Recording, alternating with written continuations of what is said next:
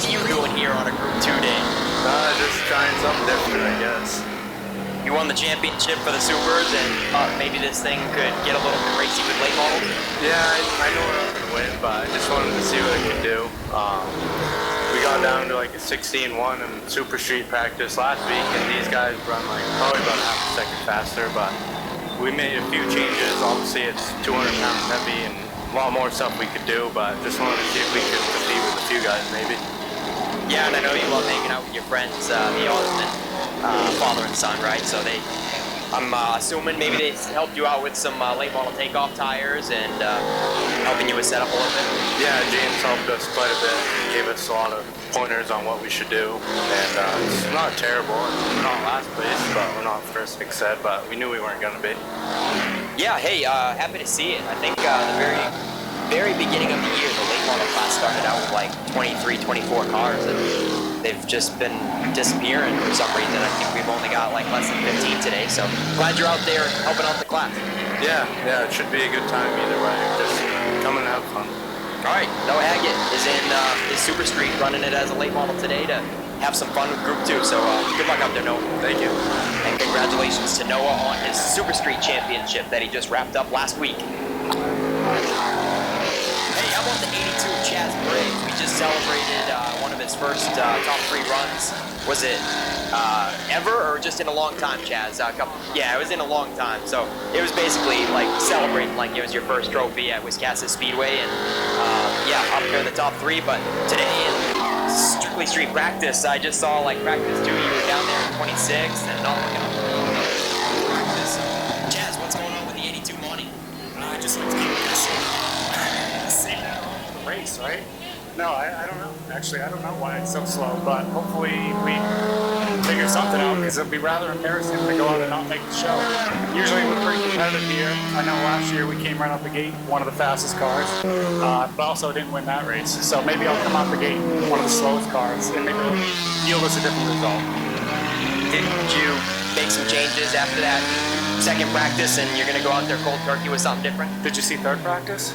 Oh, I'm sorry. I didn't even know that there was 3 practices. I'm so used to us only having 2 practice rounds. So tell me, how did you do in the third practice? It's mid-pack now. So we picked up a little bit of speed, but I don't know, at least it feels racy now. So as everybody knows who participates in this, it's certainly never the fastest car. Well, sometimes the fastest car wins, but you don't have to be. You got to survive a lot. So hopefully we can be in a position where we're certainly not the fastest car, but we're in the right spot and be smart about it and get in a good spot. All right, so from my take, like being fastest in practice pretty much doesn't have anything to do with the feature, because the track changes totally come feature time. But being fastest in practice can certainly help you in the heats, because they come right up. That's what my comeback was. You know, my team's all, don't worry about it. It comes into it in the end. I've got guys that have heat that we have to finish top 5. We don't have time for it to come into it, so yeah, you'll be as surprised as me. Yeah, that's the big thing. It's like for the Oxford 250 here. This is our 250, yes. Every year this is our 250, yeah. This is his 250. He says you got to be in the top 5 in those grueling 10-car heats. So I mean, they're gonna take those heats and cut them right in half. Yeah.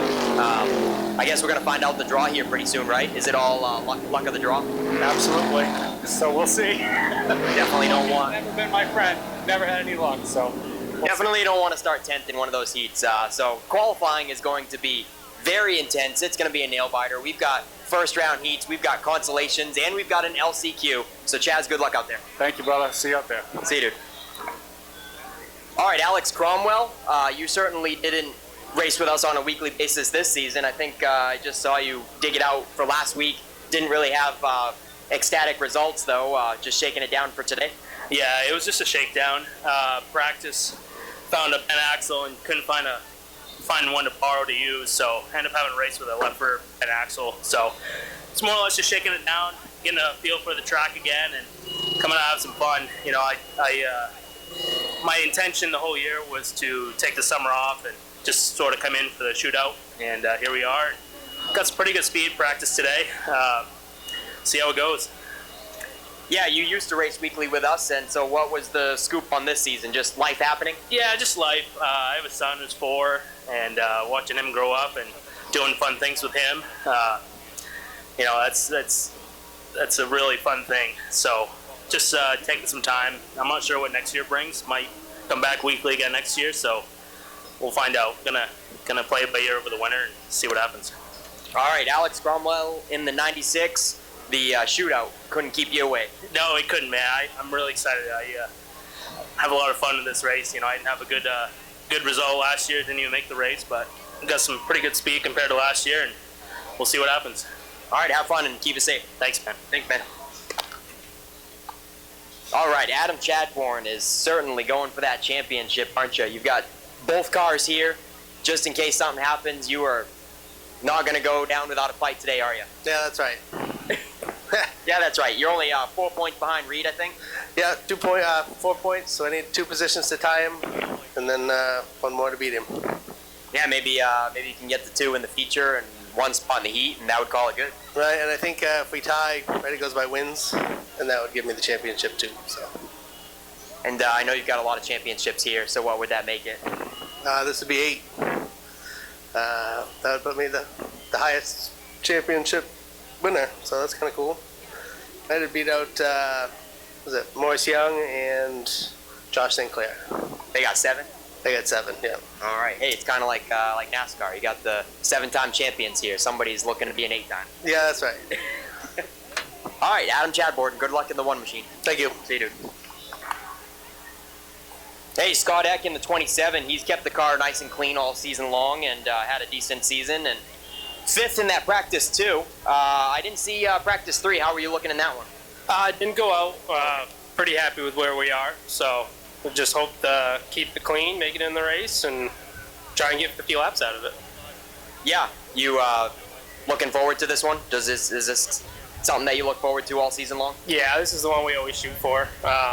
You know, because Dave started it or helped start it so many years ago. This is the 13th, I think. Yep. So pretty cool tradition first, and glad to be a part of it. Yeah. Yeah, so out of 13 seasons of this race, how many have you attended? I don't know how many I've raced, probably a handful. Best, maybe a 6th place finish a couple times, but it's a ball, you know. Last chance for everybody here to have fun, really, you know. So. All right, Scott Eck in the 27. Yeah, 5th at the end of practice 2, so looking pretty good. And 5th, you said you've only finished 6th in that race, so haven't gotten a top 5 run out of this event. Yeah, no, I haven't, so that'll be pretty nice. Hopefully be on the podium, yeah. Yeah, of course. You definitely don't want to settle with a 5th, but just haven't cracked that yet. So, did you get 1 win on the regular season this season? Yep. Yeah, about halfway through the year. I don't remember which race, but we got 1, so nice time for the 2nd, I guess. All right, see you out there, Scott. Hey, thank you. Thanks, man. I'm in limbo. All right, bummer to see that Dale Lawrence in the 2 is having transmission issues. Dale, tell us what it was doing out there in practice. Well, the car was out to lunch at first. We worked on it. We've got it. Seems to be sticking. It was a little loose out, which I'm good with. And all of a sudden, my radio guy radios to me. He says, "What's the smoke?" I said, "I don't know." I says, "I smell it." We developed a transmission leak. I think it's on the shifter. The shifter doesn't feel good. It's first and reverse, thankfully. I don't use that just to get out of the pits and on the track. So I'm looking for a tranny. Worst case scenario, we'll limp it around and try to at least get in the show and put up a few green flag laps just to say we were here and lick our wounds and move on. Yeah, just so the fans know, the car is currently up on the 4-post lift up in the air, and your son-in-law, Billy Childs, he's going around asking some racers for a transmission. Yeah, we're on the search. If I can find one, somebody's willing to loan one to me, I'd much appreciate it. I have one. It's at home. Good place for it. But if I could get a transmission, we'll be in the show. I'll put this baby in there. Yeah, so Dale, I'm glad that you were out here having some successful runs in the second half of the season after your life there, and just living every day like it's last. It seems like here, and I'm sure you were really looking forward to this race, weren't you? I've been looking forward to this race all season long. When I came back from my heart attack, I passed away in it. First thing I said was I got to get better so I can qualify for the shootout and then try to my chances in the Aikido race. We'll do the best we can today. Like I said, if we make it in, great. If we don't find a trainee and this thing pops, then we'll lick our wounds and move on to Aikido. All right, good luck, Dale. Thank you. Dale Lawrence looking for a transmission. Like he said, it's not completely blown, but it was leaking and putting transmission fluid on the header, causing quite a bit of smoke. And so he just knew that it was only a matter of time that the race directors would send him in the pits for putting up a billow of smoke. So he says he can go out and limp it in the heats if he can't find a transmission in time and try to get it changed over for the feature or whatever he has to do. But currently, Dale Lawrence not in the best of conditions at the moment. Good luck, guys. Hey, Jonathan Emerson, you got a street stock out here that looks squeaky clean and shiny. Where'd that thing come from? Kind of pulled it out of the weeds. Not really, but we've been working 3 weeks on it. We completely replaced just about everything in it. It's got the old body panels on, but no one would really know unless I told you. But Fresh vinyl goes a long way, right? yeah, you put shiny vinyl on, put gold on it, you don't even know. So once it gets dark and you squint in one eye, you might not even tell. So it's okay today. We're lacking some power for sure, but we just qualified or pulled P1, so that definitely makes a difference. That'll help. So hopefully make it in the top 12 redraw and see how long the 50 laps go. Well, I thought I heard your dad's draw, and I don't think he did as well as you on the draw, did he? No, he got like P8, and that's good because he was fastest in the last practice, so I'm going to need all help I can get. That was going to be my next question. Who's faster between you and Dad? Yeah, unfortunately he is today, but I think the driver will prevail, and I think we'll be just fine.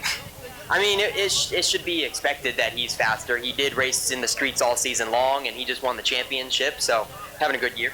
Yeah, he's had a really good year. We've kind of together, and the last few weeks he's figured it out. Starts to drive really good. Doesn't have necessarily the 17.2, 17.1 like everyone else does, but it drives really good for him, so hopefully maybe he can finish second to me.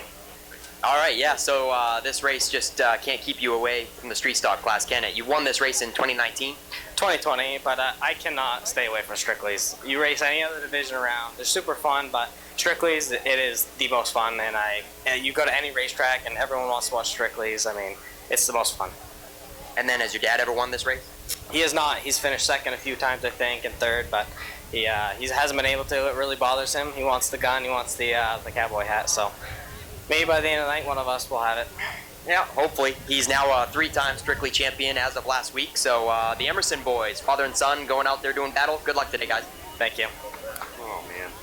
Hey, Cowboy Dan Trask, you finally got the six-pack on the hood. I love to see it. Yeah, you guys have been asking for it, so we did it. And so how's it feeling in practice? Did the six-pack bring any extra speed? Yeah, it didn't slow it down any. Yeah, hopefully it'll bring a little luck, except for that didn't happen. I just drew last in the 4th heat. Oh, last in the 4th heat? Yeah. That is the absolute, last chip, isn't it? Well, Matt Mingo got the last one, but I got 7th.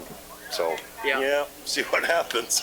Well, 7th ain't as bad as it could be. They're going to be 10-car heat races, so you've only got to pass 2 cars to get in the top 5 there. Yep, that's going to be the goal right there.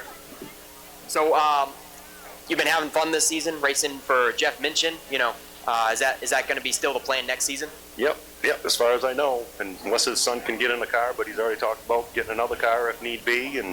But until then, yep, he ain't letting me go nowhere. And I'm not letting him go nowhere. Yeah, ride that out as long as you can, right? Absolutely. Not getting any younger. Yeah, it's pretty hard to do it on your own without somebody to be there to back you and do all that stuff. It's pretty tough nowadays. So Jeff doesn't want to be a racer? He just likes being a car owner? Yeah, Little Jeff's got some back issues, so that's why he hasn't been able to race at all this year. But hopefully he gets that all straightened out and he'll be back in one next year. All right, Dan Trask is in the number 3. Good luck today. Thank you. See you, man. I go get a drink of water. My throat's a little raspy. Yeah, Josh, go get a drink of water. All right, Josh St. Clair, he's back. Hey, are you pretty popular when you come back here, Josh? Because you're not here on a weekly basis. So when you do come back, a lot of people want to talk your ear off, don't they? Well, I'm pretty good at talking myself, so whether people want to talk to me or not, I'll still do plenty of talking. But it's always nice to be home and see friendly faces. So yeah, I guess you get a lot of people to talk to when you show up at a place you've been your whole life. Yeah, I think the last time I talked to you also, you said that it's nice to come back to a place that you can drive with your eyes closed, right?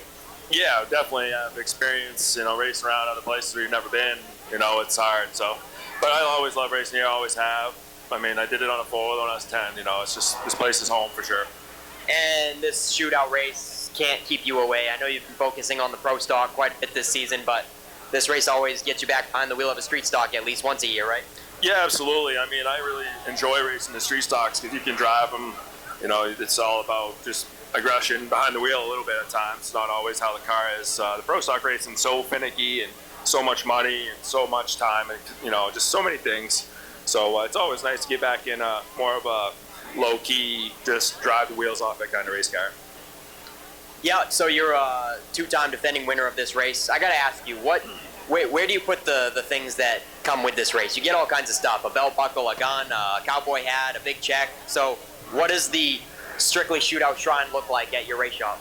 Well, it's all on the wall. I got the guns in the safe, of course. I took one up and shot some partridge with it on my moose hunt, so that was pretty cool, the pistol. But yeah, it's all there on the wall. It's a pretty special race, even though it's, you know, it's not the big pro stock races, but it weighs just as much in my book. I really enjoy it. There's a lot of cars and there's a lot of talent behind the wheels of street stocks that just don't have the funding to go anywhere else, and I respect that a lot. And they're all good guys to race with, so that's why I like coming and doing it, sure. All right, so the last two seasons, were they both pistols that year? Shotgun last year and pistol the first year. Okay, because I did see what it was this year. It's a big double barrel shotgun again. Hell yeah, go do some more bird hunting. All right, Josh St. Clair and the Lightning McQueen. Good luck. Try to make it a three-peat. Yeah, we're going to try our best. We don't have the speed we've had after the wreck there last couple weeks back there, but we rebuilt it, and we're back. It's close, but it ain't what it once was. We'll see. Okay, see you, man. Thanks. And with that, good afternoon, good evening, ladies and gentlemen, boys and girls. Welcome back home to Wiscasset Speedway on this beautiful day in late September. It is Group 2 Championship Day, plus our friends from the New England Pro 4 Modifieds are here. And the main event is the 13th annual Strictly Shootout presented by Thayer Competition Race Engines. 40 Strictly Streets in the house today. Unfortunately lost one of them in practice, so 39 drivers will attempt to qualify this afternoon. So this will be the first of 4 qualifying heats. We'll take the top 5 out of each of these heats to go straight to the main event. The rest will go into a pair of consolation heat races. There'll be 1 last chance qualifier and 3 provisional, so we'll start 30 for the main event this afternoon. Heat number 1 has Jonathan Emerson in the 24, Justin Gallo outside in the 43. Clyde Hennessy is in the 2X, Tyler Jordan in the 29, Jordan Russell in the 4R, Joe Harriman in the 20, Tyler Dinsmore in the 12, Mac Hannon Jr. in the 08, Troy Patterson and Rick Spalding on the back row. Dave Sturgis, chief starter, up on the flag stand ready to go, and as always, we'll turn the heat race action over to my partner in crime, Nick Hoff. Oh man, Ken, I am so anxious for this. Qualifying and eliminating cars can be just as exciting, if not more exciting sometimes than the main event itself. 5 cars are going to have to move on to another round, and 5 cars will automatically transfer to the main event right here. And we got contact for the bubble spot. Joe Harriman really shoved it in there and got into the left rear quarter of the 29 of Tyler Jordan.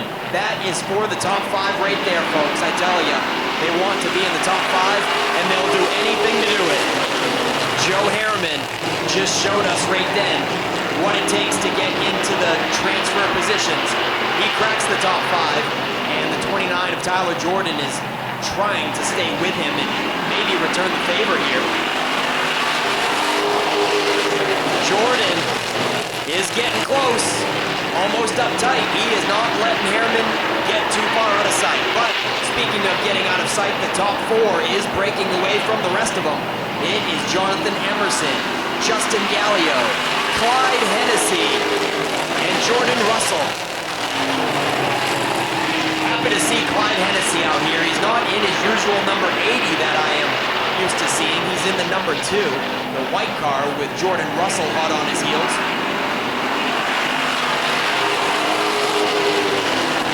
Harriman in the 20 is pulling back away from Jordan in the 29. And they are side by side behind Jordan. desperately fighting for track position. Mac Hannon Jr. and Richard Spalding.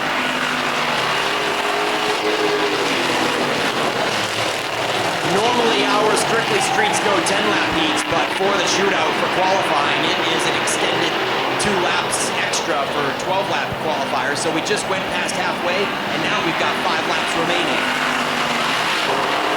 Clyde Hennessy washes off the bottom just a little bit, allowing Jordan Russell to slip underneath and pick off a spot. They are both within the transfer spots, but Russell moves up to 3rd. Hennessy back to 4th, and Harriman is knocking on the door.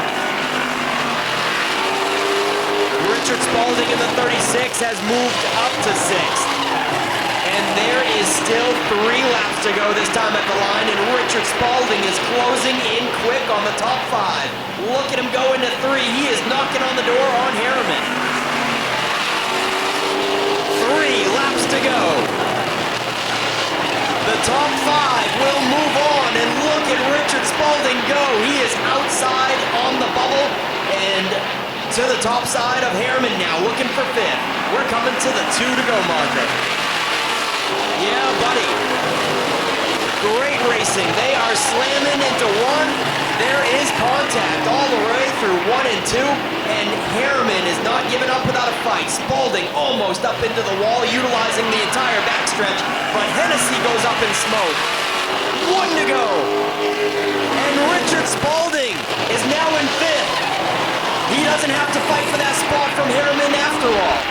Just got to hold it off from the 29 and the 08 behind him. Coming to the checkered flag, this one is clean and clear for Jonathan Emerson.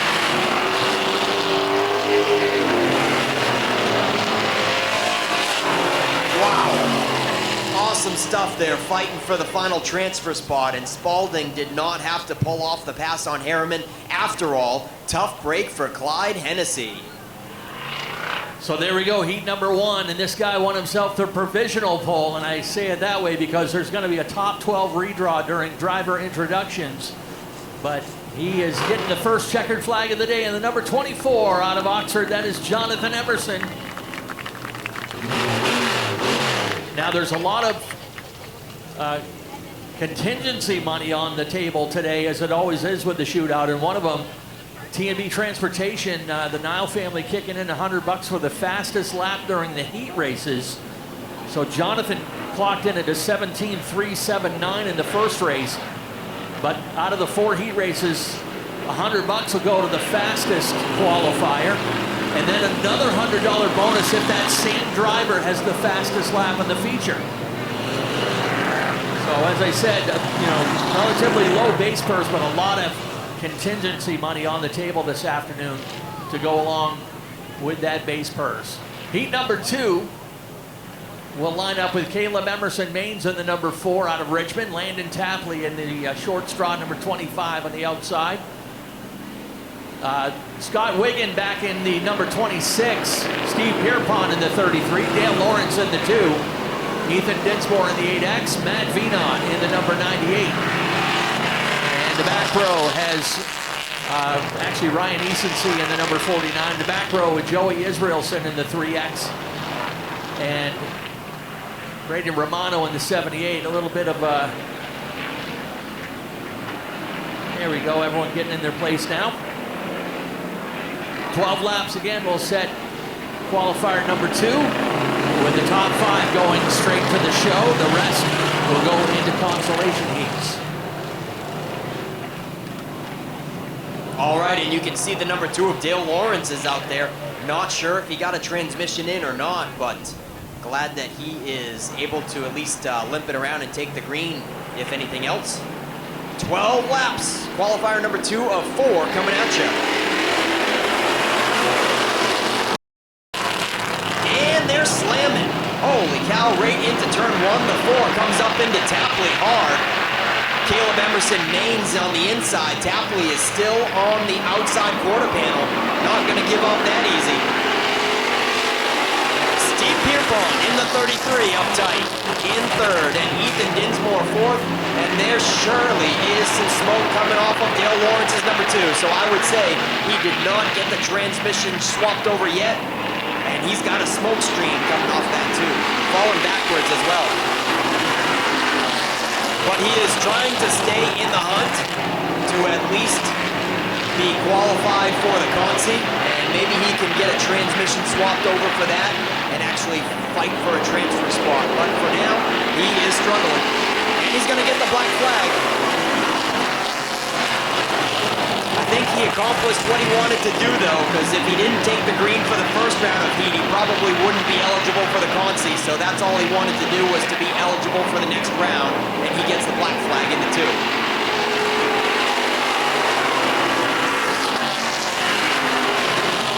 Caleb Emerson Maine still leads the way as Tapley and Pierpont and Dinsmore have fallen into line. The top 4 just about bumper to bumper. And then Ryan Easonsey in the 49 is your top 5.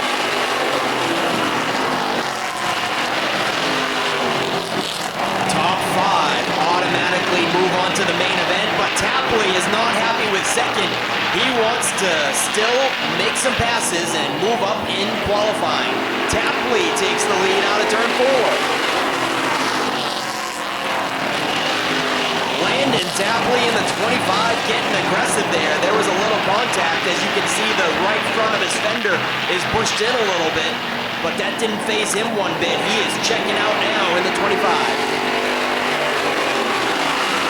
Steve Pierpont followed him up the bottom as well as Ethan Dinsmore. 3 cars are going to take advantage of Emerson Maines getting hung out to dry, and Maines in the 4 finds an opening to settle into 4th. Looking for the crossover move. Close quarters into turn 1, and contact.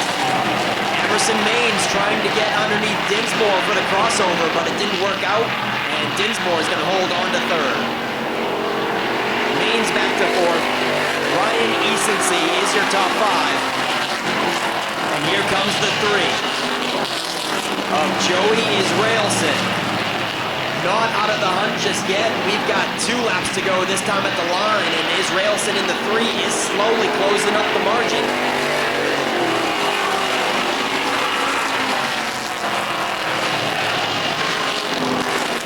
Landon Tapley, ever since he got by Caleb Emerson Maines, he is now checking out in a different area code under the white flag for car number 25.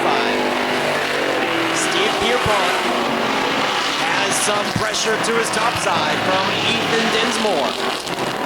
It's a dead heat down the backstretch. Steve Pierpont versus Ethan Dinsmore for 2nd and 3rd. Coming to the checkered flag, Dinsmore has the advantage on the top side, and he's going to do it. Checkered flag is out on qualifier number 2. And your top 5 looks like this. Landon Tapley, Ethan Dinsmore, Steve Pierpont, Caleb Emerson Maines, and Ryan Easonsey, after they make it through post-race tech, are moving on to the main event. All right, he'll roll in to grab the checkers and the photo from photographer Jason Dickey. He'll have the provisional number 2 starting spot, and the number 25 out of Washington, Landon Tapley, is your heat winner.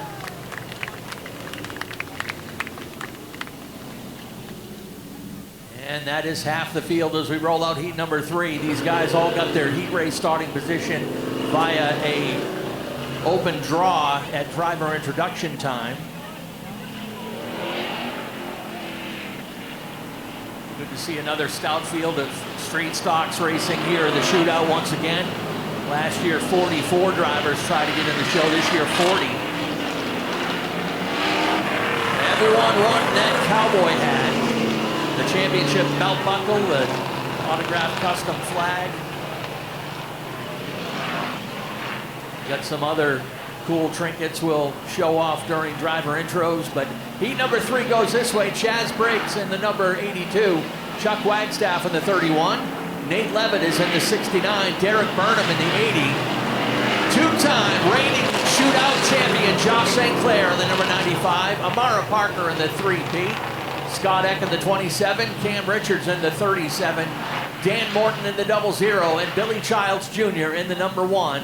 Round out your field for heat number 3. Here we go, looking for the top 5 once again. 12 laps the distance. Green flag is out. Chaz Briggs with a great draw for qualifying on the pole with Chuck Wagstaff to his top side, and they are leaving the field behind. A couple car lengths stretched out right out of turn 2, but the 69 has a good drive into 3. He's not done yet. 69 is Nathan Levitt with the field stacking up behind him.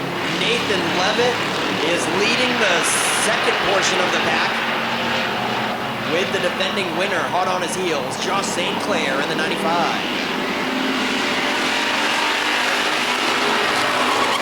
We got trouble. The 80 goes around. He was hung out to dry on the top side and not having any luck, and he goes around out of turn 4, right across the nose of Amara Parker.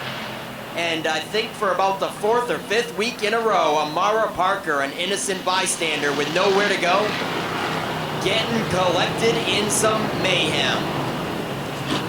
Absolutely nothing of her own doing. Amara Parker has not been able to catch a break in the second half of 2025. She hasn't headed down pit road just yet, but she does have a lot of damage on the front nose, all smushed in. Might be getting a look over through 1 and 2 by her crew, and they'll determine if she needs to come in this time.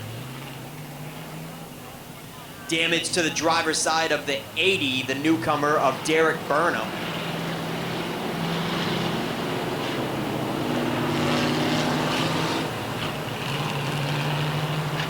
All right, Amara Parker staying out.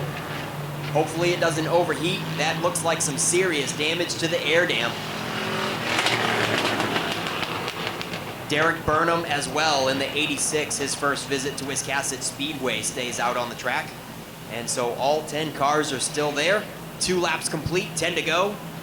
And they're all fighting for the top 5 transfer spots.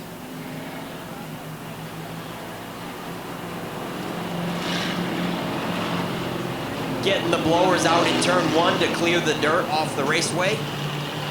And then we'll be ready to turn them loose once again. 2-car caution for Amara and Derek in the 80X.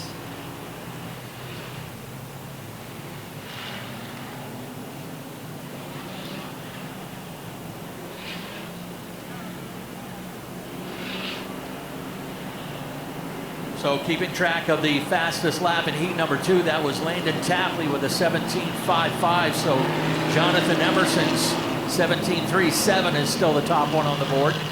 Again, a $100 bonus going to the fastest out of all 4 heat races, and that driver can also make an additional $100 if they're also the fastest car, fastest lap in the main event. Thank all the fans and businesses that kicked in money for our contingency awards.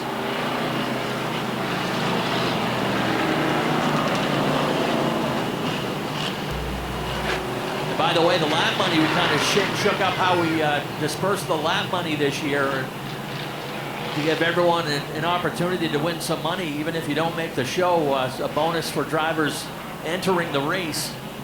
Each of the 50 laps, Dave Brandon, the co-director of the shootout, had a program that generated random numbers from 1 to 40 for all the entrants. And if a driver's entry form came up for that lap, they won the $50. So that money has already been, they've already run that program with the drivers, keeping an eye on that when it was done. So all the money's been dispersed there and will be in the post-race report. I can't tell you, Jonathan Emerson has already pocketed $200 just from that random lap money.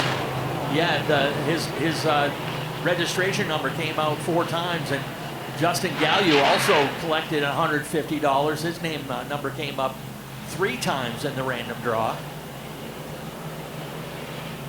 All right, here we go. Looking for the green once again. All 10 cars still remain. Chaz Briggs on the money for that restart. He clears Chuck Wagstaff out of turn 2 once again. And Wagstaff does not quite have an opening to get to the inside. Here comes the 69, Nathan Levitt.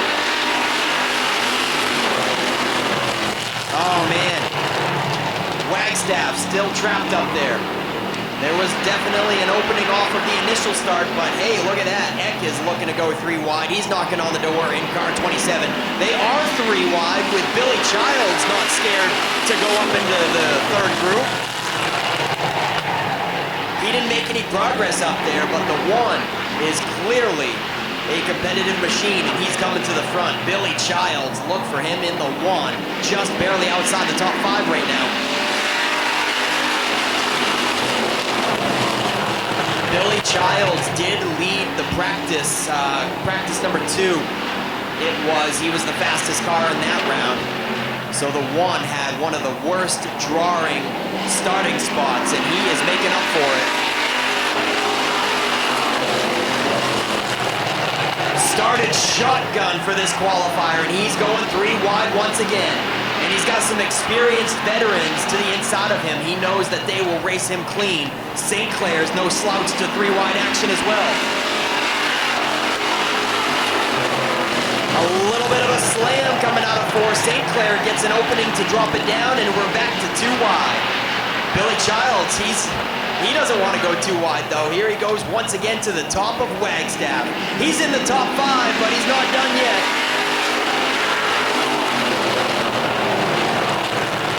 He's making it work up there. Billy Childs pushing cushion in the third groove. And Wagstaff and X still giving him room between the backstretch wall to make it happen. Wow. Billy Childs was running 3 wide for about 3 or 4 laps consecutively. Everybody can loosen their knuckles on the wheel now. We're back to 2 wide, and Childs is looking for second from Nate Levitt. This one is all Chaz Briggs with 2 laps left, but here comes Childs to crack the top 2 and take the spot away from Nate Levitt in the 6th. Scott Eck in the 27 in 4th, and Josh St. Clair makes up your top 5. Chuck Wagstaff has gotten shuffled out of the top 5, unfortunately.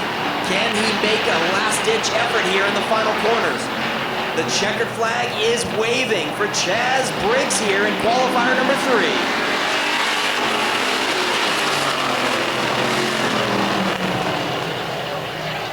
3. Yeah, buddy. Qualifier number 3, the top 5 looks like this. Chaz Briggs, Billy Childs, Josh St. Clair, Nate Levitt, and Scott Egg. Yeah, this guy just 2 weeks ago logged his first podium finish here at Wiscasset in 3 years and has some good momentum coming into the shootout today. In the number 82 out of Westbrook, that is Chaz Briggs, your winner of heat number 3. Nick said top 5 go to the show, the rest go to the consolation heats.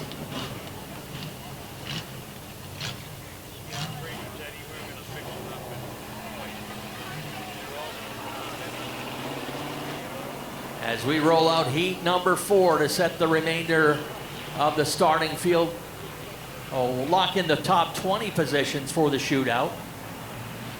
Take 6 more in the consi heats and 1 in the last chance qualifier to get us 27, then there'll be 3 provisionals.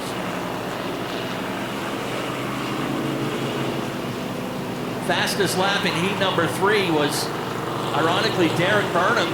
His first lap was a 17.70.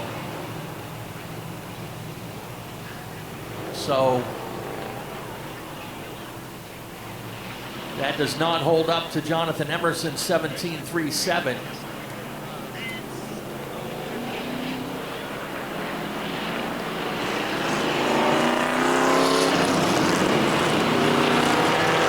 Heat number 4, that is. Ben Burgess and Ray Dinsmore in the front row. Mike Delano and Zach Emerson, the 2025 champion, in the number 23. Alex Cromwell and Derek Drown on row 3. Dan Trask, a Cowboy, in the 3. Sean Emery in the 13. And Matt Mingo in the 12. And here we go. The final 9 cars to attempt to qualify. We did have an even 40 cars in the pits, but 1 blew up in practice, and so that is why this heat race only has 9 cars. And the 6 is really holding up the top line, and we got contact. Matty Mingo gets into him.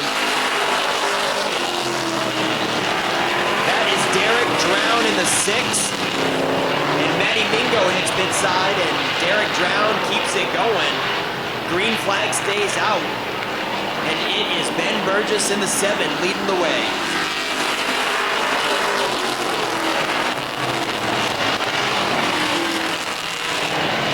Black flag on the 6. Possibly because of all the smoke coming off of it. Tough break for Derek Drown. His first visit to Wiscasset Speedway. And tough break for Matt Mingo. In his rookie street stock campaign this season, he is not off to a good start on the shootout day in the 12. So we got 2 cars pit side and 7 cars left. Ben Burgess leads the way. Ray Dinsmore in the 81 gets a little bump from Zach Emerson. Dinsmore getting sideways down the backstretch as a result of it, but hangs on. Still holding on to second. Zach Emerson knocking on the door in the purple people leader number 23. He is the street stock champion for 2025. Just wrapped up the points 2 weeks ago. And now the points are off the table, and it is all about the shootout. Emerson does not want to go to the top because he has got Cowboy Dan Trask right there as well. It is a freight train for 2nd, 3rd, and 4th. And then we are side by side for the top 5. Mike Delano and Sean Emery.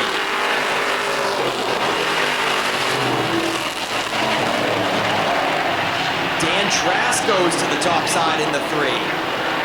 Not much luck out there. He files it back in down the backstretch. Once again in turn 3, goes back to the top.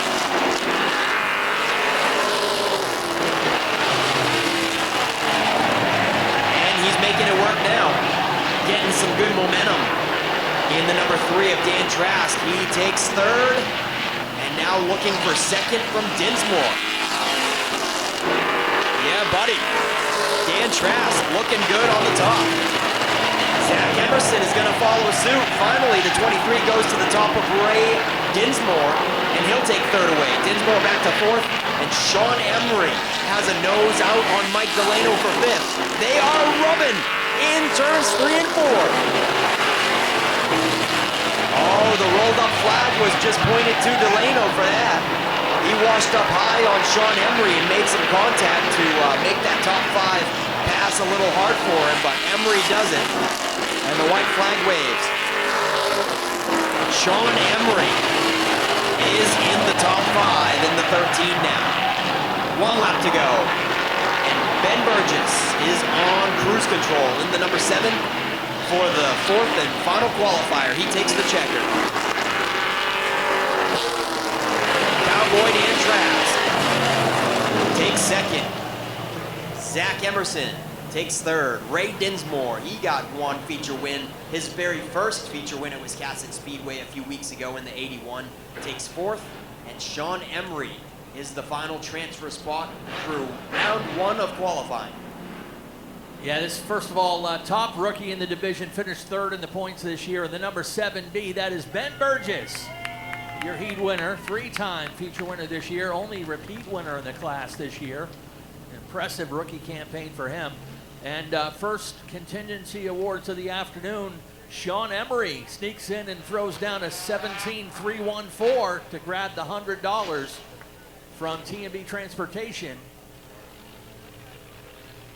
for fastest lap in the heat. So if Sean can come back and throw down the fastest lap in the strictly shootout main event, he'll get another $100 bonus.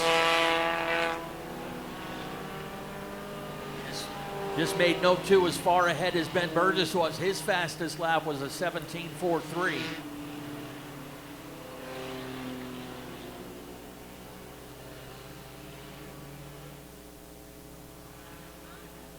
Time for the Roadrunners.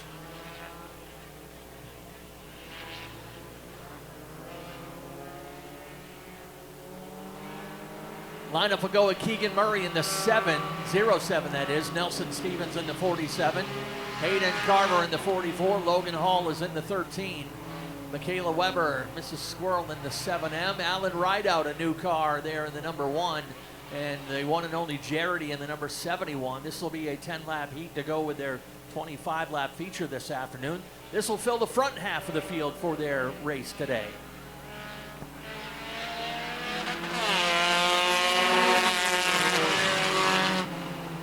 And we are green for the first of 2 qualifiers for the Roadrunners.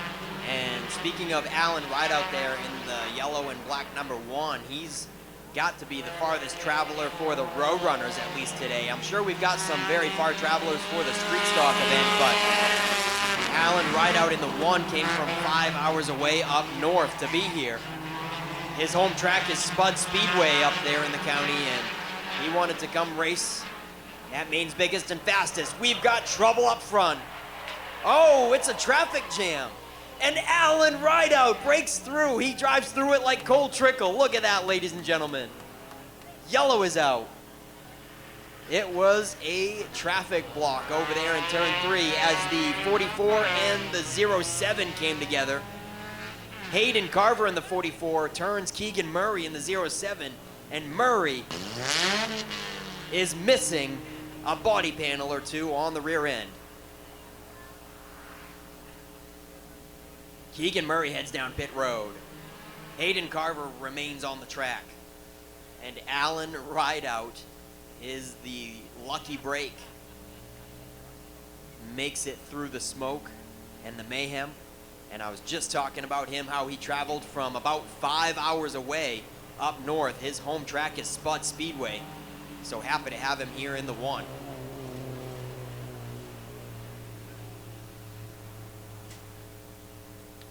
Ken, I'm sure we've got a lot of street stock racers traveling from afar to be a part of this big race, but for a Roadrunner on just a weekly Roadrunner race, for somebody to travel 5 hours away is pretty cool. That's cool. That's a racer right there. Doesn't matter. Let's find a track and have some fun. Damage on the 47 as well. Nelson Stevens wasn't able to make it through turn 3 without any damage.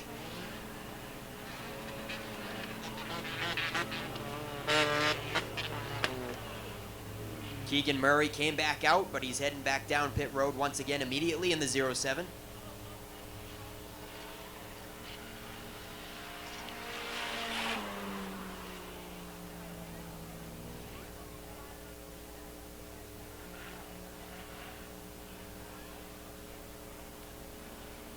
Roadrunners brought to you by Dale's Cash Fuel here at Wiscasset Speedway.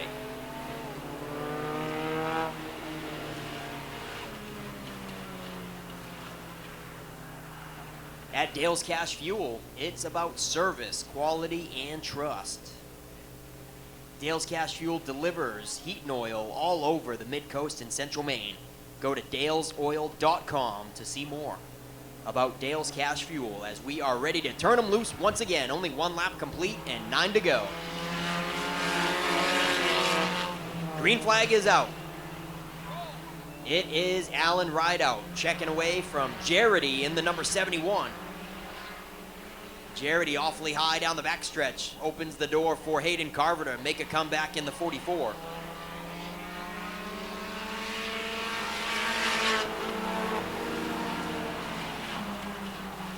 And Carver is quickly up to second. Jarity in third.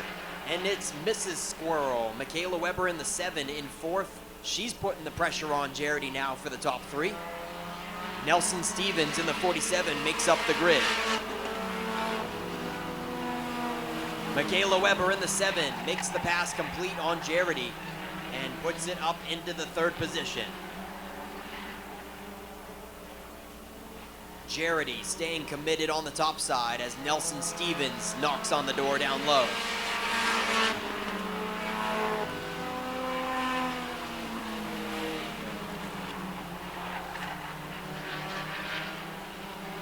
And Nelson Stevens is going to take the 4th spot away from Jarity.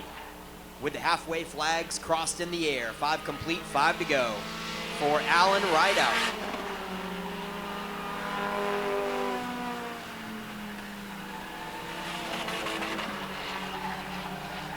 Alan Rideout with 19.5 second lap times, and Hayden Carver certainly closing it up with a 20.4 last time around.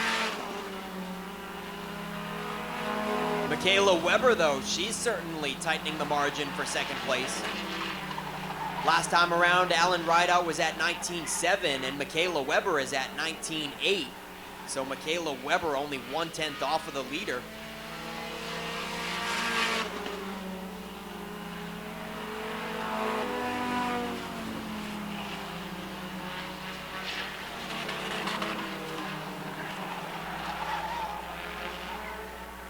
Two laps to go this time for the county native, Alan Rideout. And things are getting heated here for second. Hayden Carver in the 44. Michaela Weber in the 7. She's closing in. Less than 2 car lengths with a lap and a half remaining. White Laundry is out for Rideout.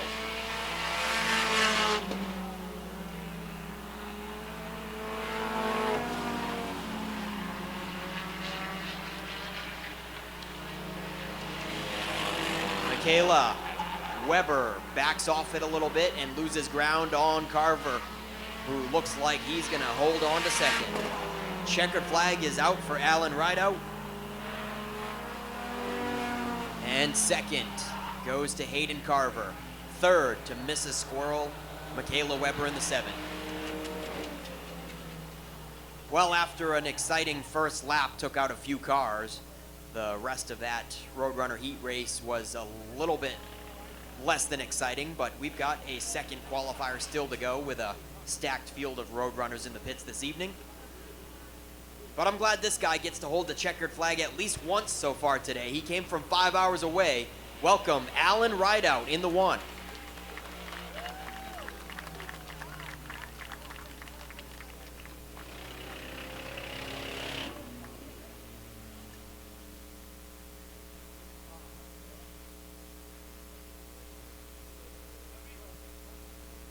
One more qualifier for the Dales Cash Fuel Roadrunners coming out of the pits behind the Norms Used Cars Ford Mustang. And then up next will be the New England Pro 4 Modifieds coming up after this Roadrunner qualifier for their one-time visit to Wiscasset Speedway in 2025. Happy to have the New England Pro 4 Modifieds in the house.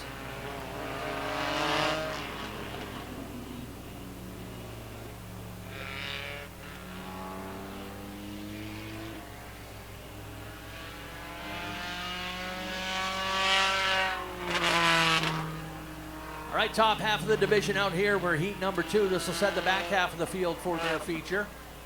We've got Gavin Giroux in the number 02. He's the July Driver of the Month here at Wiscasset Speedway. The point leader and reigning champion is in the number 5, Kyle Inman. He'll likely wrap up the second consecutive championship today in that number 5. Has a sizable lead.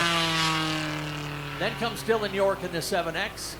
Kerrigan Glazier in the 99. She's won the last 2 races in this division. And by the way, family says she hits 13th birthday coming up next weekend. So, and then Jason Sears in the number 11. He's the top rookie in the class. Ken Turner is back in action, first time this season. Used to drive the 79. Today he's driving the other 02 for Chip Farrington.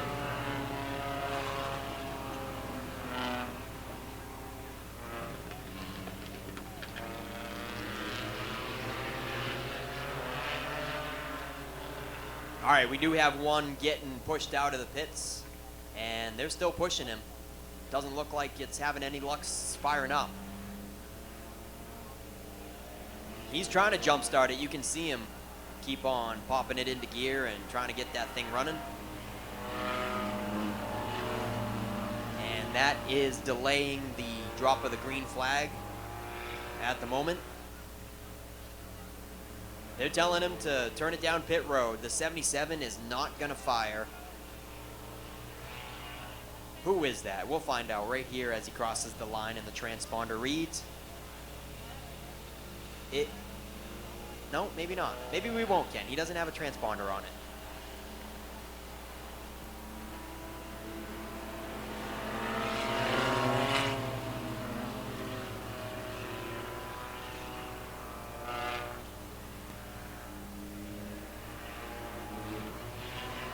All right, so it was supposed to be a 7-car heat race, now down to 6, and we are going green this time. 10 laps for the Dales Cash Fuel Roadrunners, with the New England Pro 4 mods coming up next.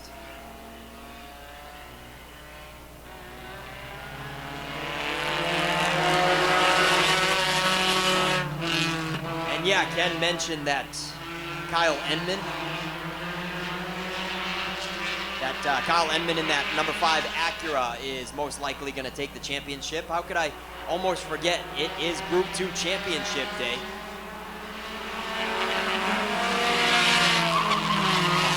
Oh, trouble for the 0-2. Gavin Giroux.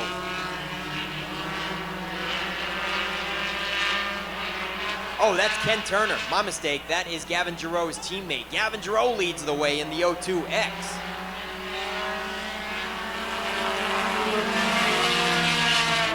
And he was making Mikey Carlton have to run once again. Our corner 1 and 2 infield guy. Mikey's pointing at him. He's telling him to slow it down when he comes in the grass there.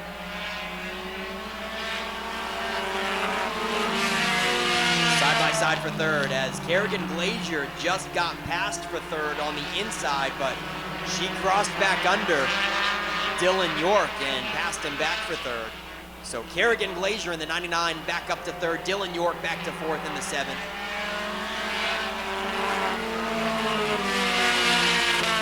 Jason Sears in the 11 makes up your top 5. And yes, Ken Turner hopping behind the driver's seat of that 0-2 for car owner Chip Farrington. Chip Farrington wanted a 2-car team out here, and he's got the first position and the last position. His primary driver, Gavin Giroux, leads the way, and Ken Turner bringing up the rear as they just took the halfway flags, now with 4 to go at the line.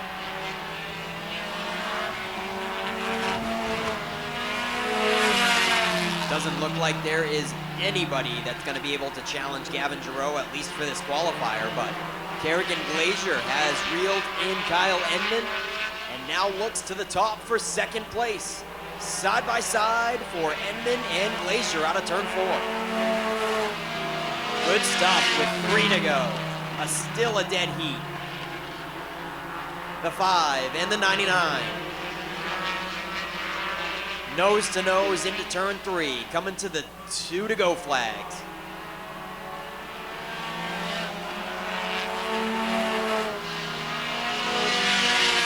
And they almost come together on the front stretch, real close quarters, as Enman and Glazier put on a great show for second. Gavin Giroux has it in the bag if he doesn't make any mistakes here with 1 to go. Real close again on the front stretch.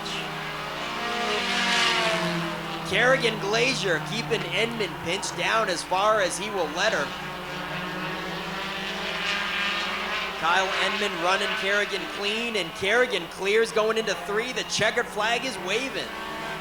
Gavin Giroux takes it, and Kerrigan Glazier finishes the pass on the last lap in the 99. Great racing there by Kerrigan Glazier and Kyle Enman for second and third. And Kyle Enman is quite likely going to take the 2025 Roadrunner Points Championship in that number 5.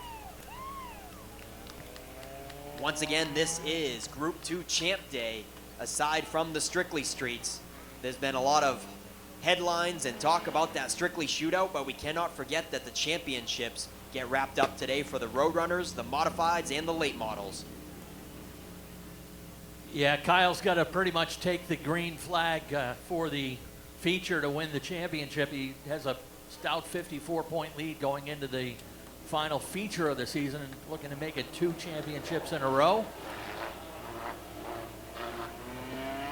It is time for the New England Pro 4 Modifieds. This is a makeup race from earlier in the season.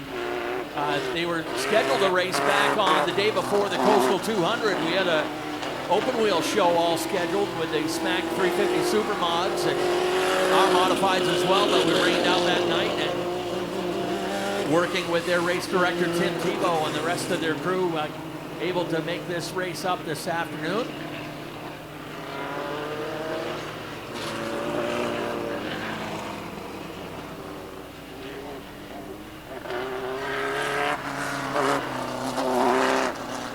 So what they're going to do, reason why the cars are all spread out here, they've got 9 cars here today, so rather than break them up into a couple of heat races, they're actually going to do an 8-lap group qualifying session, a group time trial. So they'll run them for 8 laps and then line them up for their feature based on their time. So we won't necessarily be calling this one on who's in the lead or not, but we'll keep an eye on those qualifying times.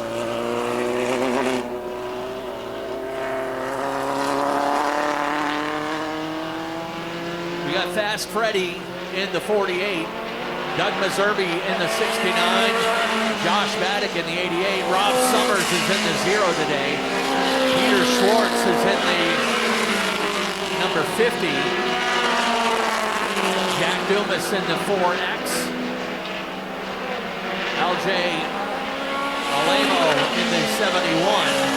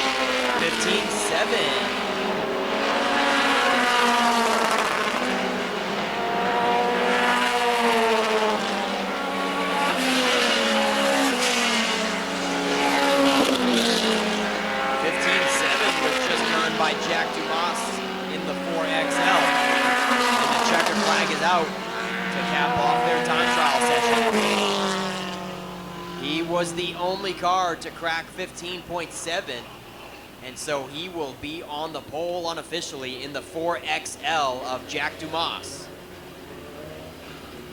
Everybody else 15.8 and above. 15.80 for Doug Meserve in the 69. He'll start second. 15.81 for Rob Summers in the 0. He'll start third. And so that will do it for their open time trials for the Pro 4s. They will have a 30-lap feature today, but that is it for their qualifying. And Jack Dumas in the 4XL is going to be the pole sitter. New England Pro 4 Modifieds making their once visit for 2025, and we're happy to have them. But now it's time to go back over to our Group 2 Championship contenders. It's time for the late models. Yeah, Wood Pellet Warehouse late models go to the top shelf here, group number 2.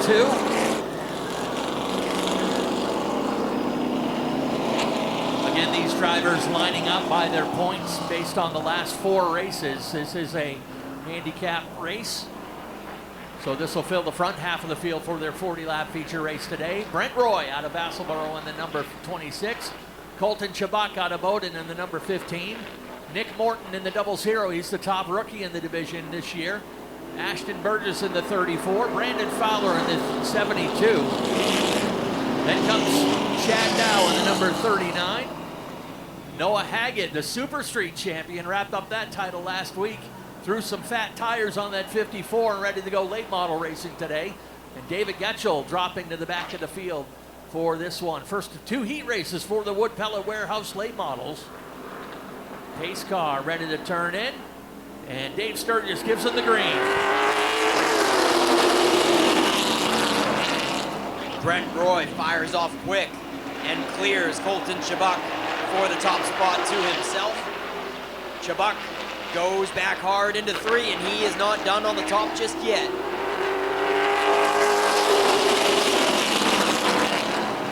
Chabuk making a good run on the top side. He's going to bring it back up alongside Roy, nose to nose down the backstretch. Colton Chabuk in the 15, coming back on the top side. Brent Roy did clear him on the first lap, but man, look at Chabuk go. He's going to clear Brent Roy down the backstretch this time on lap 2. Nick Morton up tight, knocking on the door on Brent Roy. And here comes Ashton Burgess in the 34, the rookie. Well, they're both rookies in the late model class right there, side by side for third. Nick Morton and Ashton Burgess, a couple of rookies, fighting for third at the moment. But right now, Nick Morton seems to be boxed in. All over the back bumper of Brent Roy, but Burgess keeps a nose to his top side, and Morton unable to move up. 5 to go. Oh man, these guys are stacking up behind Morton and pushing the 3 wide situation. Fowler in the 72 keeps on looking low on Morton, and Ashton Burgess is still up high. 4 laps remain. And Fowler is in there this time. They make a slam in turn 1. Oh, things are getting feisty there. Brandon Fowler takes third away from Nick Morton. Ashton Burgess nowhere to go. He didn't want to be a part of that 3 wide situation. Now Brandon Fowler is boxed in. Morton still staying up there, and he's going to try to capitalize here and pass Brent Roy on the top. Oh, look at him go in 3. Morton with a good drive. 2 laps remain. Colton Chabuk checking out from everybody else, but here comes Morton. He drives off into the sunset away from Roy in a hurry. We're almost 4 wide into 3 that time. White flag is out. This thing is really getting stacked. Ashton Burgess sideways through 1 and 2. Chad Dow gives him a tap with nowhere to go. Brent Roy still fighting on for dear life. Checkered is out. Holy smokes, I got goosebumps, Ken. That was exhilarating for third place. Yeah, good, hard, clean race, and that's what we'd like to see out of these Wood Pellet Warehouse late models. They've been on a roll lately, and they continue here, opening up the first of 2 heats for them, and rolling into victory lane to grab the checkered flag. You've heard this name for years here at this track, but this kid's kind of laying out his own legacy as well. And the number 15 out of Bowdoin, Colton Chabuk, is your heat winner.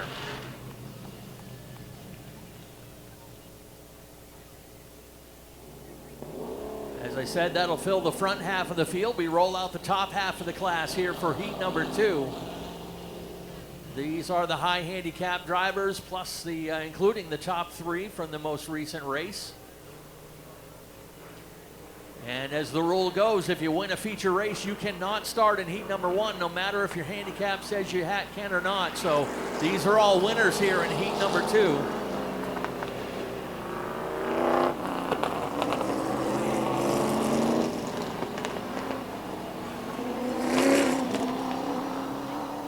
Lineup for this one goes with the number 72N out of New Vineyard. He goes by the code name Sasquatch. That's Ben Nile in the 72. And the multi-time champion Will Collins outside of the number 25. Row 2 has Tiger Colby in the number 78. To his outside, Brett Osmond in the 05. Jonathan Emerson in the 24. He comes into the weekend second in points. Your reigning champion is the 15 of Frank Moulton. And your point leader in the number 38, Daniel Harding out of Fairfield. Yeah, the late model championship is pretty well wrapped up as Daniel Harding has a 44-point lead over Jonathan Emerson. Green flag is out. Evidently, Frankie Moulton and Daniel Harding just shaking their cars down in the heat and don't want to get too racy up there in the pack. Don't want to risk anything, evidently. So they hang back from the field. Will Collins checks out over Ben Nile.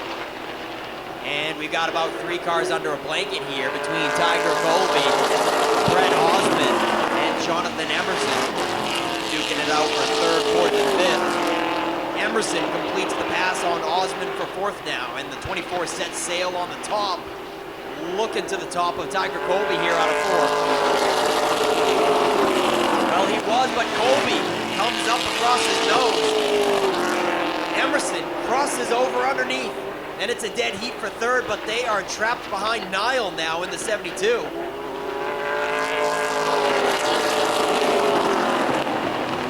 Nile kind of running in the middle of the track, and Emerson looked low, Colby's looking high, and they are almost 3 wide for a moment there, now with the halfway flags being shown.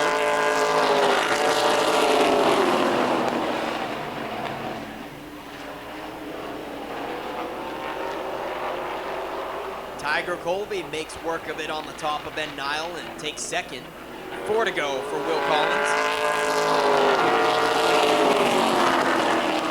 All the other contenders dropping out early as they know where they have to start deep in the pack for the feature anyways due to the handicap system, so they're going to call it a heat race early.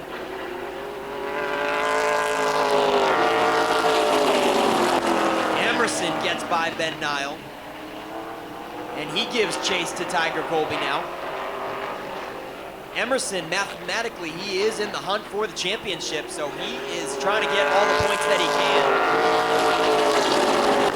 Hoping that Daniel Harding might have a bad day and he can recuperate 44 points for the championship. So Jonathan Emerson cannot back out early.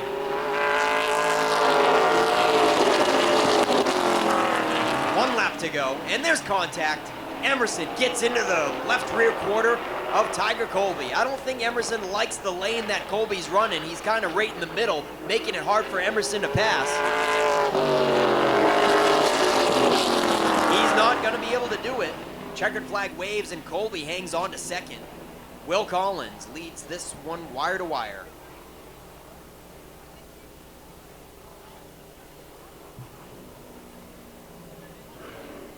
Yeah, so Jonathan Emerson will pick up a few points, and he'll still be trailing Daniel Harding by 38 going into the final feature of the season for the late models. And in the meantime, Will Collins with a runaway heat win there in the number 25.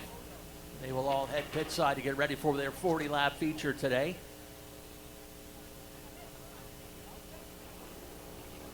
Final support division heat race rolling out. Then we'll run our pair of strictly consolation heats. After that will be intermission time. These are the TNL Automotive Modifieds. One heat race for the Mod Squad today.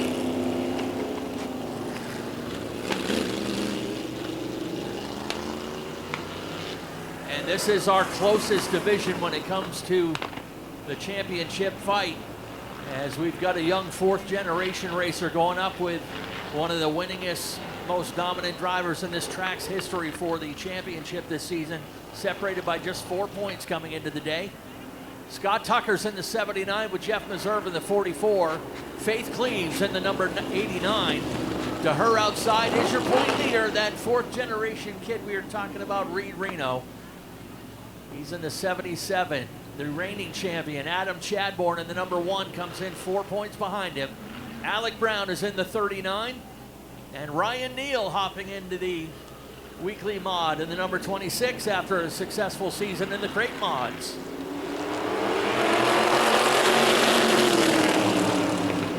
Yeah, that's right, Ken. This is the most tense championship run of the evening. And they are side by side, the 77 and the 1, going into tonight. Only 4 points separated with Reed Reno on top. Adam Chadbourne trails by 4 points. And they're getting stacked up behind Tucker and Meserve up front. They still stay side by side in front of the faster cars. Meserve in the 44 pulls out a line, and that opens gates for Reed Reno and Chadbourne now to come up through. They motor on around the top side of Scott Tucker and Faith Cleves. Faith Cleves boxed in. Looks like she'll probably go to the top now and try to follow Chadbourne around Tucker. She will, going into 3. Faith Cleves up top, looking for 3rd.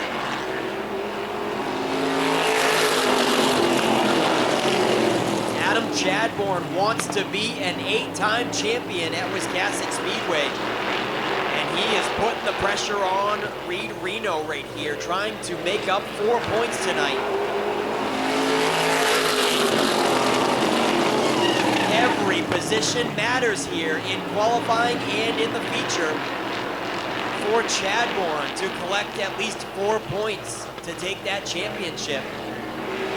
Now past halfway. 4 laps to go.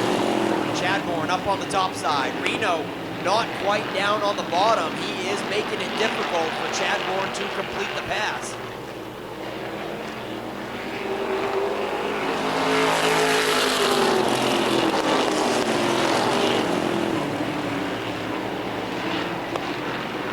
Dead heat, neck and neck down the backstretch.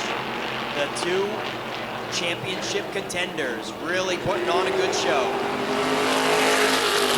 2 laps remain. Reno using up a lot of real estate to hold off Chadbourne. Chadbourne with a crossover and gets to the inside, but Reno shuts the door.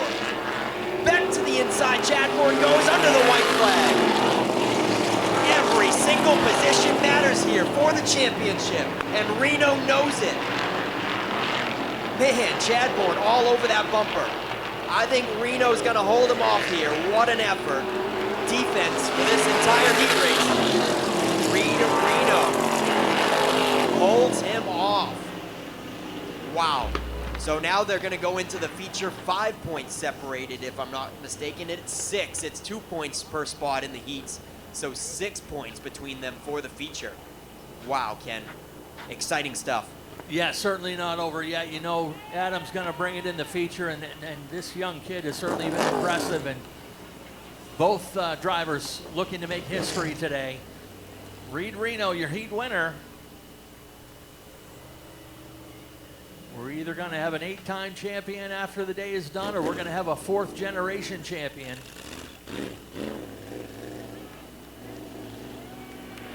And it is strictly Consi heat time. 12-lap consolation heats will take the top 3 out of each of these. The rest will go to a last chance qualifier.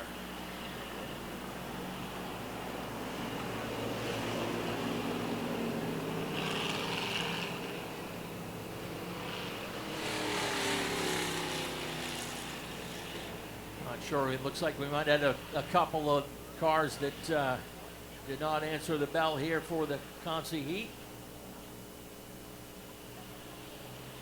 Find my trusty sheets here. Lineup for this one is Mac Hannon Jr. in the 08, Chuck Wagstaff in the 31, Tyler Jordan in the 29, Dan Morton in the 00, Cam Richards in the 37, Amara Parker in the 3, and Tyler Dinsmore in the 12. Yeah, there was a couple of heats there that got a little bit messy there, and Clyde Hennessy unable to answer the bell for this consolation round.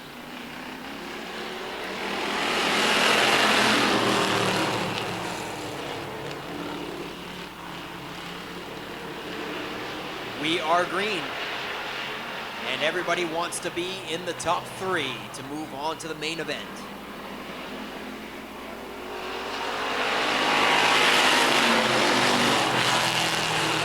Derek Burnham also unable to attend this Consi round. It was supposed to be a 10-car heat race, and we've got 7 of them out here fighting for the top 3. Matt Hannon Jr. in the 08 leads the way. Tyler Jordan in the 29, and the 37 of Cam Richards takes 3rd away from Chuck Wagstaff moments ago. That is your top 3. Chuck Wagstaff is on the outside of the bubble.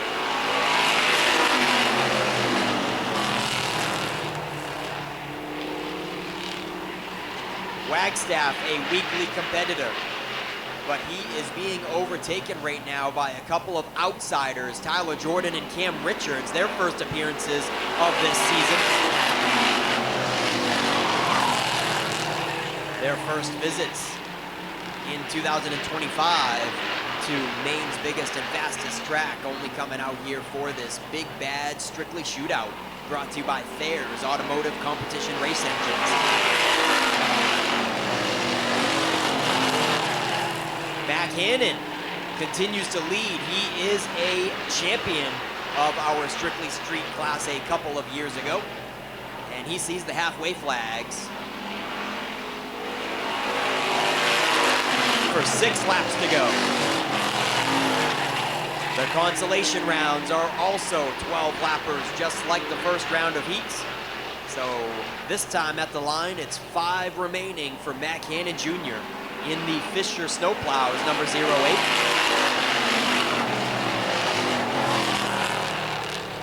Dan Morton in the 00 and Amara Parker in the 3 make up 5th and 6th.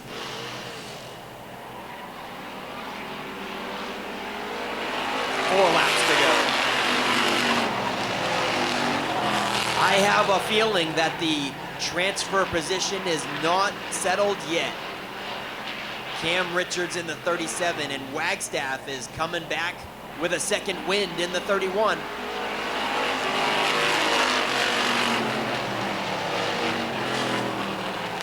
Top 3 will move on, and Wagstaff knows it. Wagstaff wants to get back in as he looks to the top side going into turn 3 with 2 laps remaining.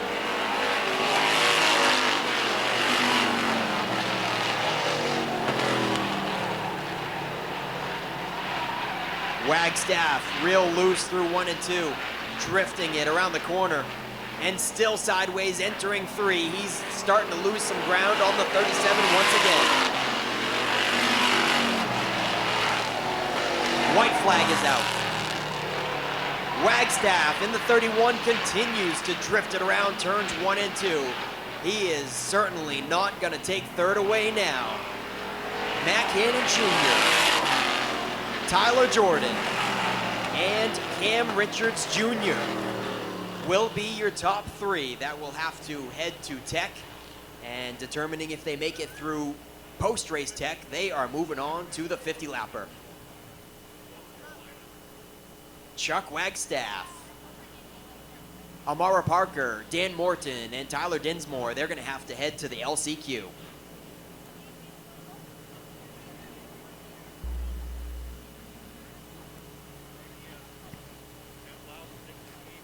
Another consolation race ready to go, coming out behind the Norm's Used Cars pace car Ford Mustang, with Joey Israelson in the 3, starting on the pole for this one.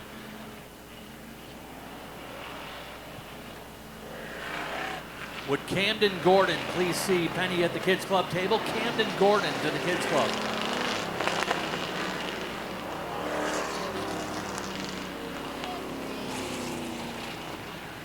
Outside front row will be Mike Delano in the 27. Row 2 will have Brady Romano in the 78 and Alex Cromwell in the 96. Row 3 has Scott Wiggin in the 26 and Matt Venot in the 98.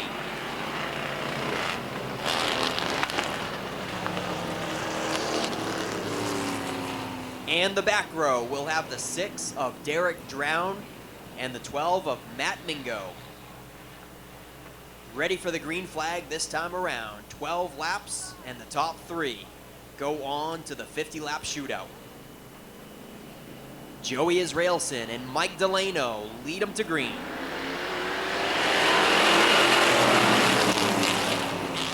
And we're off and running.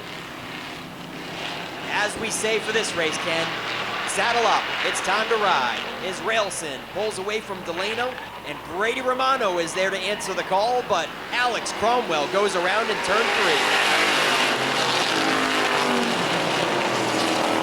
Alex Cromwell unable to fire up and brings out the yellow. It could be a little bit muddy down there in the grass, so Alex Cromwell might be stuck in the muck, but he's putting it in reverse and attempting to get out of it. Here he goes.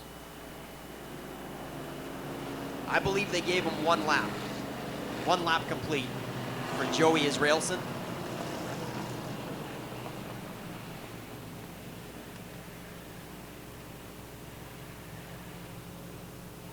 Yeah, Joey, one of the outsiders coming in to take on the locals here for the Strictly Shootout. We appreciate all the outside support to make this race such a big success over the past 12 years. So this is year 13 of the Shootout. We want to thank Thayer Competition Race Engines, Bernie Thayer and his crew for putting their name on this race once again this year. And of course, all the drivers that have done such a great job at building this race up to what it has become. Problem for Scott Wiggin, he drops out of line, and not sure if he's going to drop out of the race, but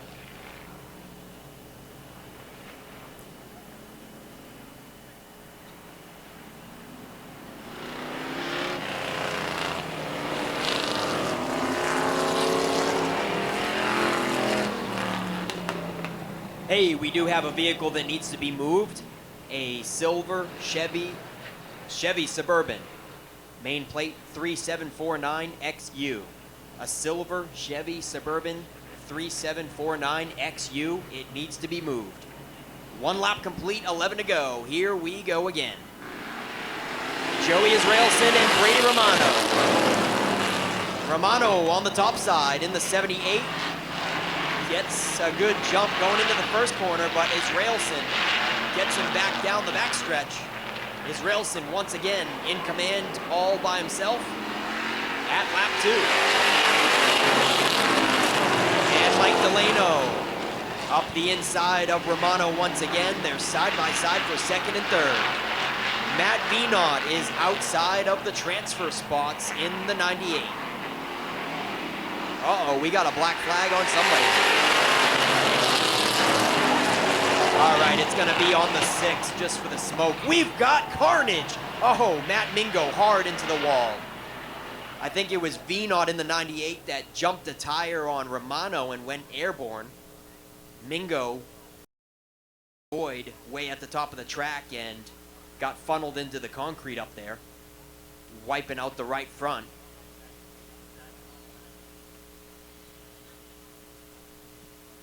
Mike Carlton on the scene for Matt Mingo in the 12.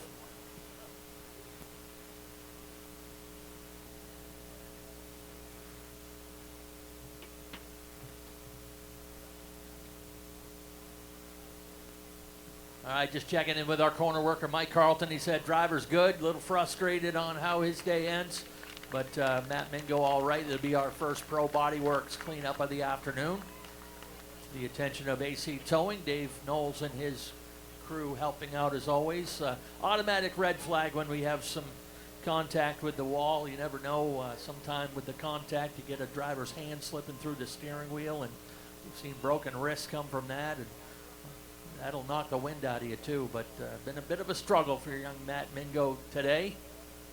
Tangled in his initial heat race, and again here this time. We stand at 3 laps complete here in Consi number 2. Again, top 3 come out of this one. The rest will go to the last chance qualifier.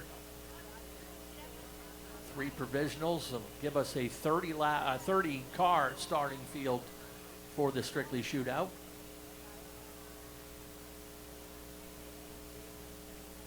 Hey folks, well, we got an opportunity after this Consi race is going to be our intermission. It'll give you guys a chance to get up and stretch and visit our friends over at Wilford's Trackside Grill and also downstairs here at the Inside Groove. But also, Robin's got the souvenir booth going over there. We still have Strictly Shootout, limited edition Strictly Shootout t-shirts for sale downstairs. $25. They range from size small to 3X. So see her to get one of those shirts. Also, we're still renewing VIP season passes for next year. If you're an existing season pass holder, you can renew today and next week for $130. After October 4th, it'll go to the regular $150 price. If you're not a current season ticket holder, you'd like to get one for next year, do that today. It'll get you just $150 is get you into all the races next year, and 1 hour early entry, preferred seating, and other special perks throughout the year, including a day's admission at the Northeast Motorsports Expo in January.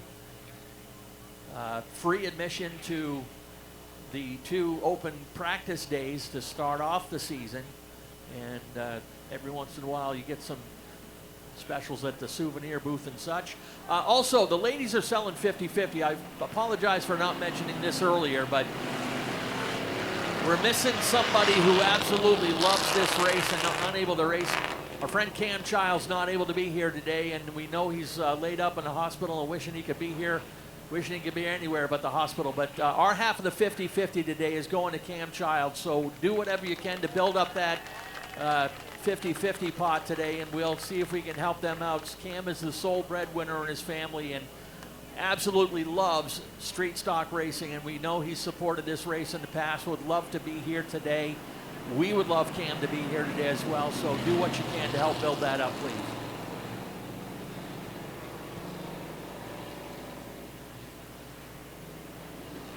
All right, the field is dwindling down to 6 cars, and we've got 9 laps remaining. Mike Delano was to the top side of Israelson at the beginning of it. Then it was Brady Romano, and now it's Delano once again.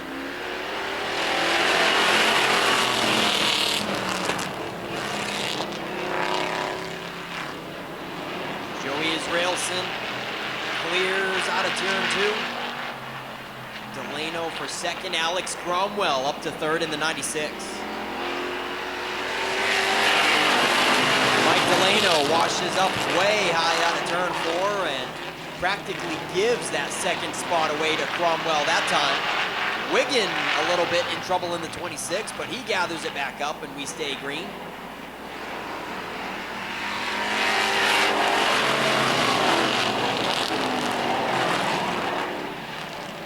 Mike Delano up tight on the back bumper of Cromwell.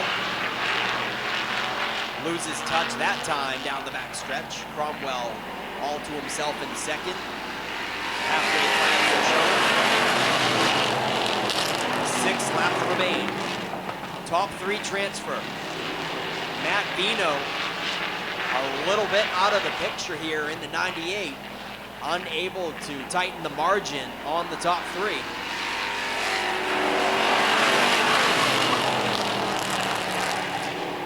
So right now, it would be Joey Israelson, Alex Cromwell, and Mike Delano, your top 3 that would transfer with 4 laps remaining.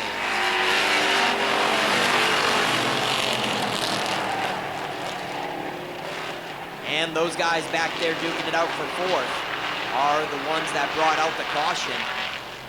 They were fighting for the same piece of real estate into turn 1 on lap 3. Matt Vinot and Brady Romano.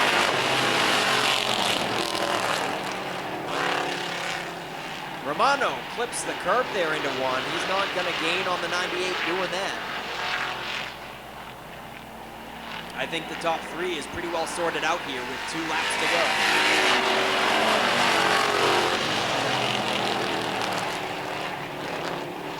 Joey Israelson from Standish.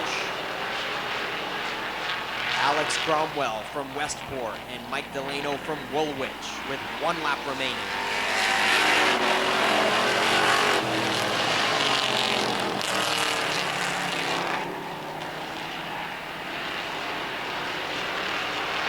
Consolation round 2 goes to Joey Israelson.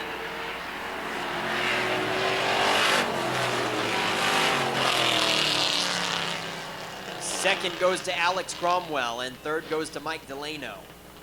Everybody else behind them will have one more shot in the LCQ. On track, that's Matt Benot and Brady Romano, but everybody else still has a chance to make a comeback, those of which include Scott Wiggin, Matt Mingo, and Derek Drown in the 6. They are all eligible if they can get their cars back together for the last chance qualifier.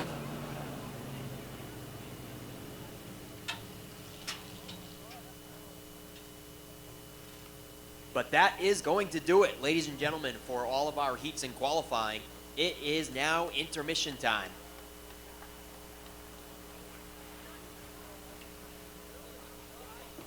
Once again, as Ken mentioned at the last minute there, we kind of dropped the ball on our part of filling everybody in that our portion of the 50-50 is going to go to Cam Childs and his family, who was in a real bad race car accident up the road in Herman at Speedway 95 last weekend. So the ladies are still making their way around with 50-50, and our portion is going to go to Cam Childs, and then the winning portion will go to a lucky fan tonight. So let's get that pot up there. Wallace Roofing has been covering houses for over 30 years. Wallace Roofing protects your home from the craziest Maine weather that's thrown our way. And that makes us so excited we often break out into dance. We will be on top of your roof because we know it's the shingle most important part of your home. At Wallace Roofing, we know that a good roof is not just overhead, it's the life of the party. Call Wallace Roofing today and let's get this party started.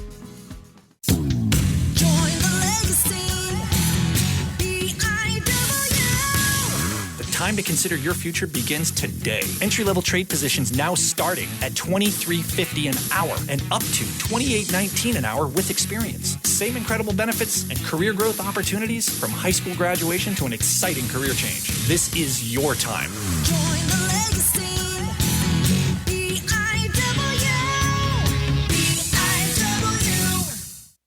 If you are a Subaru enthusiast and you haven't shopped Norm's Used Cars in Wiscasset, you are missing out. Norm's Used Cars specializes in previously enjoyed late-model, low-mileage Subarus, all hand-picked and meticulously gone over to be like new to you. And with over 100 Subarus on the lot starting at $49.95, they have a great selection too. Experience the difference at Norm's Used Cars. That's not the norm. That's Norm's Used Cars. If you've been injured in an accident, contact the law offices of Joe Bornstein today. Talk to us confidentially and free. Find out why we are Maine's most recognized personal injury law firm. Over 25,000 victories for Maine families and over $500 million collected for injured Mainers. Get the help you need and the justice you deserve. Dial 207-CALL-JOE. There's never a fee unless you win. Call Joe today and get the Bornstein advantage. All right, well, we have a little break in the action. Going to have a quick visit with a gentleman up here with me. You might have met him over on the pit side, or you might have met him at the gate while you were waiting to get in, but we want to welcome Bobby Charles, who's a Maine native, Navy veteran, conservative Republican candidate for governor coming up in 2026. So, Bobby, tell us a little bit about yourself and welcome yourself to the fans. Here, flip that on right there. You're good to go. Hey, it's great to be here, and hey, where else to come to learn how to run a good race? Right here, right?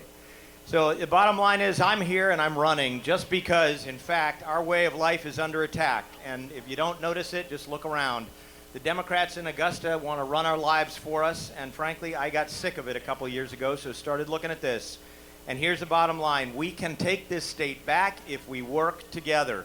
So that's it. I mean, the bottom line is they're overspending, they're overtaxing us, they're overregulating us. How many people here don't have property taxes that went up, right? I mean, property taxes, income taxes, every tax you have. So my job is to basically make sure that we stop putting illegal aliens and criminals ahead of veterans and seniors. And I'll be honest with you, this ends day one. The day I'm a governor, all this stuff gets reversed. So I'm asking you to help me, work with me, go online, find me. Bottom line is we can pull our state back and reclaim it if we work together. That's it. And where can folks engage with you? Where can they find you besides here at Wiscasset? Yeah, so please go to bobbyformaine.com You want the real McCoy, that's where you'll find me, bobby4maine.com, or you can catch me on Facebook or Twitter. And, my promise to you is, unlike most politicians, since I've never run for anything in my life, I will deliver. And you know what? If we don't get it this cycle, we're never going to get it. So help me, work with me. We're going to get this state back. All right. Well, thank you very much for your time, and I imagine you'll be here for a little while longer, meeting more folks if they want to come find you. Look for those red shirts, right? Exactly. Just come find me. I'm out here. I'm happy to listen, happy to talk, and I'm going to listen and watch the shootout tonight because I think it's going to be pretty cool. Anyway, thanks for listening, and please, bobbyformaine.com. That's the way to get this state back. All right. Thank you very much, and best of luck. Thank you, sir. Ladies and gentlemen, step right up.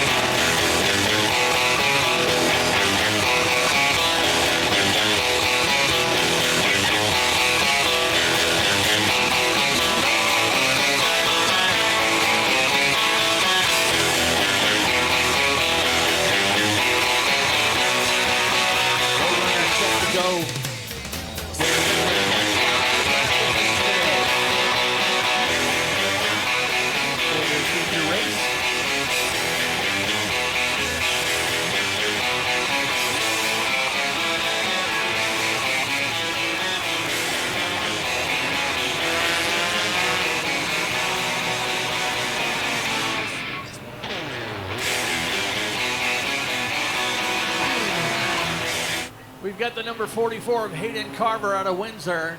We'll have Michaela Weber to the outside in the 7 out of New Vineyard. Nelson Stevens in the 47 out of Newcastle. Keegan Murray out of Boothbay in the 07. Logan Hall in the 13 out of West Gardner with Gavin Giroux in the 02. Kyle Inman will claim the 2025 championship in car number 5 out of Durham. Dylan York, Jason Sears, Kerrigan Glazier in the 99. She's won the last 2 races.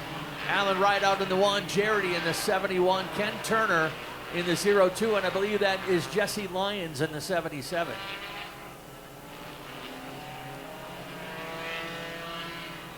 Pace car in, green flag out. Here we go.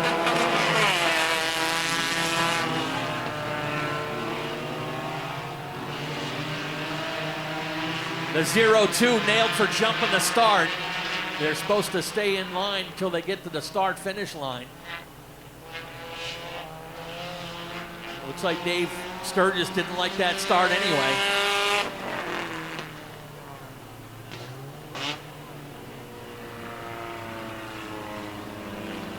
Nelson Stevens heading down pit road.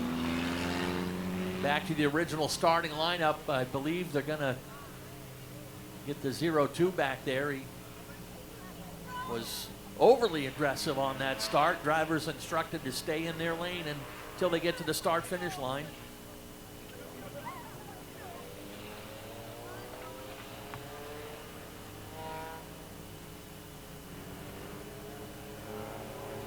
Got a couple of... Okay. Got a couple of features here, one for the Roadrunners and then one for the Pro 4 Modifieds, and then we'll have the strictly last chance qualifier.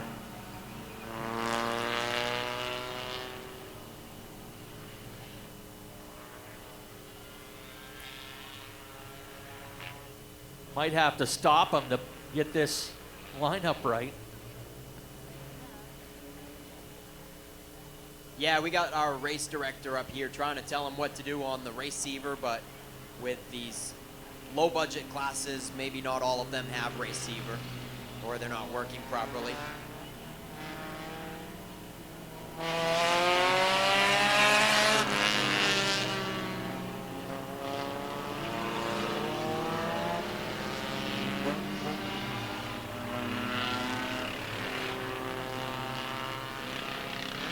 Sean Kimball at the helm as our Group 2 race director, attempting to get this lineup straightened out back to the original lineup as no laps were complete. And especially that orange 0-2 of Ken Turner. They definitely needed to put him a ways back. He jumped the gun and got all kinds of spots, and he lucks out with that call off on the start with the yellow, or else Ken Turner would have been penalized a bunch of spots on the next flag, and the next flag could have been the checkered flag, so you definitely don't want to do that.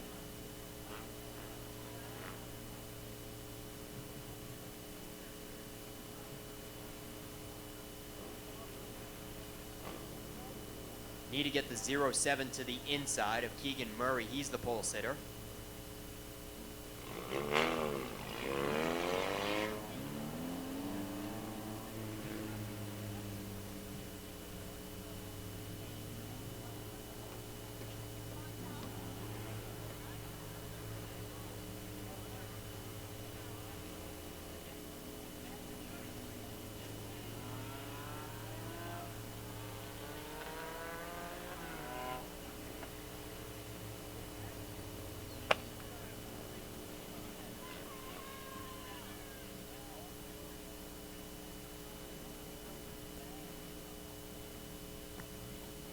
The Roadrunners are brought to you by Dale's Cash Fuel, where it is about service, quality, and trust at Dale's.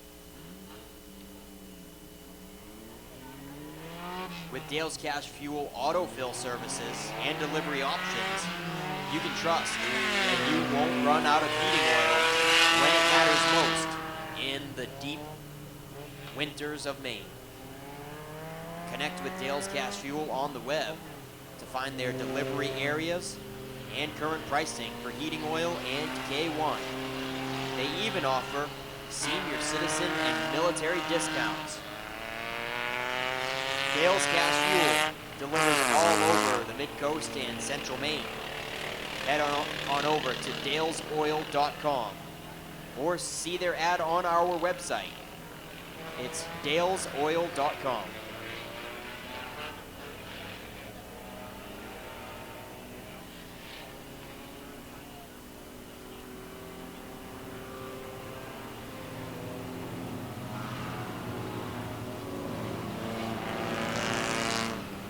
All right, apologies for that taking a while. They flipped row 1 and row 2 for that bad start with the 44 and 7. So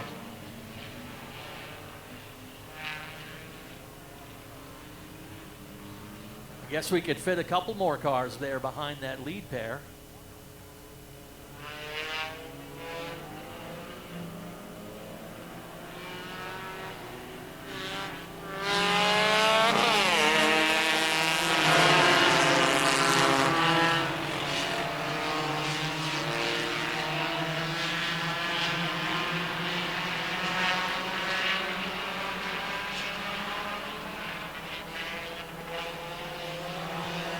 Logan Hall leading them first time around. Working on the black flag of the 47s. Still issues with that car. That is Nelson Stevens.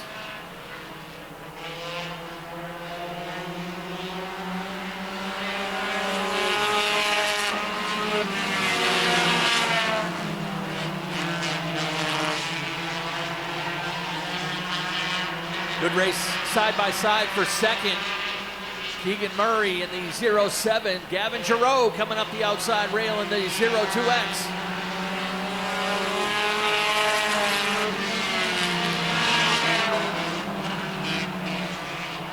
Kyle Inman in that red number 5. He has already secured the championship. He cannot be caught, even if he finishes in last place. So making 2 titles in a row for Kyle Inman. They'll be racing it out for 2nd, 3rd, and 4th in the standings.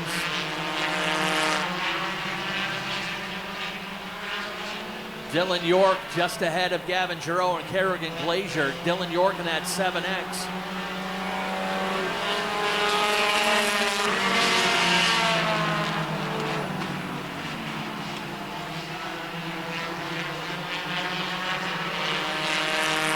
Gavin Giroux has chased down the race leader. He's within striking distance now on that 13 of Logan Hall.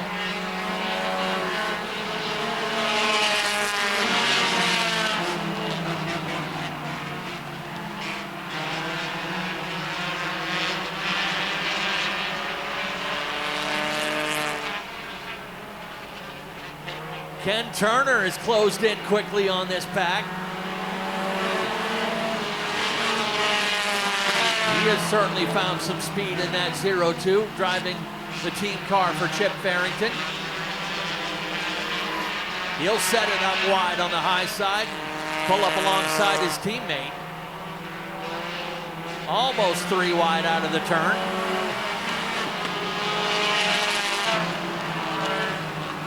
Kerrigan Glazier has arrived on the scene in the 99, along with the 1 of Alan Rideout. 3 wide into turn number 3. Gavin Giroux comes out of it with the lead. Kerrigan Glazier to second. Rideout up into third.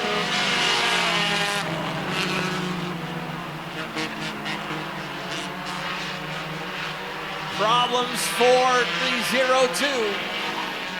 Giroux had slipped up a little bit or lost a little momentum on the backstretch.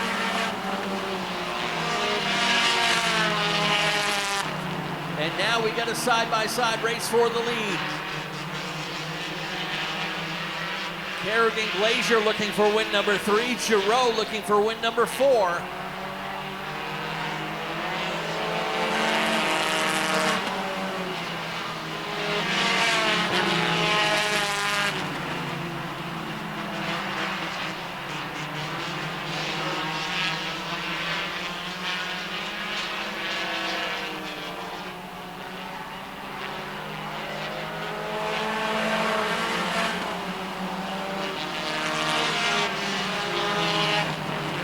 Kerrigan Glazier setting the pace. Gavin Giroux has kind of reloaded his efforts now right there in the back bumper. And we're halfway this time by the stripe. Rideout and Turner going wheel to wheel for third.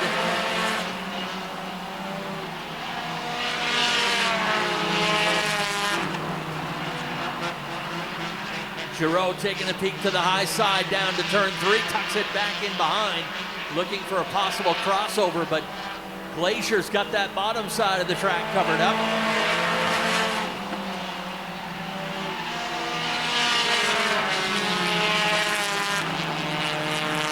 Kerrigan is the young daughter of former champion Jeremy Glazier, champion of the Super Street division.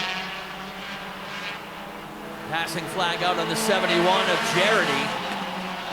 He'll get up out of the way as the leaders head by onto the backstretch.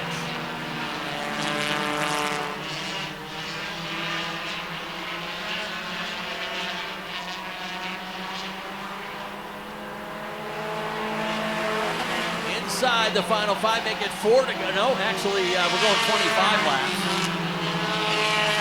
Got a little help that time. Glazier with a little bit of breathing room now. A couple car lengths up on Gavin Giroux.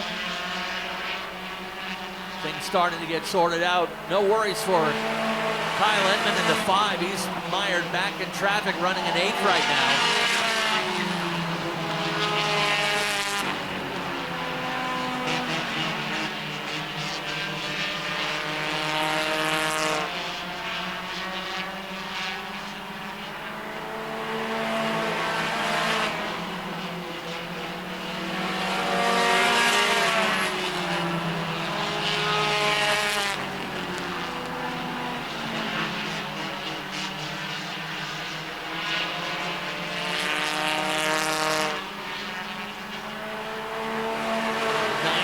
Complete.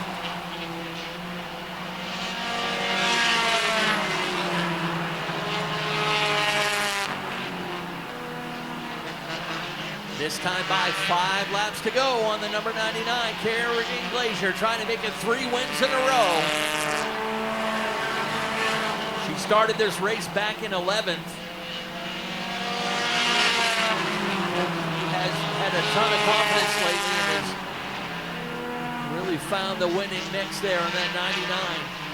But Gavin Giroux's going to make her earn it. He's right there to the back bumper again.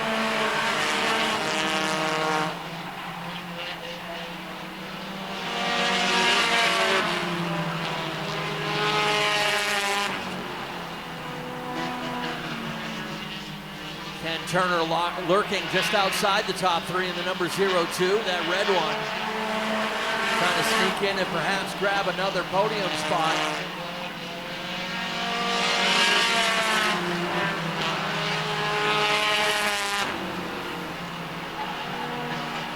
This time by 2 laps to go on the number 99.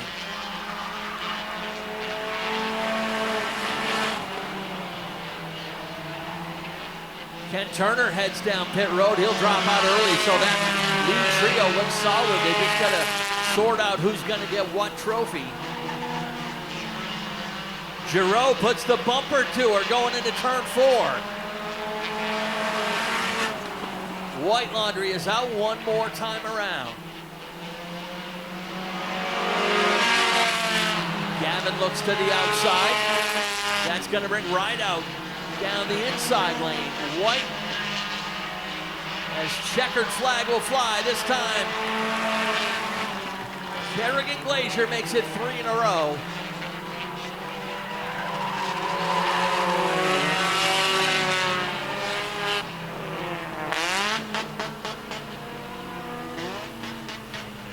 Kerrigan Glazier makes it 3 wins in a row. Gavin Giroux made her earn it. He finishes in second. Alan Rideout in his first run finishes third. And a little swap there on the final.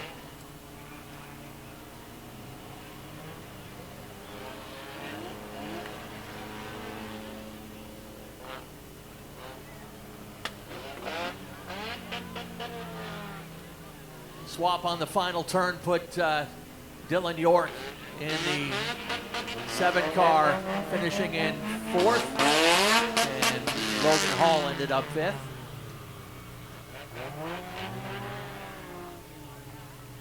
And we got some little cleanup on aisle 1 here on the front stretch, some plexiglass. Might have been off the 13.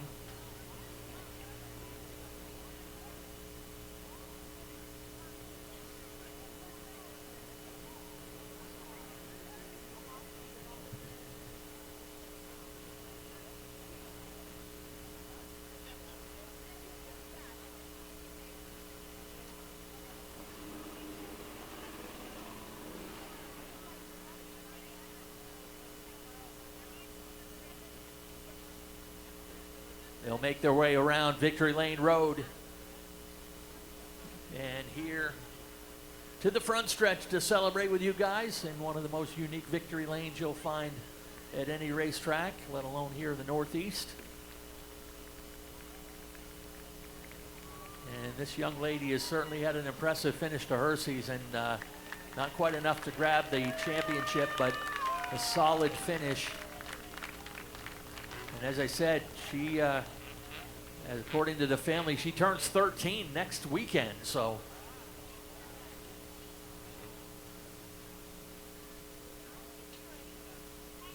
Family down there to congratulate her in just a moment.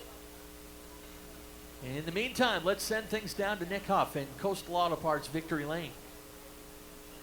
Yeah, that's right. Kerrigan Glazier certainly knows how to get in front of the Victory Lane sign now with 3 in a row. All right, Kerrigan.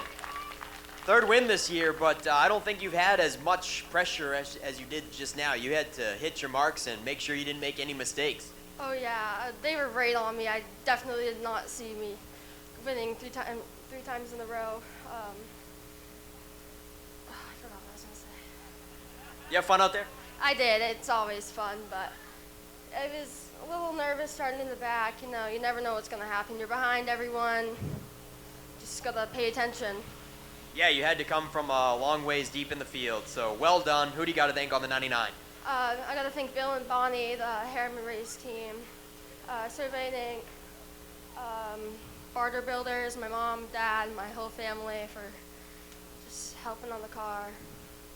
All right, Kerrigan Glazier, folks, has a very successful season.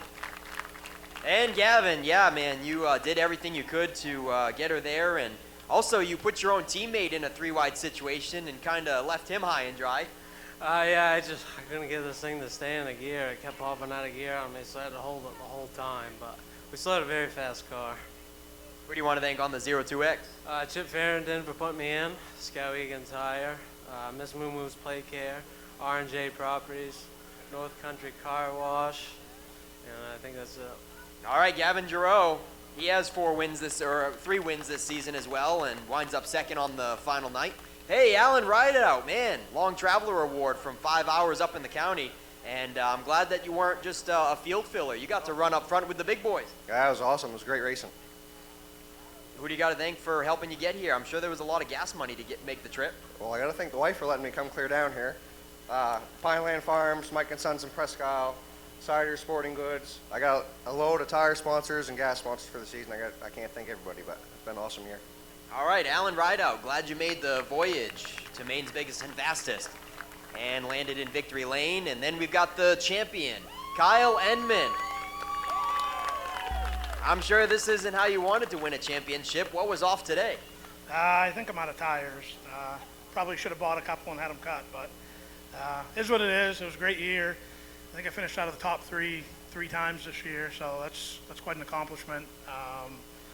Yeah, it's been a good car. I got to thank my wife, my kids. They tolerate me doing this, every other week. I got to thank my sponsors, ABG Heating and Cooling, best in the business. Hutamaki, Yankee Yardworks, EMDA Grand Prix Services. My father, he's helped on this thing tremendously. All the Emersons. Yeah. All right, that's Kyle Enman, folks, your Roadrunner champion. Roadrunner is brought to you by Dale's Cash Fuel. So that is it for the Roadrunners this season, their final event of 2025. And Kyle Enman comes out on top. Kerrigan Glazier gets her 3rd win. And we're ready for the next feature. Back to you, Ken.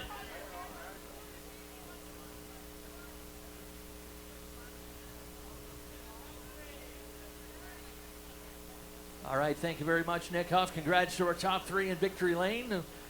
Want to remind you that our interviews in Victory Lane are always presented by the Maine Bureau of Highway Safety, who remind you to please not text and drive and arrive alive.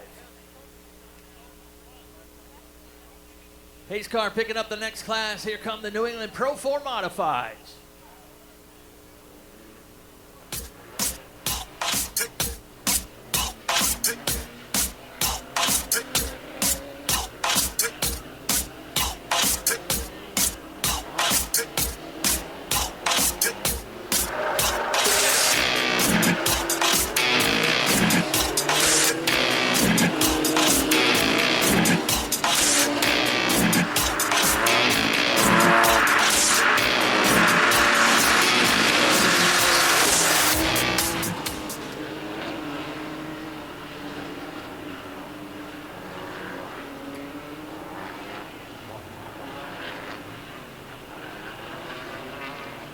.25 laps for the Pro 4 mods. 25 laps for the adjusted distance today.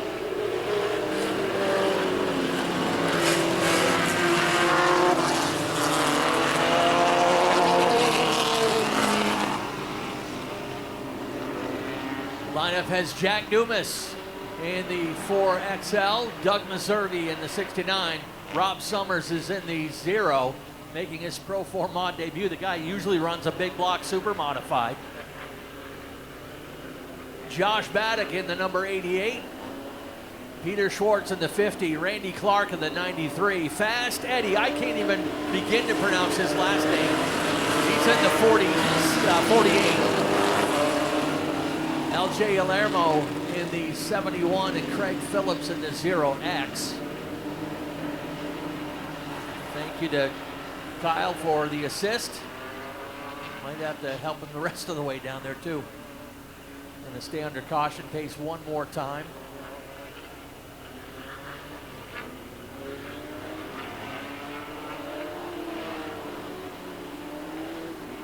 Chief starter Dave Sturgis along with race director Sean Kimball. the Pro 4 Mods with their own race director, and that being the tour director Tim Tebow on the radio to his drivers now. 25 laps the distance for the Pro 4 Mods. Most of these drivers making the run over from Connecticut, New York, and Massachusetts.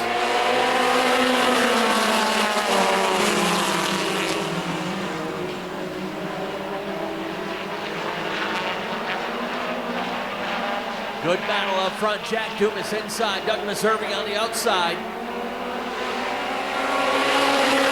Meservey by a nose at the line that time. Rob Summers settled into the third spot. That car must feel slow to him compared to the big block Super that he usually drives. Then comes Josh Baddock in the 88.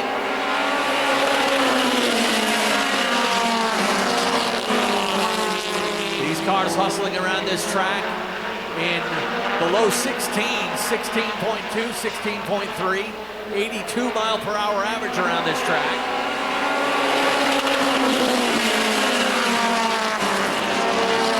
Doug Meservey holding the point at the line that time, but just by 5/100ths of a second.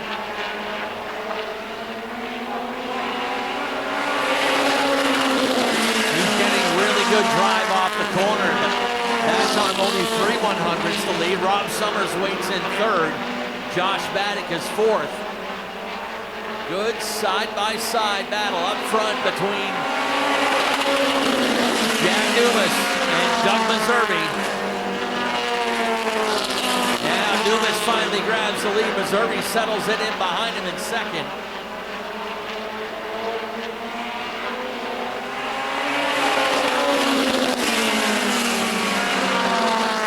These cars using a good wide arc onto the front straightaway to try to get an angle into turn one. We call that the Kyle Willett line right out under the flag stand.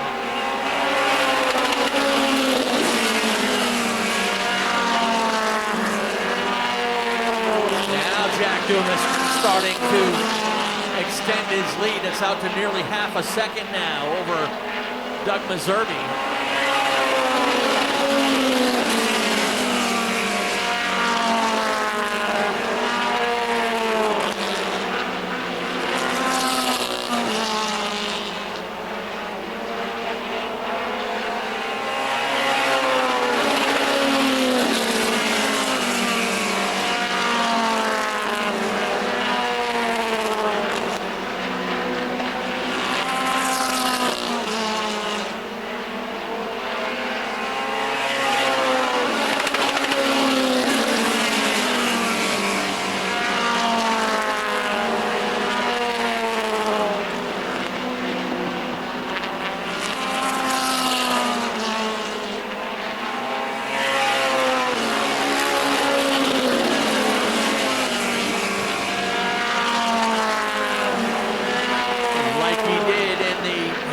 Or the time trials, that is Jack Dumas.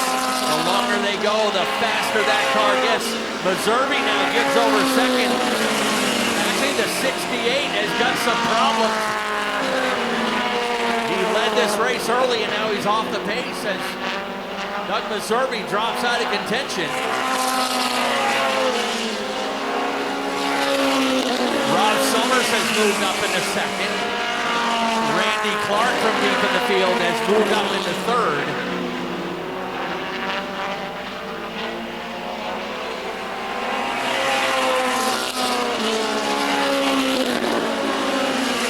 Meservey finds the infield pit road, and he'll help keep this one green.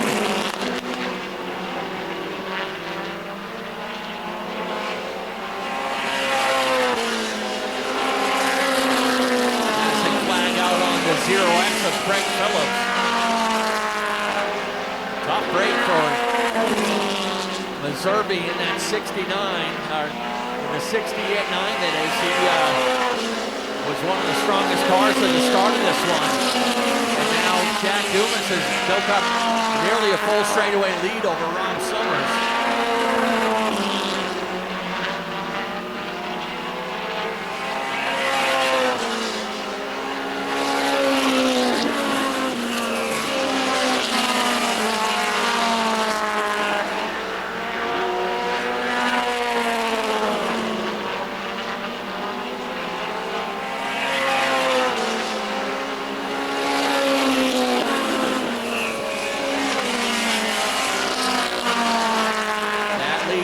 out to over 2.5 seconds as we head toward the final 5.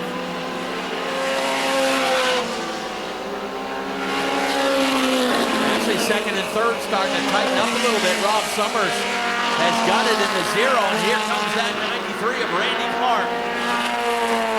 Clark started deep in the field on this one and has raced his way up, ready to challenge Summers for second.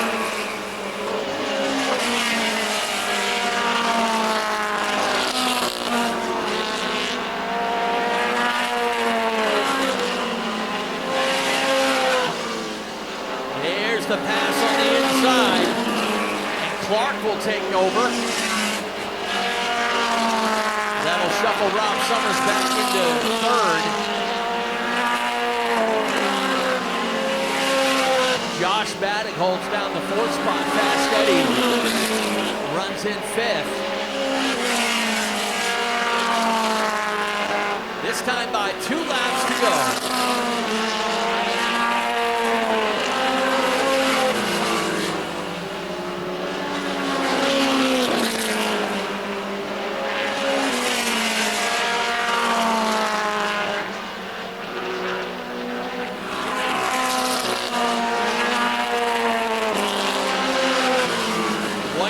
Flies one more time around for that number 4 of Jack Dumas. Clark's been a bit faster, but has run out of time. Checkered flag flies. Dumas will take the win. Clark second, Summers third. Josh Baddock will finish in 4th. 5th will go to Fast Eddie.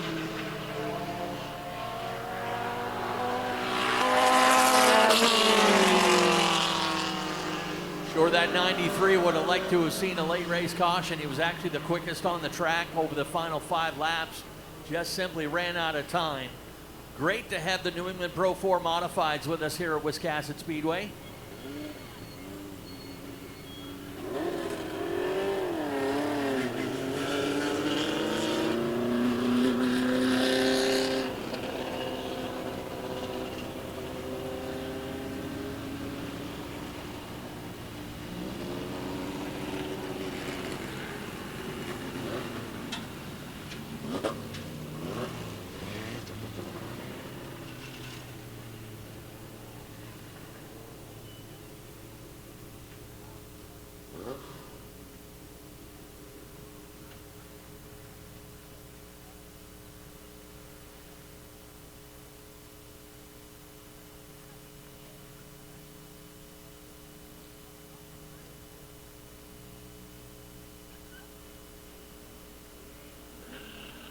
All right, hey, while we got the chance, I want to remind you, Robin's got the souvenir booth open downstairs with Strictly Shootout t-shirts, hats, and sunglasses. That sun's going to be a problem a little bit later, promise me. I promise you. Hoodies, coats, blankets. It's going to get chilly. Still have some weekly programs. Also, hey, this week and next week are your last 2 chances to get your Wiscasset Speedway logo wear for any Christmas gifts, so be sure either see Robin today or next Saturday to get your logo wear if you're intending on giving some away as a Christmas gift. Small to extra large on the Strictly shirts only. That's what she's got left. So, one other cool little factoid we mentioned that Rob Summers in the 0 car was normally a super modified, a big block super modified driver, but he's actually our regional Hoosier tire rep here at Wiscasset Speedway as well. So he has got a connection here to Wiscasset Speedway for sure. And a great job from the Pro 4 Modifieds once again. Glad to have Tim Tebow and the whole crew here. And let's send things down trackside. Nick Huff has got your top 3 in Victory Lane.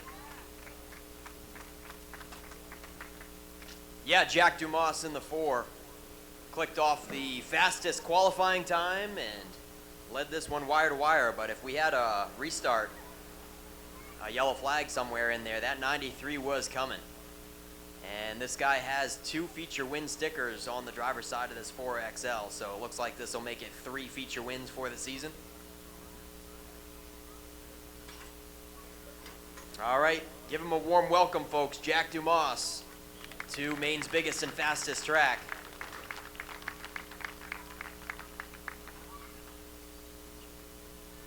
All right, Jack. Hey, had you been here before in the previous years that the Pro 4 Tour came?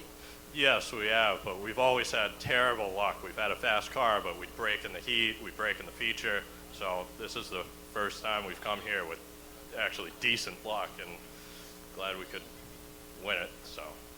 Yeah, we're glad that you had a successful day. Who do you want to thank that helps you on the 4XL?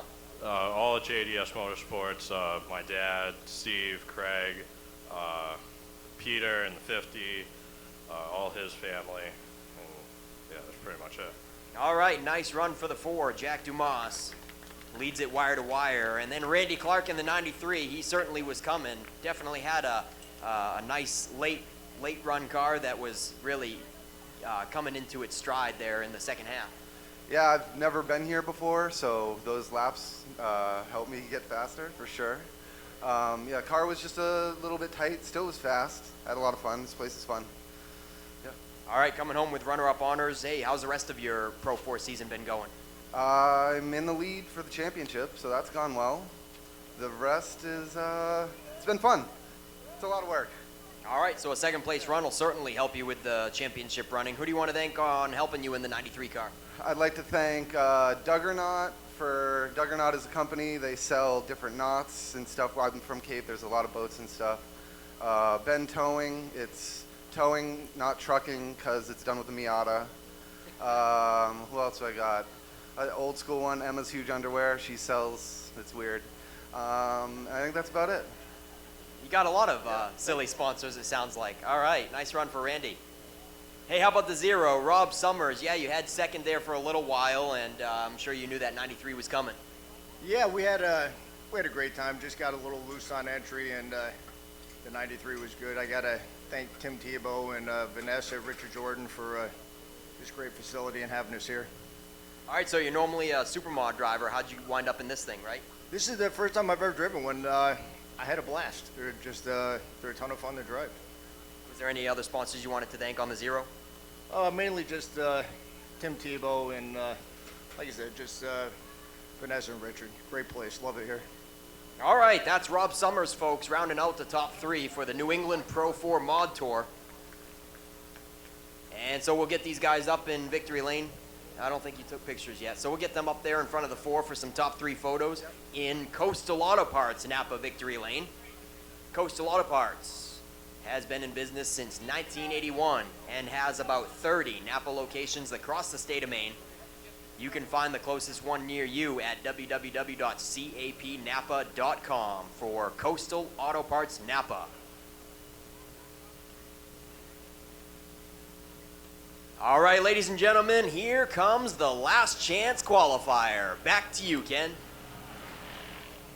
All right, thank you very much, Nick. Gonna get a top 3 photo there. Rob didn't come to rehearsal, so. Last chance, winner only gets into the show. The rest have to rely on provisionals.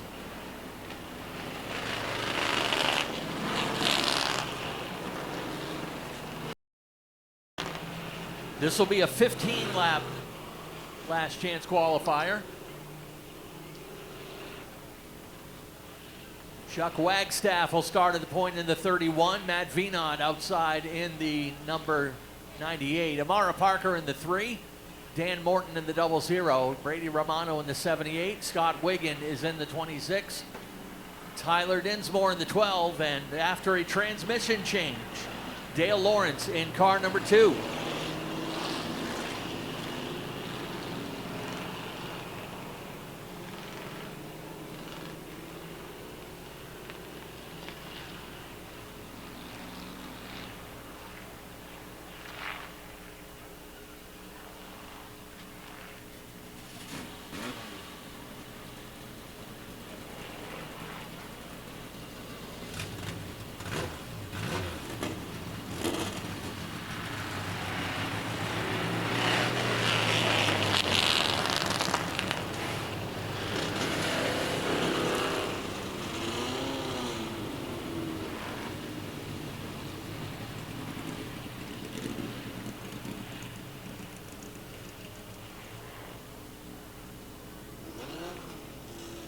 All right, crossed up and ready to go. I believe we'll go lights out and go green next time around.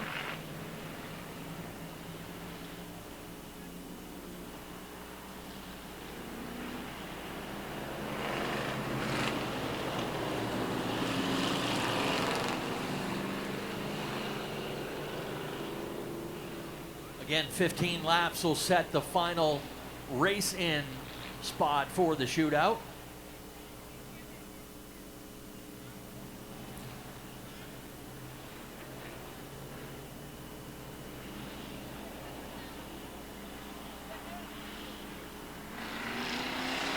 Pace car in, green flag out, we're off and running. Wagstaff and Venot pull away from the pack. Chuck Wagstaff drops anchor and drops to the back of the field.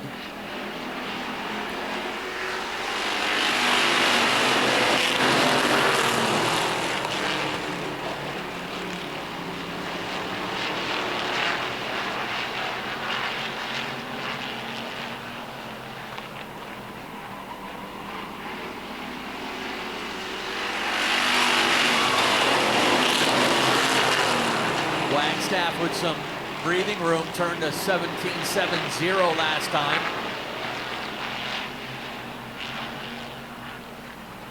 Again, winner only gets into the show. The remaining drivers have to rely on provisionals.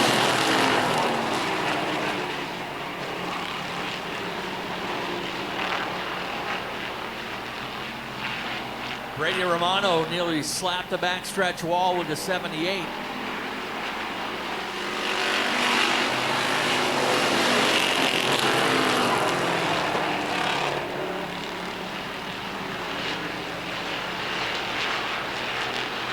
Chuck Wagstaff leaving little doubt, at least in the early going of this one, will complete lap 5.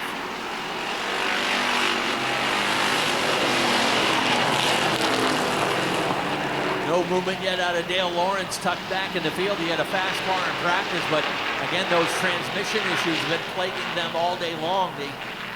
During the consolation heats was able to put a different transmission in that car.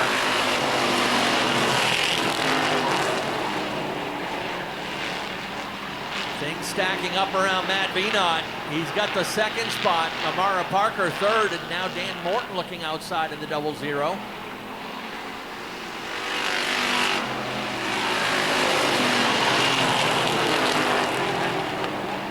Halfway this time by the stripe.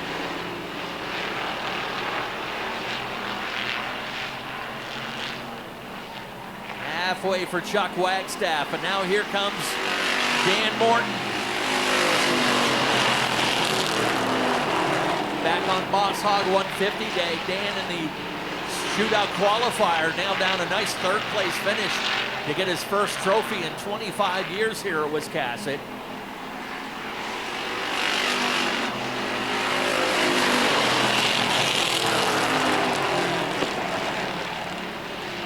Amara Parker and Matt Venot get together coming through turn 2. She's still going, but getting it pointed back in the right direction, and she has lost lots of real estate.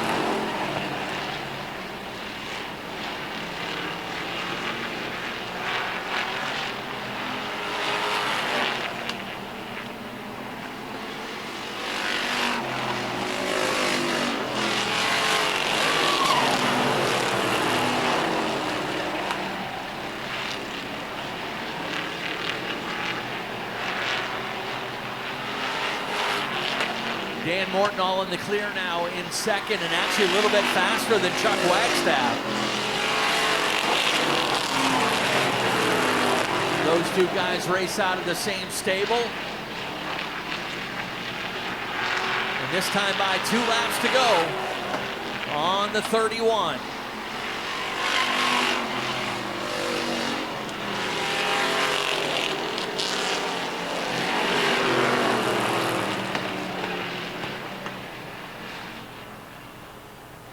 Caution flies. That's the 98 of Matt Venot over in turn 4.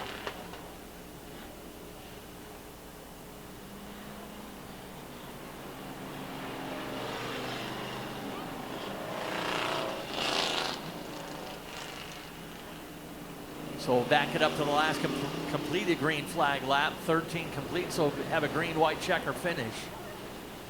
And that will bring teammates into the picture for the LCQ win. Chuck Wagstaff and Dan Morton. Not sure if VNOT needs a push or no movement yet, but they have dispatched the Norm's Used Cars push truck. Coming out next will be the season finale for the Wood Pellet Warehouse Late Model Sportsman. All right, I need some kids to report down to the kids club. I need Olivia Grant, Wyatt Barnes, Elena Raymond, Keith Bean, Gracie Lude, Champ Williams, and Jack Hopkins. All of those kids, please report to the kids club.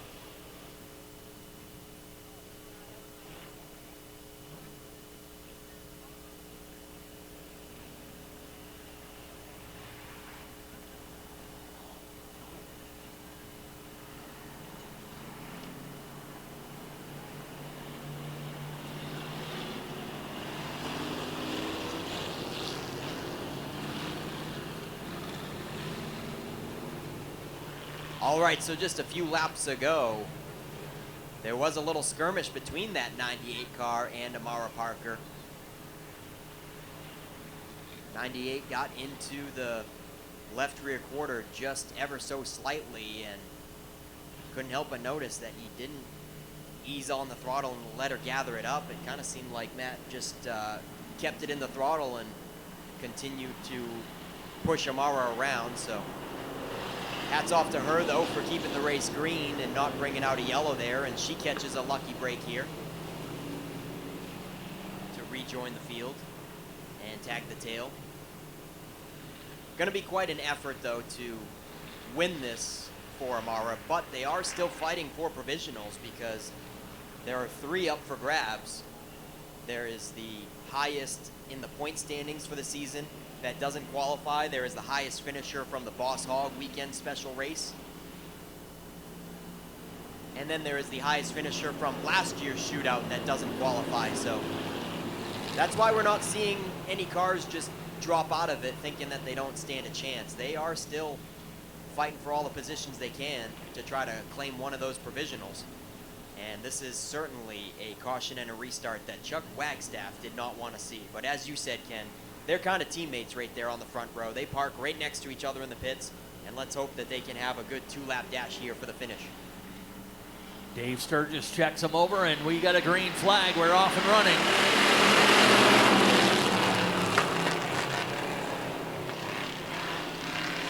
And problems for Morton on the start. All of a sudden, here comes Brady Romano into the picture. White flag will fly this time.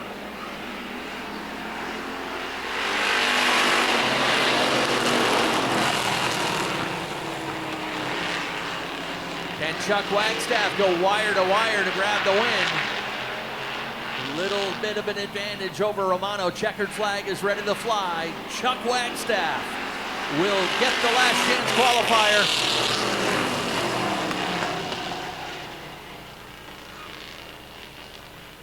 So Chuck Wagstaff claims starting position number 27 for the shootout. The remaining drivers will have to rely on provisionals to give us our 30-car starting field.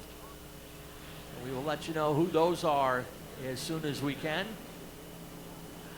We're gonna actually have Nick start the late model race for us so that we can get those provisionals solidified. But Chuck Wagstaff, nice round of applause from the driver out of Booth Bay for claiming that spot.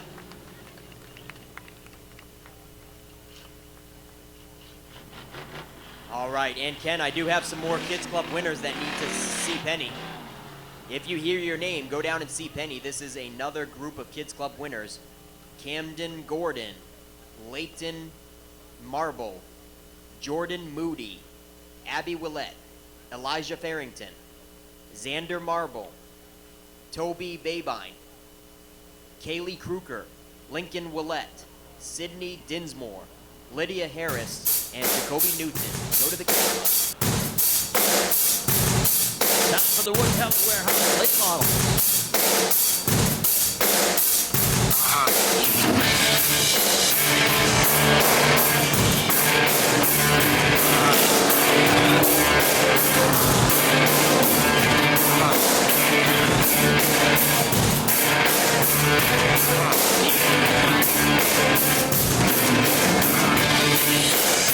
Laps the regular distance for the late models. On the point in the number 15 out of Bowdoin is Colton Chabak. Almost slipped up. Sorry, bud. Nick Morton in the 00. Brent Roy in the 26. Ashton Burgess in the 34. Brandon Fowler is in the 72 out of Rome. Chad Dow in the 39 out of Pittsfield, that is. Will Collins in the 25. Tiger Colby in the 78. Ben Nile is in the 72N. Brett Osmond in the 05. Reigning champion Frankie Moulton out of Pittston in the 15M. David Getchell is dropped to the tail of the field. Jonathan Emerson in the 24 out of Oxford. Daniel Harding, 38 out of Fairfield, looking to nail down the 2025 championship. Noah Haggett in the 54 and the aforementioned David Getchell in the 88. All right, Daniel Harding did lose a few more points to Jonathan Emerson in that heat race with Jonathan Emerson's third place run, so it's not over yet, folks. Here we go.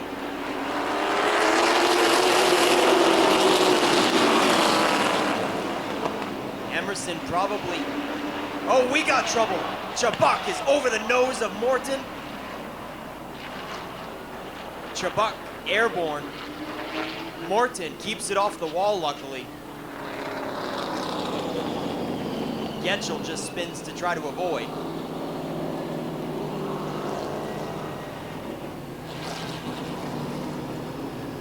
Morton on the top side and Chabak down low on the front row. They come together out of turn 2. Rubbing, beating and banging. And Chabak climbs the left front tire of Morton. And I'm sure that left front fender is just about ripped off of the 00, as well as the nose likely and the hood.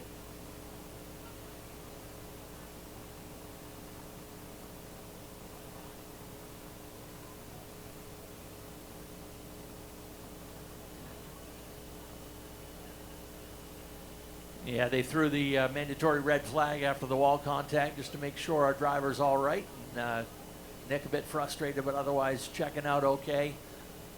Nick, the top rookie here in the late model division in 2025 after moving up from Super Streets last year.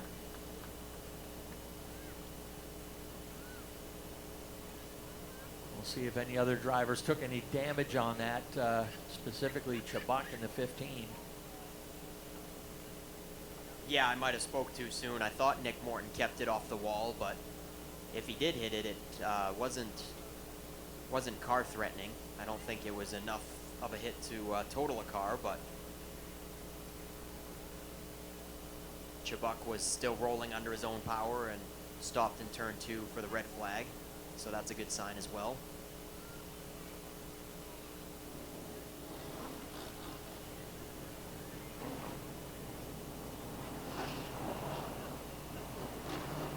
All right, while we got a chance, I'll pass along the 3 drivers getting provisionals for the shootout. And those 3 drivers are Dale Lawrence in the 2, Dan Morton in the 00M, and Amara Parker in the 3P. They will be recipients of the 3 provisionals to make our 30-car starting field.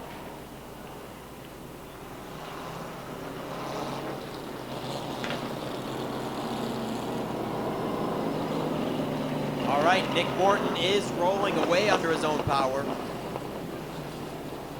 Great sign to see on the 00, as well as Chabak is not going down pit road.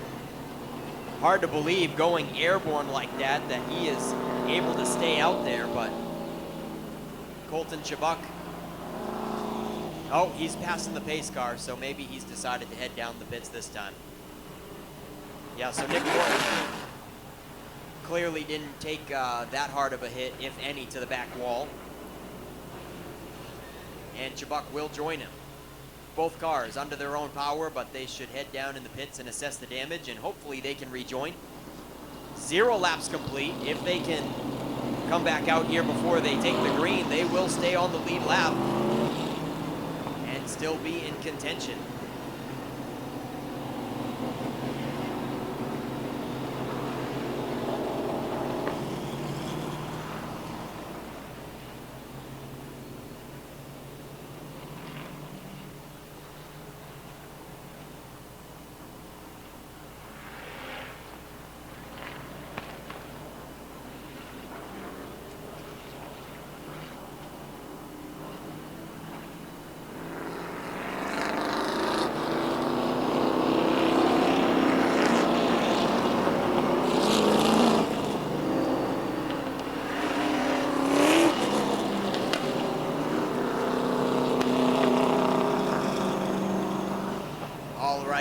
So, according to my guesstimations, I think Jonathan Emerson gained about 6 or 8 points on Harding in that heat race. And so that would mean that Emerson would need about 18 spots to win the championship, and we've only got about 15.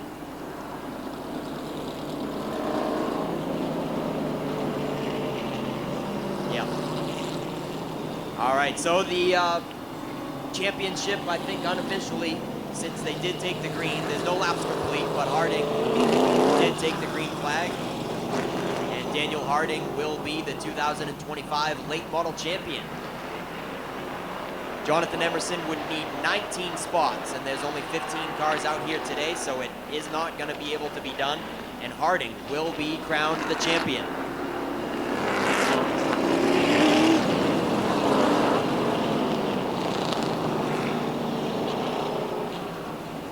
All right, folks, still 40 laps to go, none complete. Colton Chubbuck has rejoined the back. Nick Morton is still in the pits, and we are going green. This time it is between Ashton Burgess and Ben Nile. No, make that Brandon Fowler.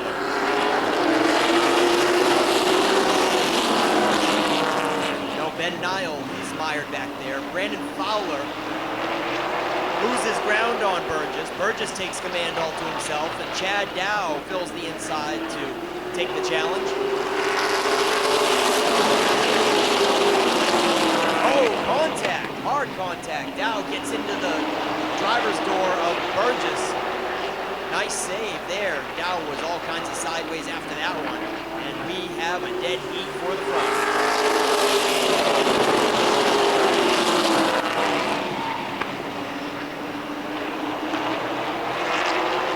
Burgess still there just by a whisker to the outside of Dow. Dow can't quite clear him yet. Until now. This time, Chad Dow is able to clear and take command all to himself. Looks like the 39 is pushing on corner entry to the center quite a bit. And he's having a tough time keeping it down on the apron. Tiger Colby will rise to the challenge and put the 78 down low on Chad Dow. We've got a nose-to-nose race for the top spot now as Colby gets the edge coming out of turn 4. It's Tiger Colby leading the way now.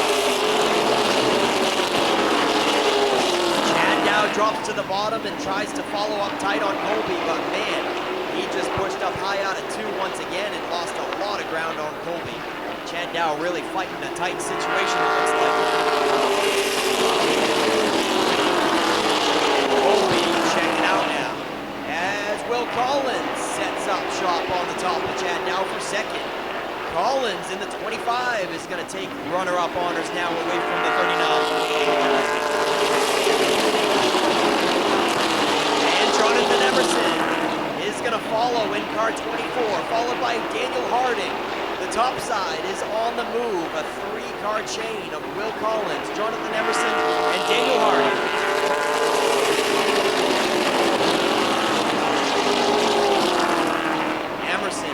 Pressure on Will Collins for second. Daniel Harding clears Chad Dow for fourth. Dow now rounds out the top 5.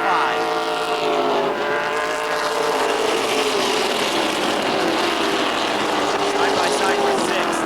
It's Ashton Burgess and Brandon Fowler, and Dow looks to be a little bit off the pace out of turn 2. They caught him in a hurry with Burgess now. Gonna pace him back. Chad Dow moments ago took the lead away from Ashton Burgess, but it looks like that car is fading. Burgess is trying to pass the 39 back to crack the top 5.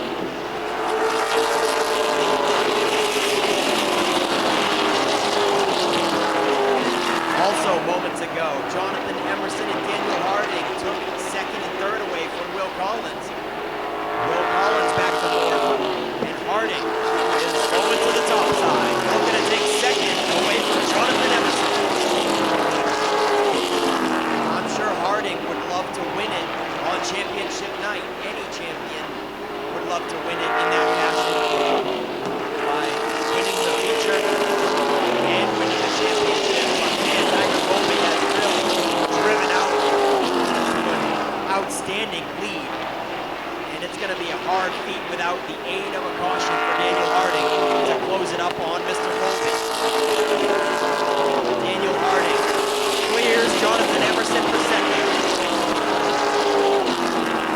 and the top 4 has distanced itself away from the rest of the pack. Chad Dow has managed to hold off Ashton Burgess. It's starting to get into a better rhythm there. Doesn't look like the car is as tight as it was when it started the race. It's starting to free up a little bit. He is trying to drive away from Fowler and Burgess. It looks like that car is going better on the top. Chad Dow not going to the inside line even when he has the opportunity. Fowler gives him a tap there. This field really staying bunched up from 6th on back. Burgess rises to the challenge once again, and he's got a nose out on Dow for 6th down the backstretch. Make that 5th. Ashton Burgess is going to go up to 5th position.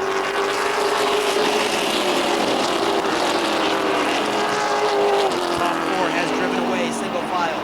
And now Ashton Burgess cracks the top 5 once again. Frankie Moulton in the 15, attempting to follow up the bottom as we are just a moment away from halfway. This time at the line for Tiger Colby. They are halfway with 20 to go. And Frankie Moulton assists Ashton Burgess to move up off the inside. We got a spin. Osmond gets into the bumper of Chad Dow and sends him around in 4. Everybody was really getting bunched up there, a chain reaction. And I think Osmond did that totally unintentionally. Getting into the back end of Chad Dow as Chad Dow had to check up for the cars in front of him, starting to stack up. Man, that 5th place battle on back was really tight. Side by side with Frankie Moulton on the bottom of Ashton Burgess. Brandon Fowler right there in the mix gave Chad Dow a couple of taps, and everybody starting to lose patience on that tight bunch that just could not separate themselves.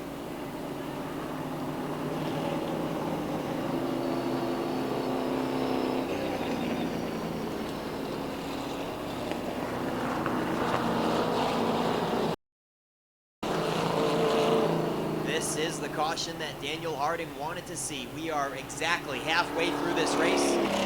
20 complete and 20 laps to go, and Tiger Colby's lead is down to 0. Yeah, top 3 in the class, Nick, are up in those top 3 positions. Harding securing the championship.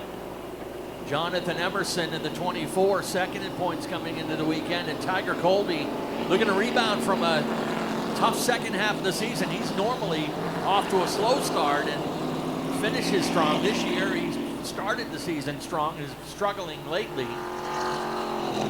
Tiger looking to wrap up 3rd in the points after today.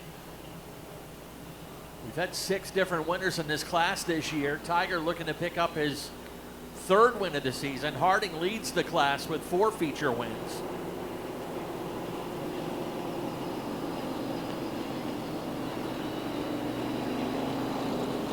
Folks, I want to remind you that next weekend is our season finale here at Wiscasset Speedway. It is Fall Fury Day. Keep an eye out for all the gate times and everything, but we're going to have the Ladies Acceleration Tour, the Wicked Good Vintage Racers, and the Fall Fury 150 Enduro, open to any and all racers to participate in. So that'll be a fun day, and then we'll wrap up the day with our season-ending cookout and awards. And I know it's a little ways away, but our 5th annual Trunk or Treat will be happening on Saturday, October 25th. We'll give you more details on that as it gets closer. Exactly halfway through this one, 20 down, 20 to go. Tiger Colby and Daniel Harding going heads up on the front row.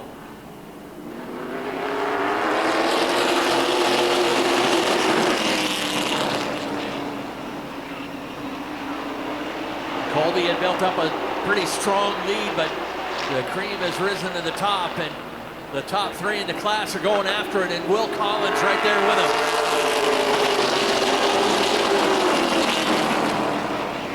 Colby with a little advantage. Harding's made that outside lane work. Will Collins with a little trouble, and Frank Moulton ready to jump in to grab 4th.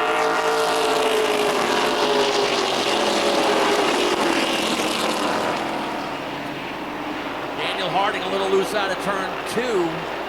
Keeps the 24 of Jonathan Emerson there on his hip.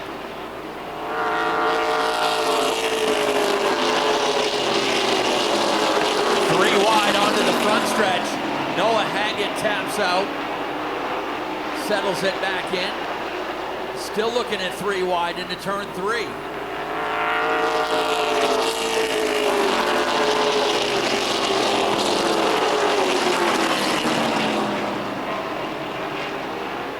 Colby pulling away again.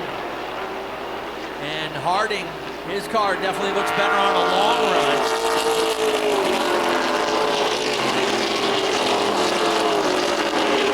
Emerson's got a busy day. He's going to be running in the shootout, which will be coming up a couple races from now. The modifieds will run next.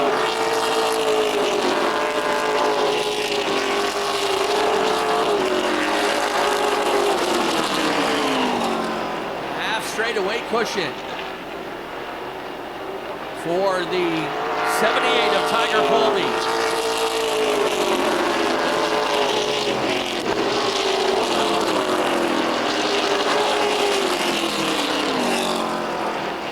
Field's starting to get spread out around this 3/8 mile track.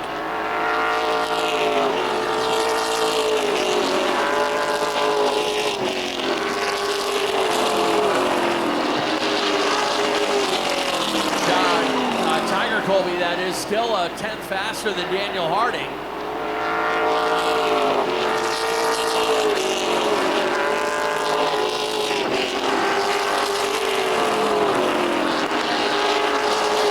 This time by 10 laps to go for Tiger Colby. Untouchable to this point.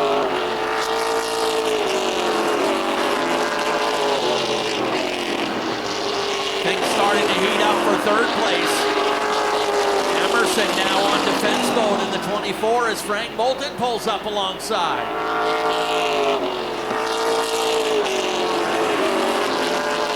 Frank Moulton, never want to sleep on that number 15. As he pulls even for 3rd alongside Jonathan Emerson.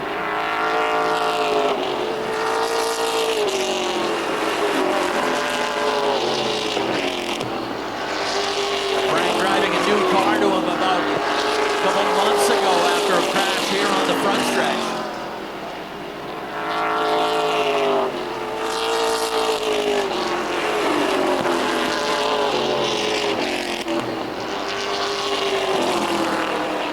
That lead is stabilized to just under 2 seconds. There goes Brett Osmond down pit road. He'll drop out early.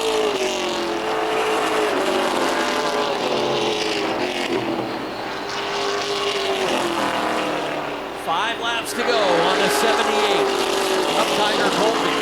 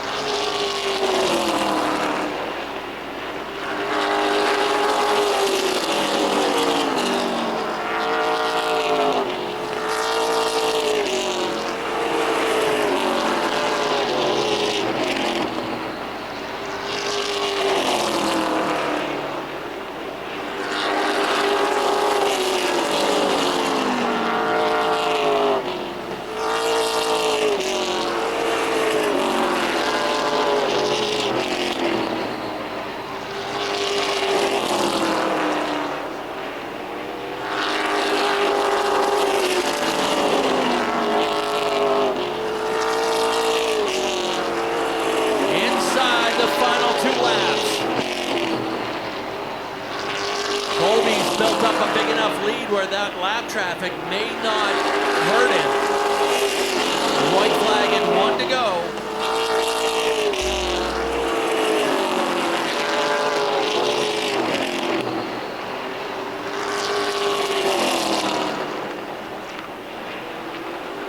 Final time out of turn 4, Checkers. And here comes a race for third. It's gonna be tight at the line.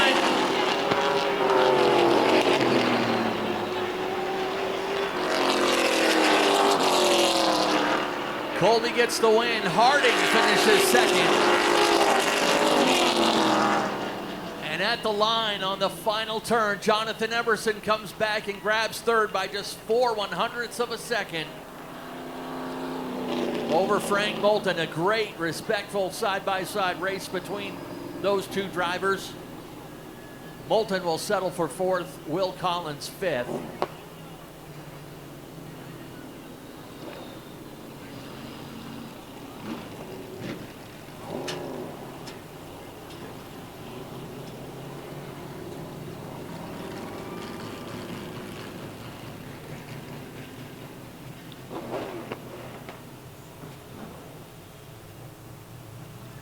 Hey, we've got the big, giant, spinny 50-50 ticket wheel down there, so get those 50-50 tickets ready.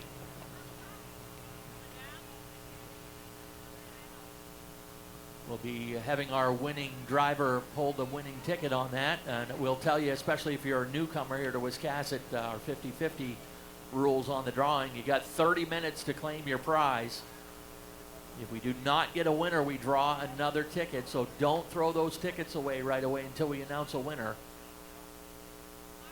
And we appreciate everyone getting 50-50 today, as the tracks portion will go to Cam Childs and his recovery efforts.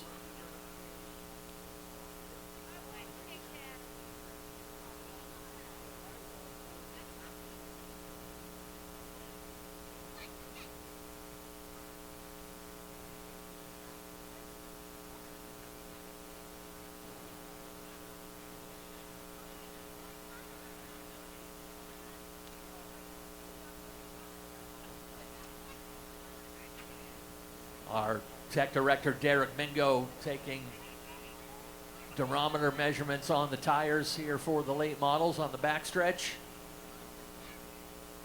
Checking the softness on the tires. Have to stay within a certain parameter. And now they're making their way around, including this young man is already the youngest champion in Wiscasset Speedway history when he won the 4-cylinder pro title at 11 years old, and he is now claiming his 2nd championship here at Wiscasset Speedway as our late model champion at the ripe old age of 15.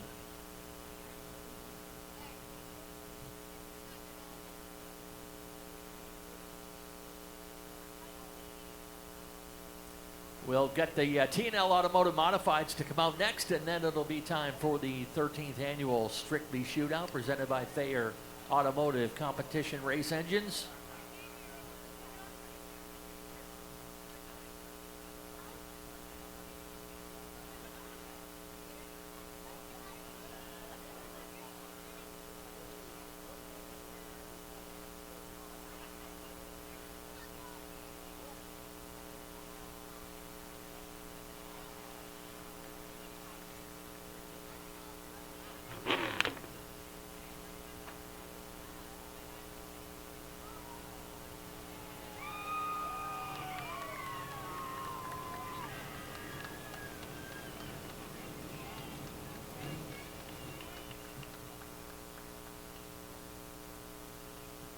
We are ready to go trackside. Nick Huff has got your top 3 in Coastal Auto Parts Victory Lane.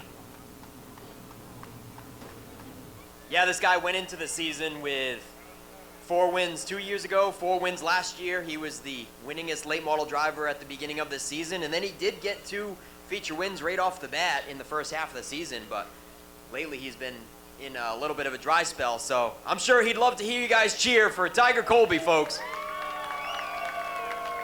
He don't care about that roof. It's worth it to be back on top once again.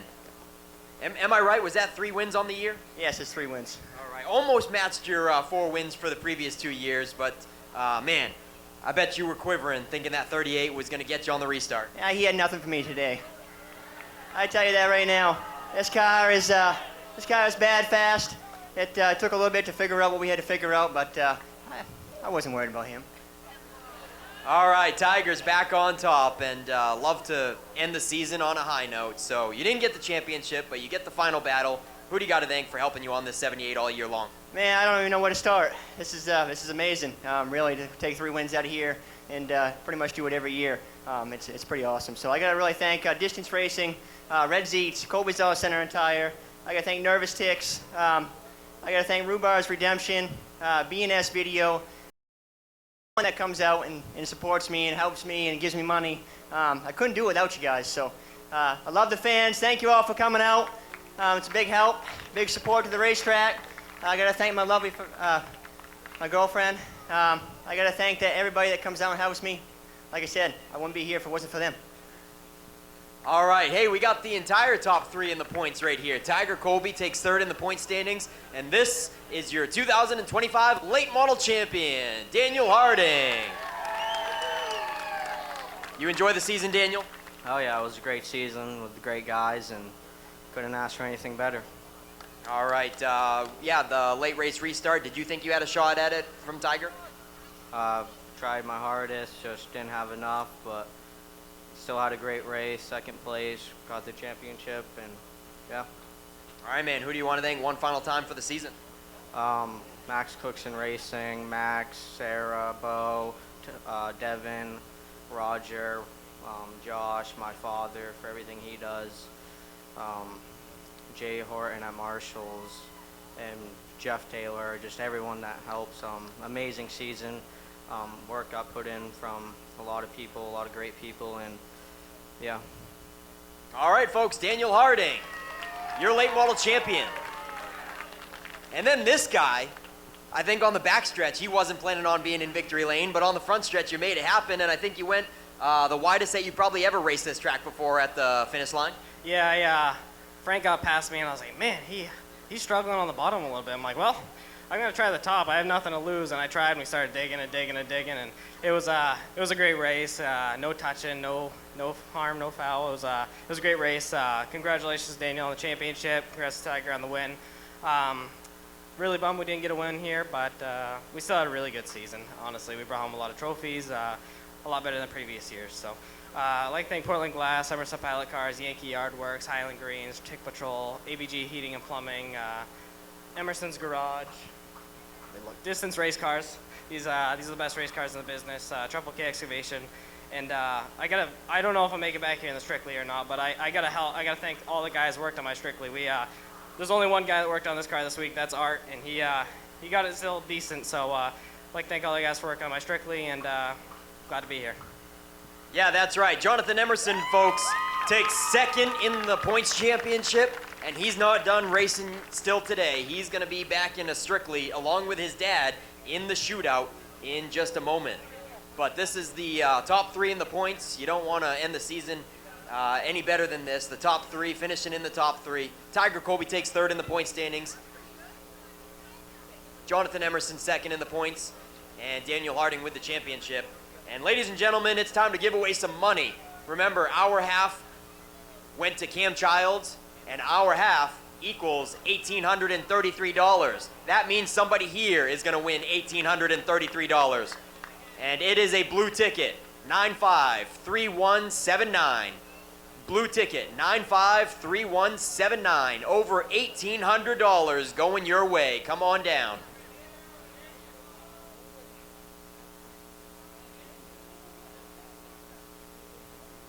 All right, thank you very much, Nick, and we are ready to roll out our next class. It'll be the T&L Automotive Modifieds.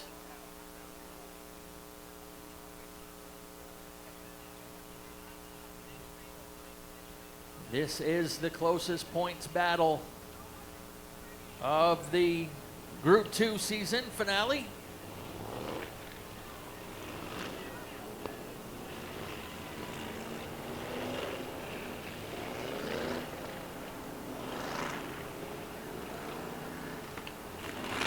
.30 laps the regular distance for the modifieds.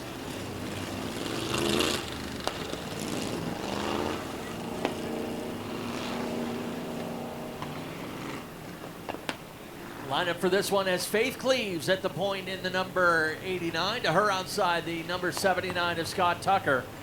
And your championship contenders will be on row number 2. Reed Reno starts inside of the number 77. To his outside in the number 1 is Adam Chadbourne. He is the reigning modified champion.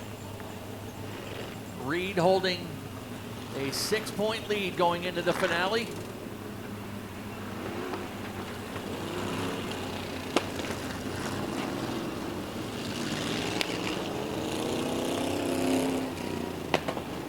Alec Brown is in the number 39. He is taking over that ride from his dad, Mike Brown, after the start of the season. Alec jumping up from the Thunder 4 Minis. Ryan Neal is in the 26. Jeff Meserve in the 44 fills out the field here for the Mod Squad.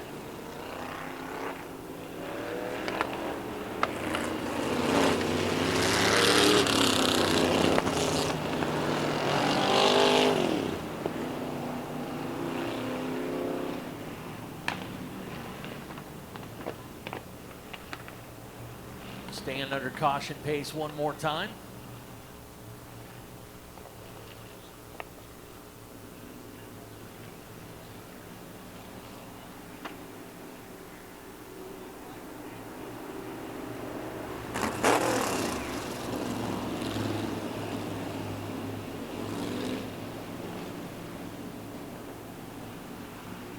.30 laps ahead for the TNL Automotive Modifieds. Want to thank the Melcher family and TNL Automotive for supporting this division throughout the year.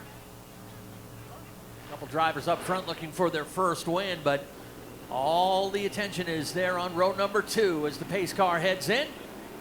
Let's go.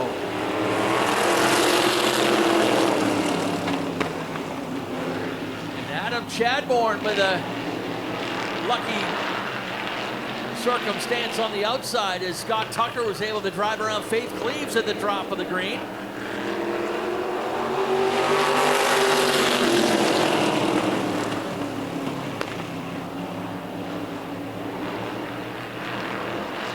Reed Reno, all he needs to do is tie on to that number 1 car. If he can finish within a spot, he's got the title.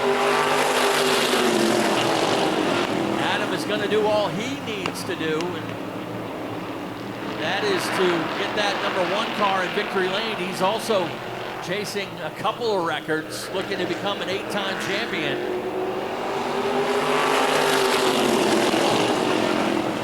And he is now within striking distance of being the winningest driver in Wisconsin Speedway history as well. How about Scott Tucker hanging in there with a champ?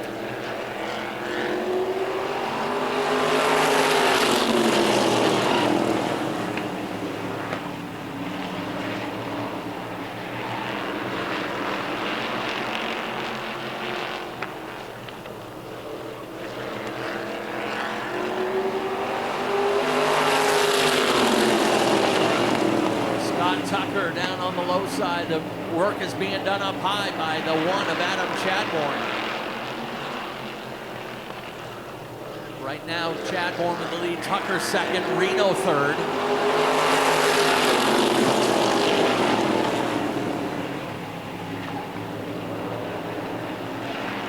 That would, Chadbourne got off the gas a little bit on the backstretch.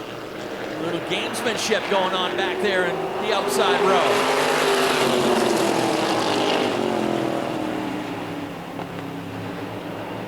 All of a sudden, Faith Cleaves coming into the picture.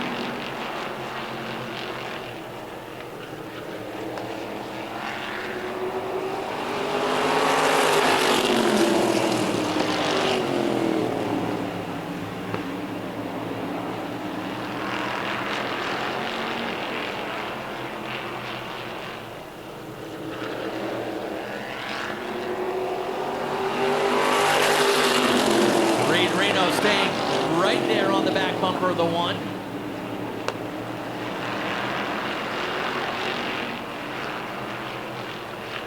No doubt he's being coached through it, and Chadbourne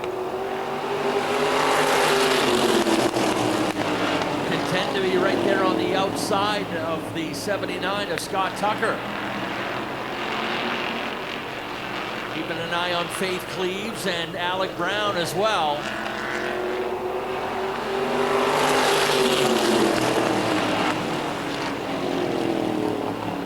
Would love to see Scott Tucker get his first top 3 at Wiscasset Speedway. He's been running with our modifieds all season long and yet to wind up in victory lane in that 79 car.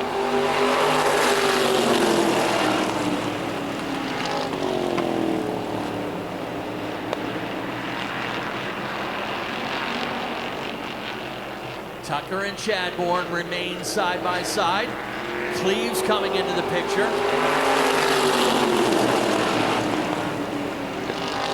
Chadbourne's got to beat Reno by 3 positions to force the tiebreaker. And right now there's only 2 cars there that can finish between them unless Alec Brown comes into the picture.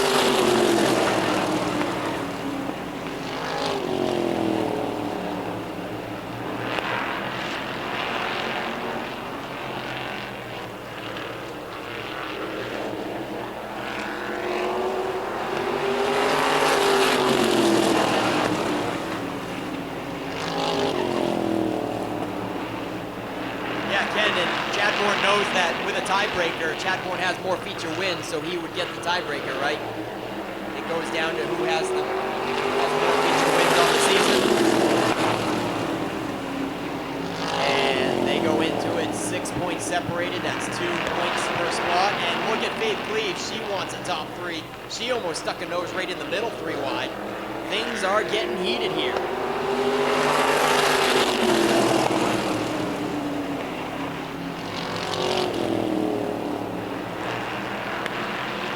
So far, so good. 17 will make it 18 complete the next time by the line.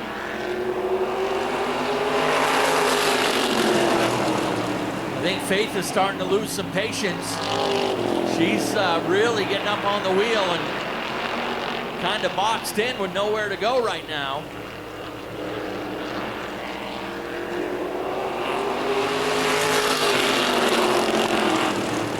Goes to 79 as Faith got into him going through turn 4. And yeah, that was a close call, Ken, as Tucker bounced off the driver's side door of Reno, and that could have been fatal for the points runner in the 77. Nice job by Reed holding on to it and remaining patient through that whole ordeal, right, Ken? Yeah, that kid showed a lot of patience. So it's going to actually put that Chadbourne and Reno heads up on the front row.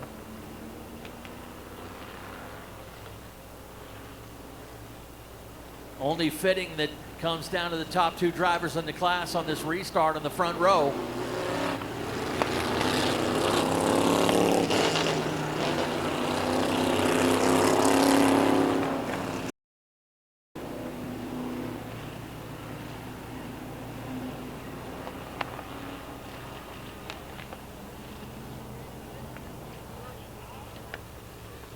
.11 laps to go. Lights are out and the green flag is up.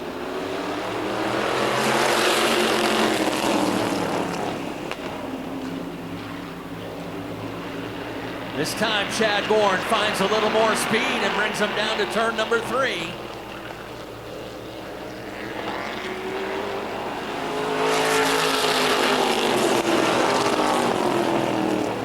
Adam about 3 or 4 tenths faster on this restart than he was early in the race.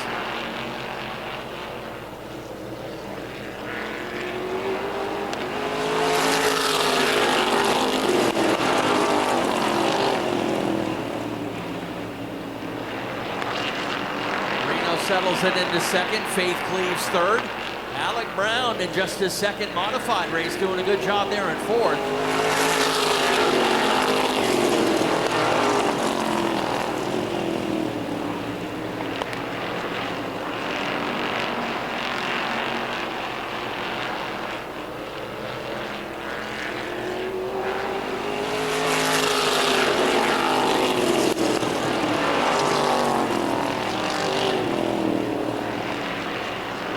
Closest battle is that one for third place right now, as Faith is a About a car length up on Alec Brown.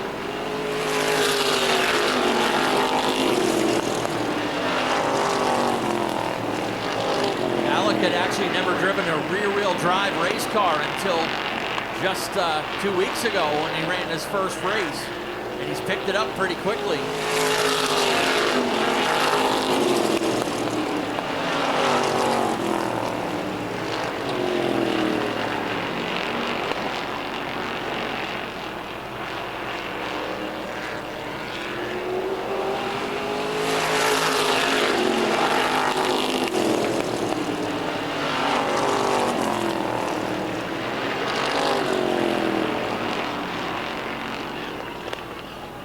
Alec Brown loops it on the backstretch.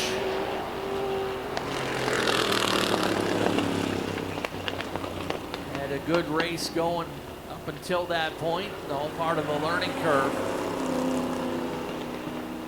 The car is running, so no need for any assistance. Again, Alec's dad, Mike Brown, longtime runner here at Wiscasset in modifieds and limited sportsmen and such. Hey, want to congratulate our 50-50 winner. It was Jane Tondro. Won $1,833. Jane Tondro, congratulations.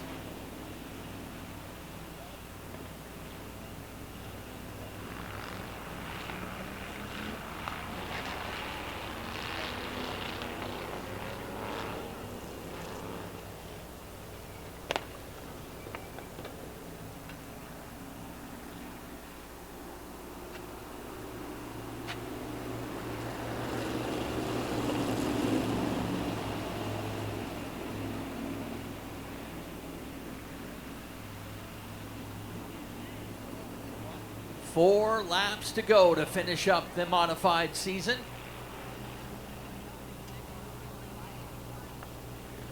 .26 down. Chadbourne and Reno again will restart at the head of the pack. Faith Cleaves third. Ryan Neal will restart in fourth. He loses touch with the lead trio pretty quickly.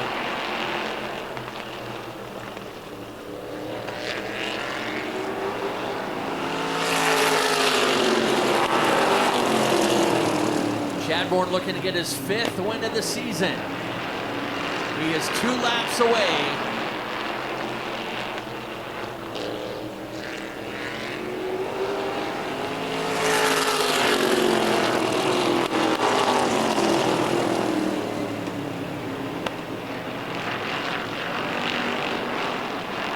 White Laundry will fly this time by.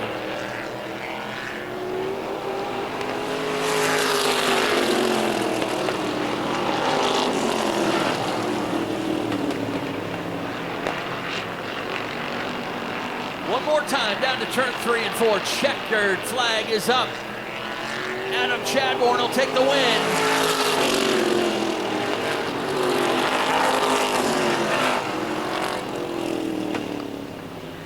Chadbourne takes the win. Reno takes the title. We told you history was going to be made either way, depending on which one of those two drivers took the championship.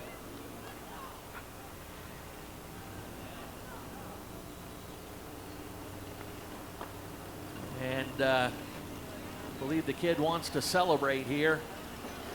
Quite a turn from where he was about a month ago with the car buried in the front stretch wall, and took him out of here in an ambulance. He was home later on that night assessing the damage on his car. They were able to get him into another car.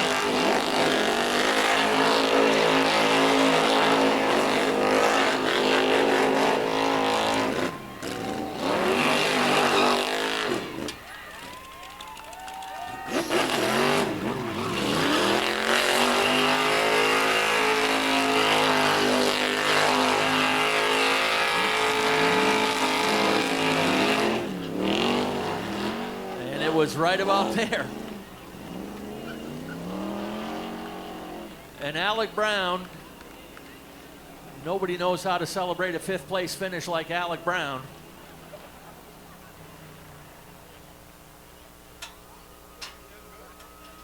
And you know what? Remember, folks, you remember what that smells like? That's America.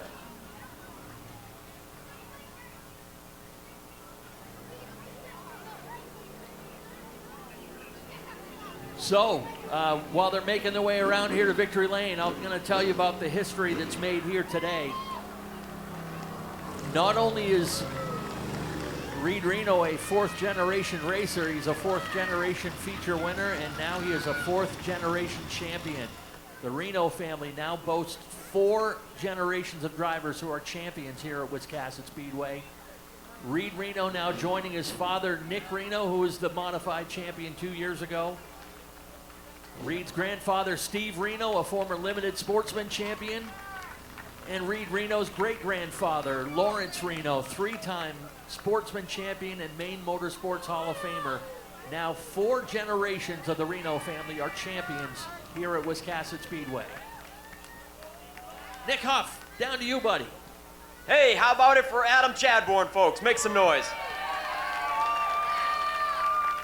Loses the championship by 4 points. And Adam, you tried every trick in the book that you could. Tell us about your night. Yeah, it was a tough heat race. I feel like maybe I had a spot that I gave up, but then I say, well, if we're going to try some things, maybe I'll try to just stay on the outside for a little while. But what are you going to do, right? We got the win. We had a fast car today. Congratulations to Reed. Thanks to all my friends. Thanks to everybody for coming. I'd like to thank Central Maine Seal Coating, Dresden Takeout, Kathy's Corner, Lynn Spring Service, Midcoast Glass and Windows, Oliveri Subaru Repair, Montague Restaurants, Norm's Used Cars, Shoreline Detail Pros, Koenig's Auto Clinic, Shop to Shore Carpentry, Bearded Builders, Wiscasset Bath, Booth Bay Napa. I got to thank my dad. He puts in a lot of hours, a lot of hard work. I got to thank Jeremy, Don, Dave, Cole, Renee, my girlfriend, my family for putting up with us being here a lot, and thanks to everybody for coming. All right, Adam Chadbourne, ladies and gentlemen, wins the battle, but Reed Reno wins the war. And Reed, yeah, we heard about all the history about the Reno family that Ken was just saying, and fortunately, the Jordans have extra crate motors ready to go, because you're not supposed to turn these things up that high. No, she was getting pretty hot at the end of there, so I decided to stop, but that was pretty cool that me and Alec got to do that. That was my best buddy, so that was pretty awesome. But first off, I got to thank my great-grandfather for starting this awesome legacy, just 4 generations of champions. This is great. All right, and who do you want to thank for helping you as far as businesses and crew for this whole season? I got to thank everybody that comes, helps every week. I got to thank Adam. He raced me clean throughout the season. I hate what we had to do in the heat race, but we had to do what we had to do to win the championship. I got to thank my dad. I got to thank my grandfather, Cody, Josh, Brandon, Nate, my sister, Alex, my mom, my grandmother, Brooks, Alec, everybody that comes and helps every weekend. Just Brewers Property Service, Rita's Excavation, Broadbody Properties, Mako's Excavation, AAA Northern New England, Plant Seafood, Bob Berry Concrete, and MMS. All right, folks, Reed Reno is your modified champion. And Faith Cleaves matches her best for the season with a second top 3 of the year. And Faith, you had a bird's eye view of the stuff in front of you, and you looked like you got a little impatient, didn't you? Yeah, last race, I won a trophy. Just doing the same thing that happens all the time, right? Oh, yeah. You did catch some bad breaks throughout the season, didn't you? Yeah, I'm just happy to be up here again and thankful for everybody for coming. I have some sponsors to thank. I might need to take this again. Tom Moulton Paving, Curtis Lawn Yard Care, Anderson Landscaping, Ken and Roxy Farley, T&L Automotive, Paul Pinkham, Yankee Yard Works, Bobcat Sales, Ben Tinker, PT's Plumbing, Frank Truck Caps, and my dad, my mom, my boyfriend, my sister, everybody for coming out, and Richard and Vanessa Jordan. All right, ladies and gentlemen, Faith Cleaves wraps up the top 3 on championship night for the Mod Squad. And Reed Reno, one more time, is your 2025 champion, edging out Chadbourne by a mere 4 points, down to the wire. What a nail-biter, folks. We've got one more headliner still to go to wrap up this evening. Back up to you, Ken. All right, thank you very much, Nick Huff. Congrats to our top 3 in Victory Lane. And we're going to get busy here. We got a plow to give away. We got our driver intros coming up. We've got the redraw. We got to deputize 12 young kids this afternoon. And it is just about time for the Strictly Shootout.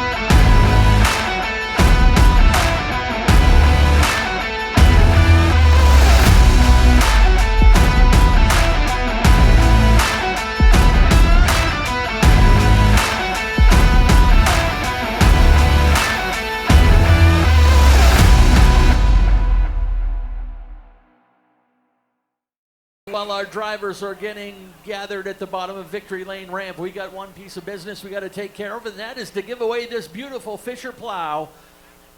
We want to thank everyone that's purchased tickets and the hats that go with it. We have raised in the neighborhood of $3,000 for the Penn Bay Medical Center Breast Cancer Fund, and we thank you for that. Let's send things trackside. Nick Huff has got our own Sarah Harrop, who has been working to sell these tickets all summer long, and a representative from Fisher down there as well, so turn it over to Nick. And again, by the way, if you're here when we draw your name, we want you to come down and hop in the truck, get a ride on the Pace Lap, and also Fisher's going to kick in a $1,000 accessories package to go with it. You want to draw off the winning ticket? All right, Ken, our Fisher rep is going to do it.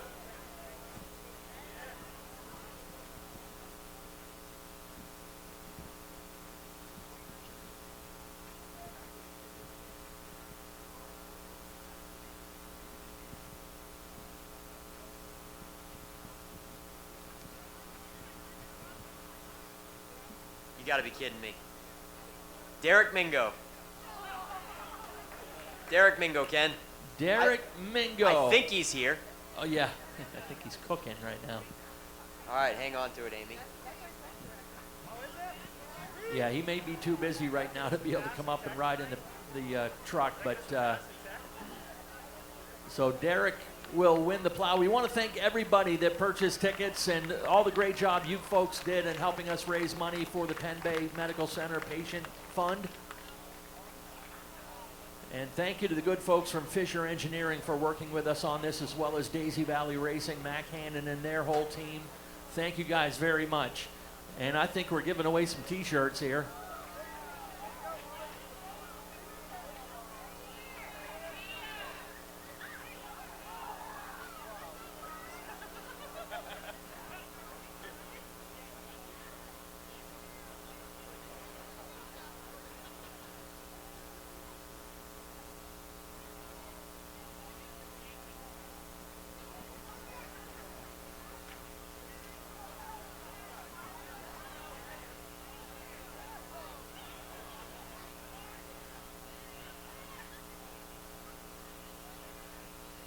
All right, folks, are you ready to meet our drivers? First, we got to thank some folks down in Coastal Auto Parts Victory Lane in our receiving line. And it all starts, as always, with these two great folks that give us this facility to work at and play at and race at. Once again, a nice round of applause for Richard and Vanessa Jordan. Right there with them in the black hoodie is the man who helped put this whole race together 13 years ago. He was one of the driving forces in helping to put this race together and still working with us today. Dave Brannon. We have our chief starter, Dave Sturgis, and our race director, Sean Kimball.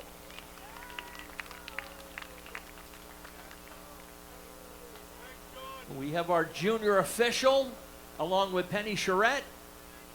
And right beside Penny, we have the presenting sponsor of this year's shootout. We want to thank Bernie Thayer with Thayer's Automotive Competition Race Engines. And now your starting lineup. Starting in the 30th position, driving car number 2 from Lisbon, welcome Dale Lawrence.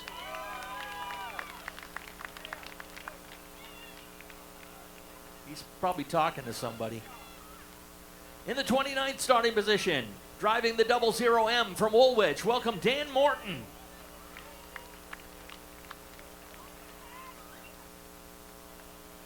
Starting in the 28th position, driving the 3P from Cornish, Maine, welcome Amara Parker.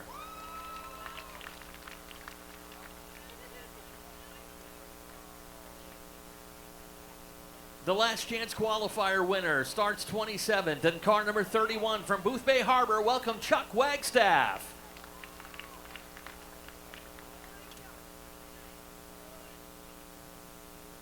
Starting in the 26th position, driving the number 27D out of Woolwich. Welcome Mike Delano.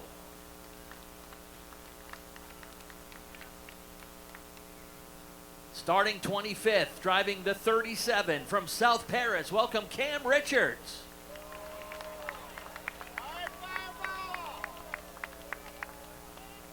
In the 24th starting position is car number 96 from Westport Island. Welcome Alex Cromwell.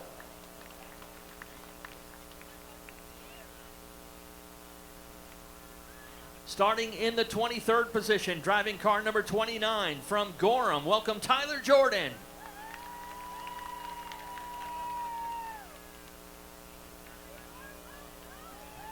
Starting 22nd, driving the 3X out of Standish, Maine. Welcome Joey Israelson.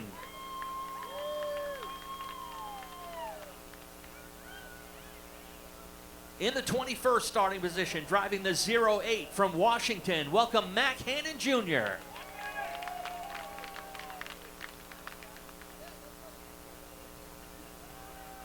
Starting in the 20th position, driving the number 13 from Leamington. Welcome Sean Emery.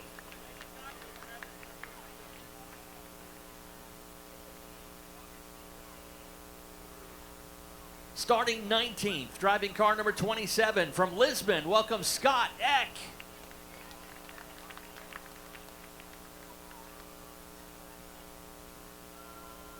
In the 18th starting position, driving car number 49 from Appleton. Welcome Ryan Easonsey.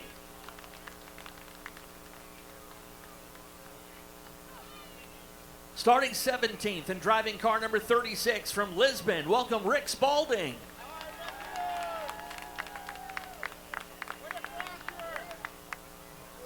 Starting 16th, driving the number 81 from Limerick. Welcome Ray Dinsmore III.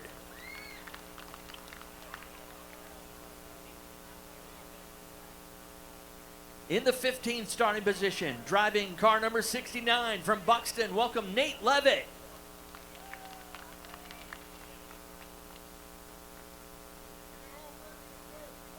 In the 14th starting position, driving car number 4 from Richmond. Welcome Caleb Emerson Maines.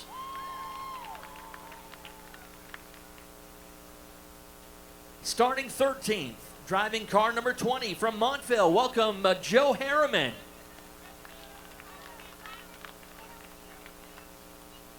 And now your top 12, who will be subject to a redraw here in Victory Lane. Your 12th position provisional starter in the number 23, your 2025 champion out of Sabatis. Welcome Zach Emerson.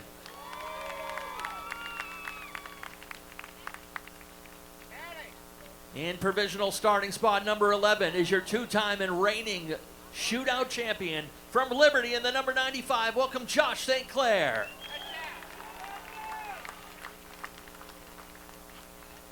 Provisional starting spot number 10 goes to the 33X out of Cushing, Maine. Welcome Steve Pierpont.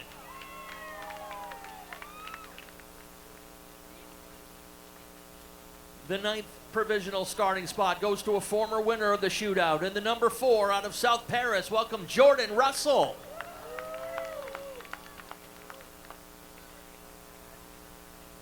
The 8th qualifier starts in car number 3 today out of Chelsea. Welcome the Cowboy, Dan Trask.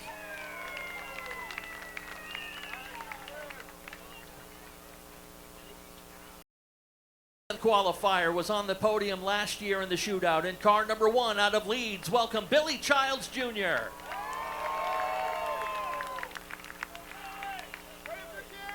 Your 6th qualifier is in car number 8X out of Hope. Welcome Ethan Dinsmore.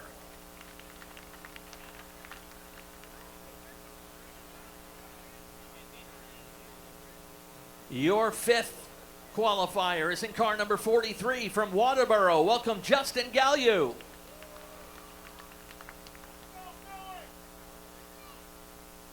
Your winner of heat number 4 is in car number 7B, the division's top rookie this year out of Hartford. Welcome Ben Burgess.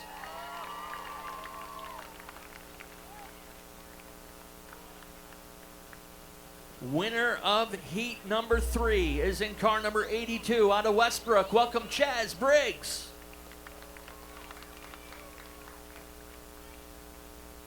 Winner of heat number 2, driving car number 25 out of Washington. Welcome Landon Tapley. And winner of heat number 1 in car number 24 out of Oxford, welcome Jonathan Emerson.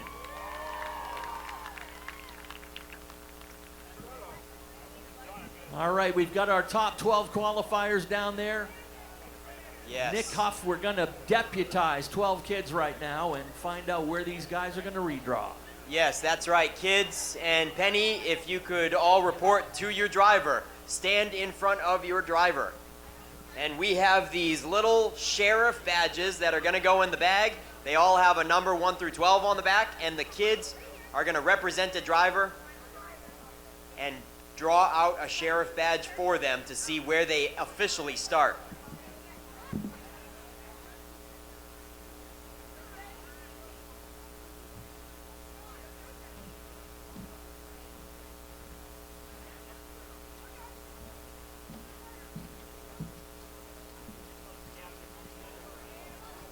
So we've got 12 sheriff badges in here.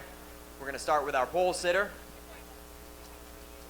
And so they can start anywhere from 1st to 12th, and you get to keep the badge. So pick out one and one only, and you get to keep the badge. And this is for Jonathan Emerson, your unofficial pole sitter.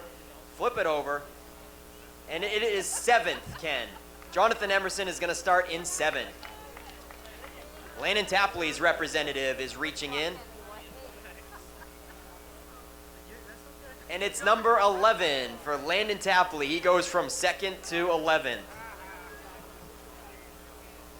Chaz Briggs unofficially starts 3rd, and he only gets bumped back 1 spot. Back to 4th. Oh, yeah, but you read the first one. Yep, you could only see one, so yep. 4th it is. All right, Chaz Briggs is 4th. You keeping up, Ken? On to 5th. It's Ben Burgess. It's 12. It's number 12 for Ben Burgess. All right, I'm sorry. What was your name again? Justin Gayu? Justin Gayu was 6th, and he's going to go back to 9th. The 43 of Justin, back to 9th. All right, Ethan Dinsmore, folks. Representative reaching in, and Ethan Dinsmore is going to start on the pole. Billy Childs, his child representative reaching in. Flip it over, and it's number 8. I don't think he moved a whole lot. Lost 1 spot maybe. All right, this is for Cowboy Dan Trask. And he's going to start 6th. Cowboy Dan capitalizes a couple spots. And this is for Jordan Russell. He's going to start 10th. Steve Pierpont is going to start 2nd. Oh, he's the big hard charger here. From 10th to 2nd for Steve Pierpont. Now for Josh St. Clair. Only 2 left in there. And it's 5. Josh St. Clair, he capitalizes quite a bit as well. Moves up to 5th. And Zach Emerson, our street stock champion of 2025, is going to start 3rd for Zach Emerson, folks. That is it. Ken, would you like the drivers to report to their cars? Drivers, report to your cars, please. Nope, don't get in yet. Don't get in yet. Just top 12 to your cars, please. I saw them anxiously grabbing the helmets.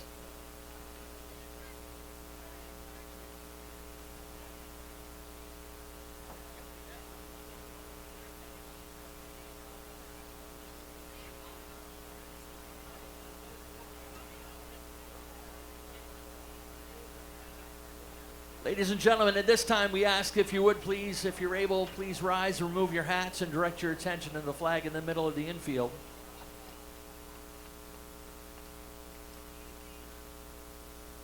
We'd like to first ask for a moment of silence for a longtime member of the Wiscasset Speedway family who passed away recently. Tim Grant, longtime mini stock racer here at Wiscasset Speedway, lost his long battle with cancer earlier this week, and we'd ask for a moment of silence in his memory.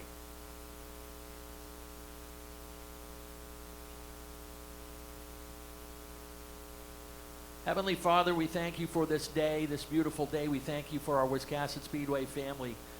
And we're all thinking of another special member of our family who would be here with us trying to get into this race and has always supported it. Our thoughts are with Cam Childs as his recovery efforts continue, and we ask for prayers of healing for Cam. We ask for protection over our drivers as they compete today. Watch over our fans and staff as we enjoy this race, and as always, watch over those who put themselves in harm's way each and every day so that we may remain safe and free. We ask this in your holy name. Amen.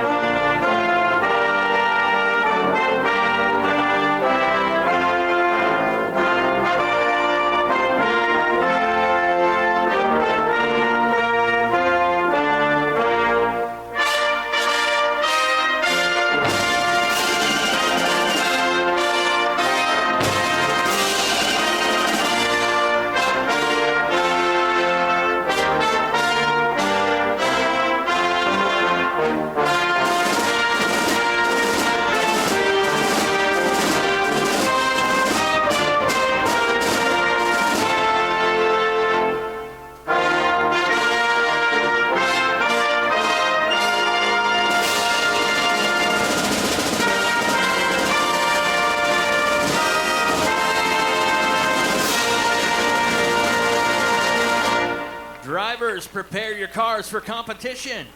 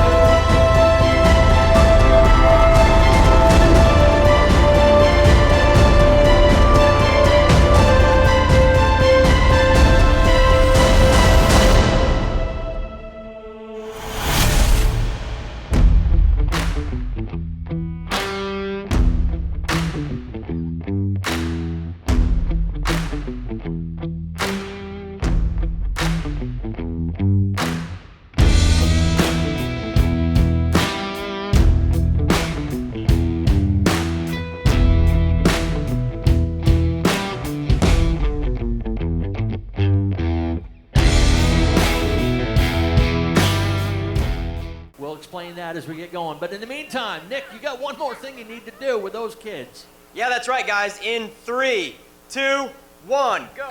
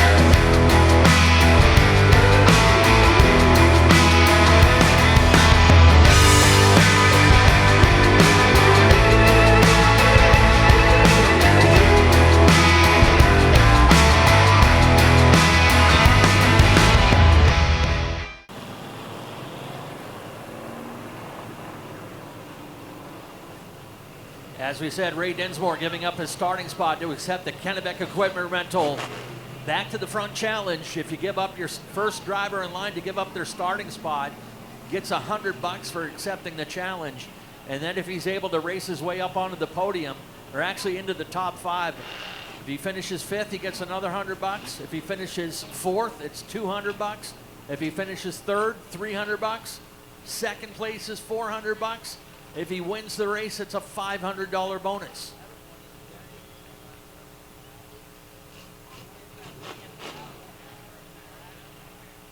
Hey, how about this? We got Johnny Black coming back to town with his old Strictly Street that ran here at Wiscasset back in the 1980s. Former Strictly champion here at the track. And he always loves hauling that car out and showing it off here on Strictly Shootout Day. And again, a big thank you to our friends from Fisher Engineering.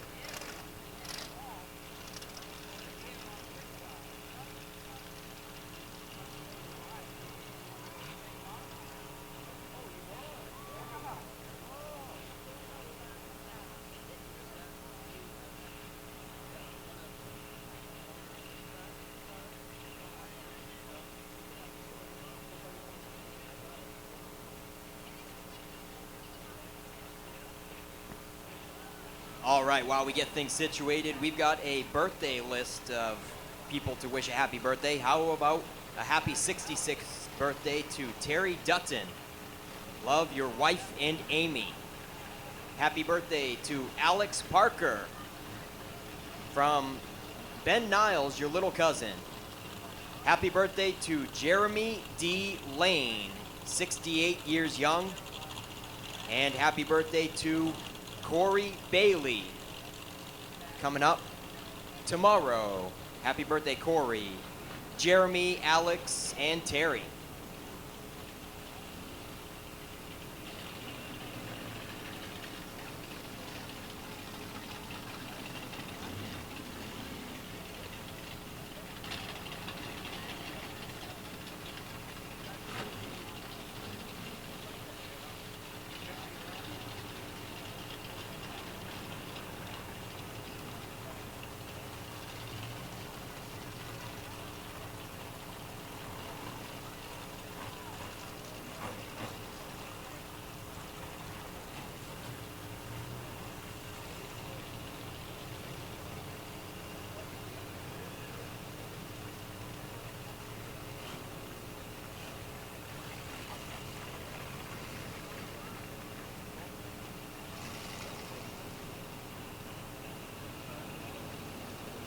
All right, we'll get our guest cars and trucks back to the pit.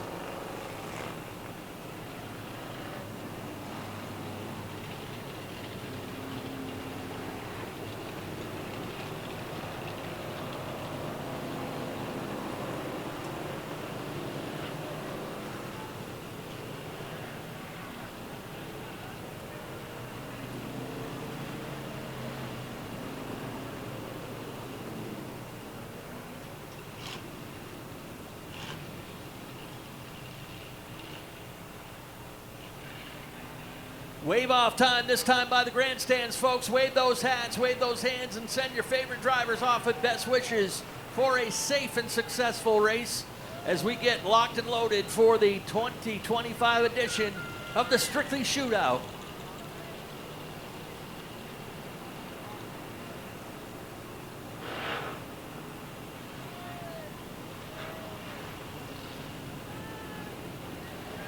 .30 cars set to take the green flag, 50 laps. 500 to the winner, but a lot of contingency money on the table as well. The top 5 in each of the heat races paid money. Halfway pays money. All the lap sponsors have been doled out. Field ready to cross over. Keep them under caution pace at least one more lap around.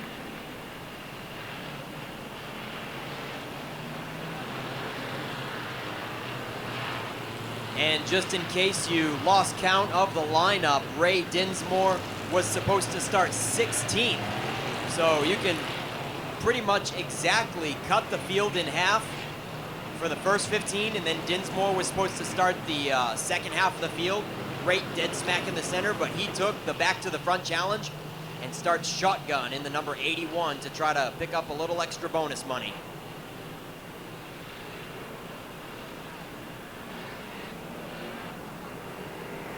Ethan Dinsmore capitalizes from the redraw, and he is on the pole. Steve Pierpont to his high side. Zach Emerson and Chaz Briggs, row 2 for the redraw. Josh St. Clair is the 2-time defending winner. He starts 5th. Ladies and gentlemen, the lights are out on the Norms Used Cars Ford Mustang. 50 green flag laps of strictly street action coming at ya.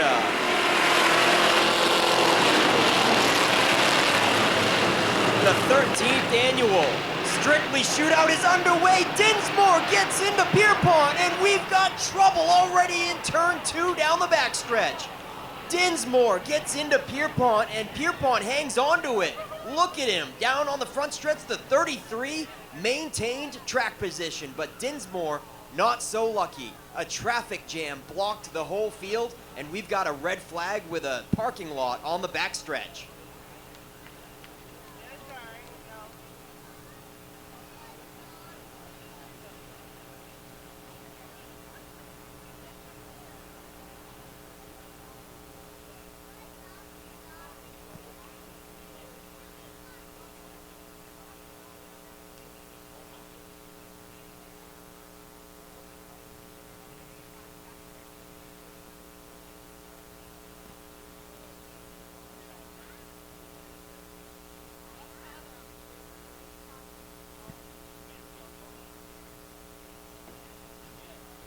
Not 100% sure on this one, but I think Zach Emerson might have caught some of the biggest damage from that. Saw the purple number 23 get clipped on the right rear and head straight for the backstretch wall. What a save by the 33X of Steve Pierpont. Dinsmore got into his left rear quarter, got him all kinds of sideways out of turn 2.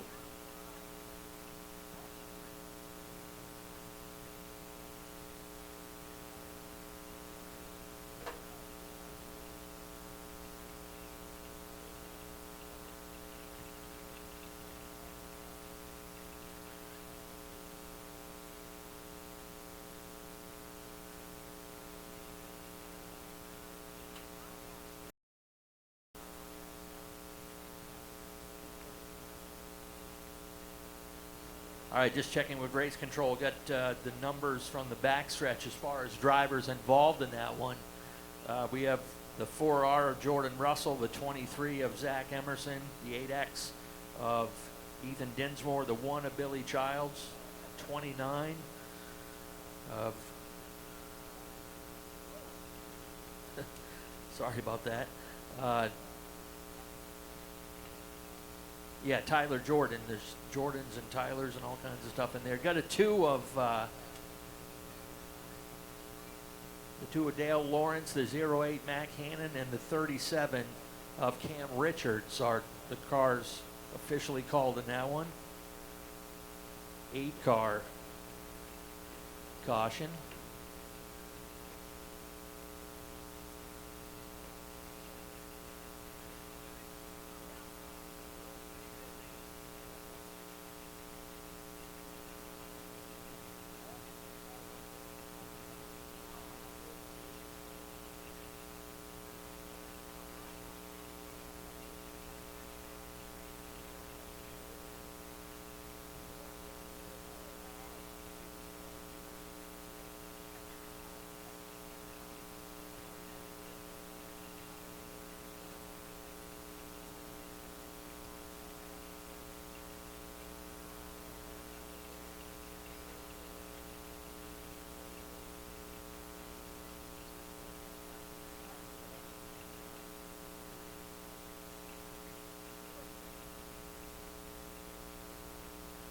All right, just in communication with the backstretch again. All drivers checking out okay. Nobody sustaining any injuries on that little melee back there. Just wanted to give our crew time to get to all the drivers and make sure everyone was in fact okay. And we'll be all hands on deck for the cleanup there on the backstretch, and want to thank our friends from Pro Body Works for all their great work. And let's see if we might be able to get a lineup going while we work on cleanup on the backstretch.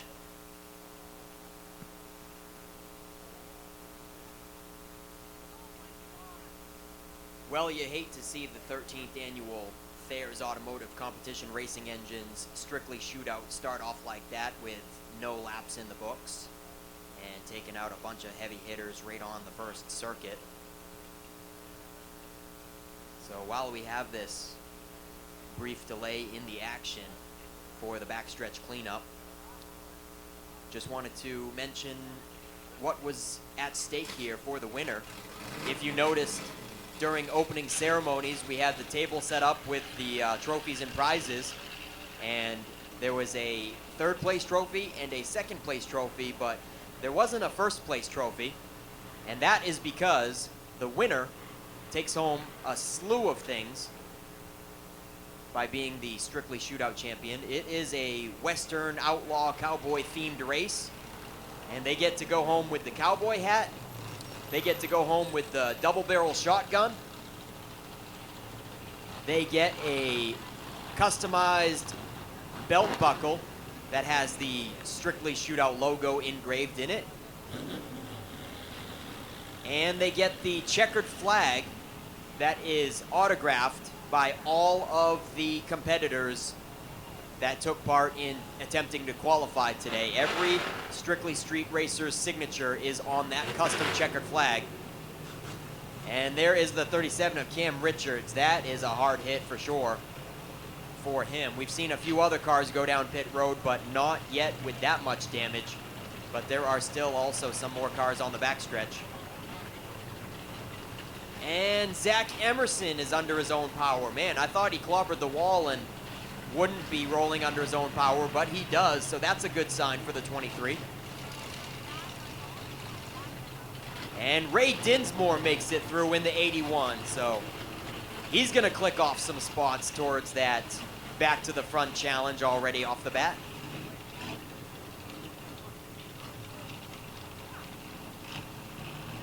So back to the winners awards, there's also the big check that they get to take home. So there is a whole list of things.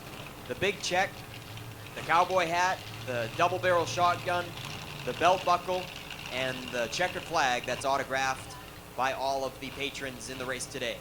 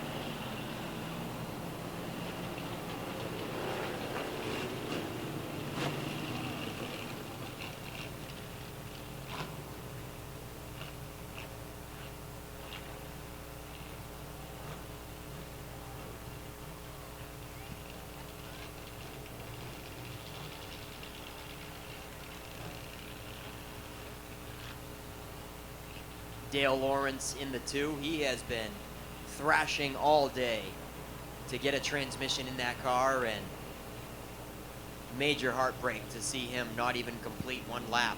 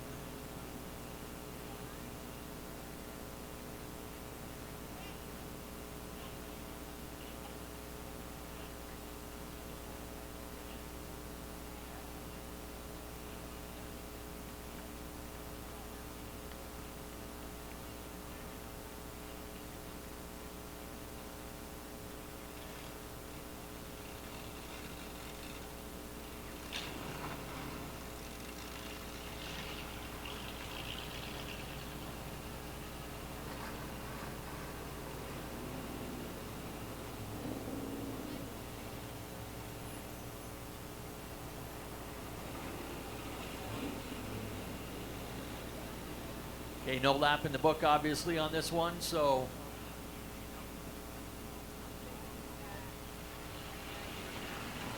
back to the original starting lineup minus the cars involved in that. Making the lineup right now while they finish up the cleanup on the backstretch.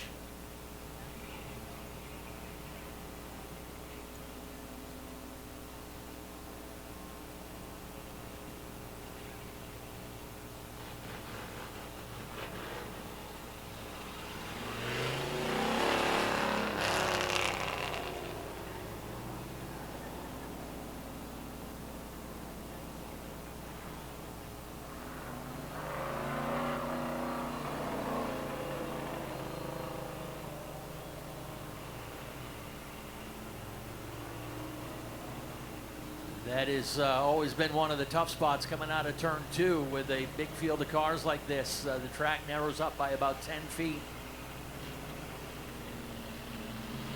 Coming out of turn 2, and Ethan Dinsmore needing a little more room than was there, and Steve Pierpont able to drive away from that, but it collected a lot of cars, and some of the heavy hitters, former winner Jordan Russell, they got the 82, I believe, of Chaz Briggs up on the rollback over in turn 3, and finishing cleanup there in the middle of the backstretch.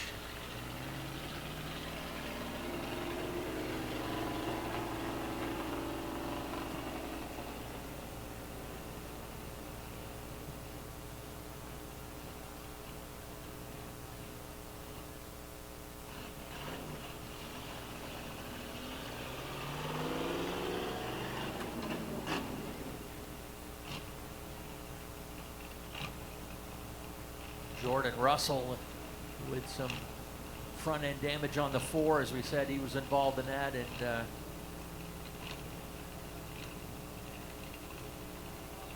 we've had 3 different drivers win this race twice. Kyle Hewins was the first, then his brother Kurt Hewins, and Josh St. Clair, the most recent, winning 2 in a row.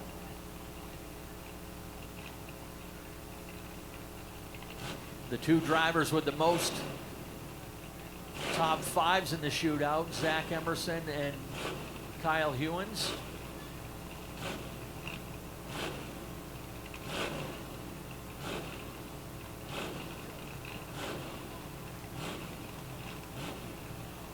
And that one is Billy Childs on the flatbed in turn 2. And here is Chaz Briggs on the flatbed on the front stretch. I stand corrected. I saw Zach Emerson's car take a hard right and must have just barely grazed the backstretch wall. I thought right off the bat that he was going to sustain the most damage, but he went to the pit under his own power, and these 2 go in on the flatbeds. So Billy Childs, he doesn't look very good. Chaz Briggs as well.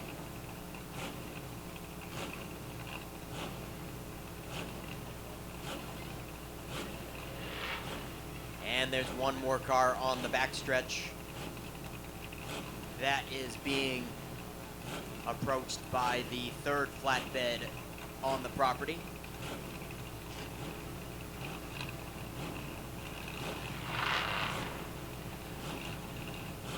Let's hope that's the biggest one of the race. Let's hope we can click off some green flag laps here and not see any more carnage like this that takes out lots of stout competitors.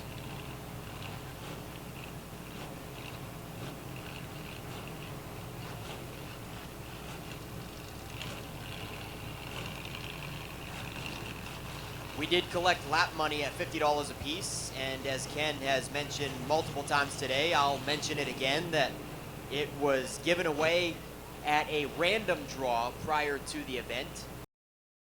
So they had a computer random draw program give away the $50 per lap to a different racer on every lap. And the first lap goes to Jonathan Emerson. Doesn't matter where he is on the track, he's going to automatically get that $50. But also, looking down through the list, he won it 4 times at a random draw. So right off the bat, without even taking the green flag, Jonathan Emerson has already pocketed $200 in lap money.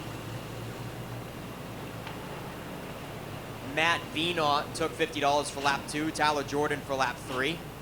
And maybe we'll get some cautions in the race and we'll talk about the other ones, but that's it for now. Yeah, and the neat thing about that is you did not have to make the main event to win lap money. That was for any driver entrant into the race today. So we did have 40 entrants, and even the guys who didn't make the show are the ones are still eligible to win lap money. Yeah, Ken, and even the guys that couldn't even turn 1 lap to make the show, such as Donnie Fletcher. He was in the pits in the 88. He blew up in practice, and he won it 3 times. He's already got 150 bucks, and he didn't even try to qualify. That is good. That's the purpose behind that. Cleanup is complete. Thank you to our crew back there. Everyone is able to get cleaned up. Race control is back, ready to go as the lineup is set. Thank you guys for your patience as we'll re-rack them for another try. Back to the original starting lineup, as I said, minus any cars involved in that wreck, plus any drivers that pitted for repairs.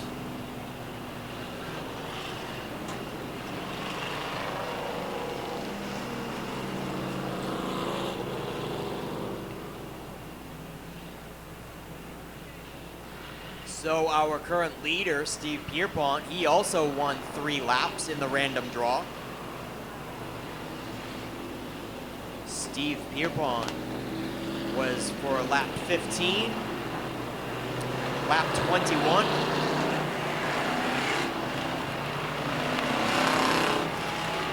and lap 47. Steve Pierpont pocketed $150 for lap money.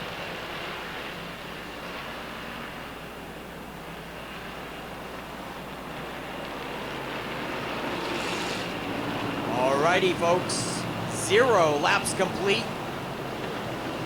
They are crossing them over.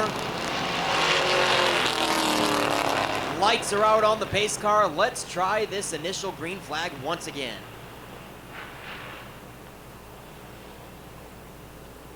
Steve Pierpont at the point now with Josh St. Clair on the outside. Josh was originally starting this race in 5th.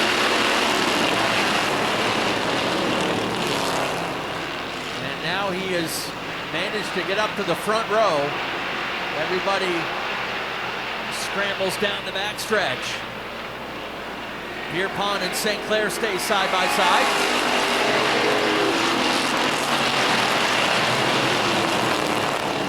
Little bit of advantage for the 33, and Jonathan Emerson coming up the inside as well.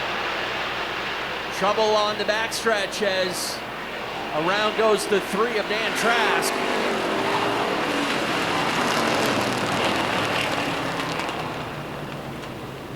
Trask pointed toward the traffic in turn 2 as they were coming down, bearing down on turn 1.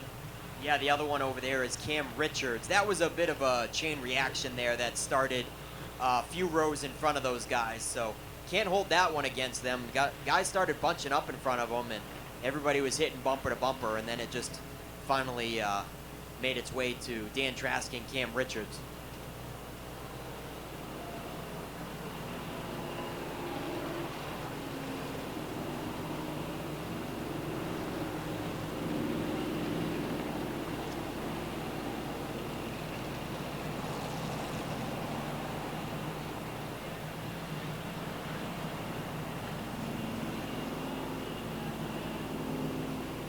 Guys trying to get into a green flag groove and having some difficulty in the early going. And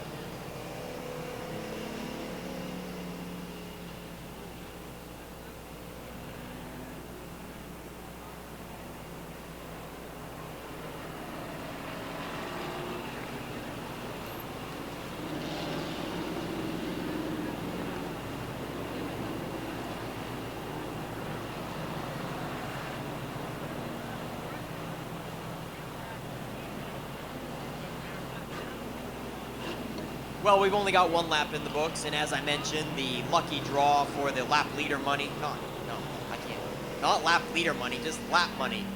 Ken, how many times are we going to say that wrong? The lucky draw went to Jonathan Emerson for the first lap. And how about we mention the first 10 laps? They were Matt Venot, Tyler Jordan, Amara Parker, Joey Israelson, Derek Burnham, Matt Venot again, so that's $100 to Matt Venot in the first 10 laps. Donnie Fletcher, Cowboy Dan Trask, who was just involved in that yellow, and Tyler Dinsmore, who unfortunately did not qualify. So $50 a pop to those guys for the first 10 laps.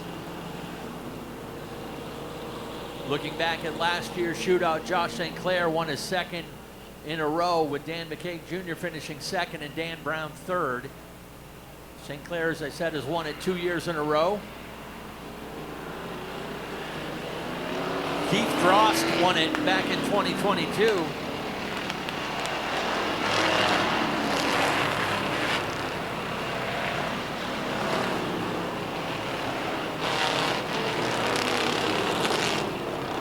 Probably the feel-good story of the shootout was back in 2021 when Mike Haynes won the race for his one and only career street stock win. It was in this race back in 2021. Jonathan Emerson won this race back in 2020.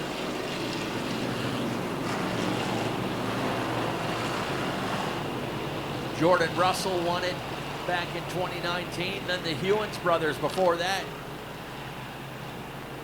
Evenly split 4 straight years.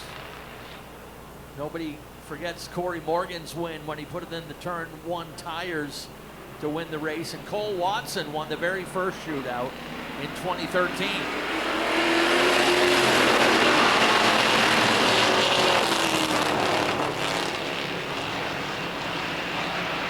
Back at it with St. Clair and Pierpont again.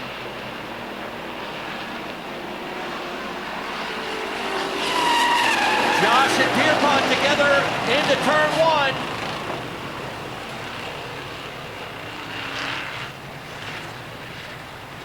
Well, well, well. You know, Ethan Dinsmore got into Pierpont on the very first lap, and Pierpont caught a break there, so you'd think that Pierpont would have given Josh St. Clair a break, but he laid right on him out of turn 4, and they both go around.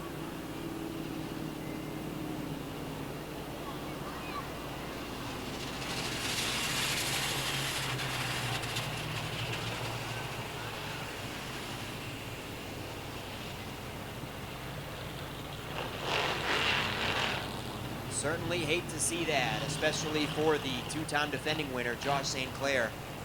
That is going to be one tough feat to make your way up to the front in such a short race.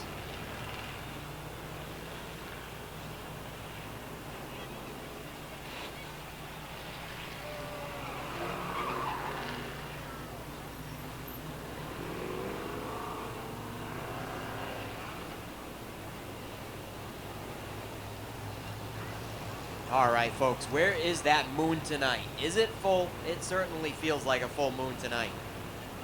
Only 2 laps in the books. 3 yellows.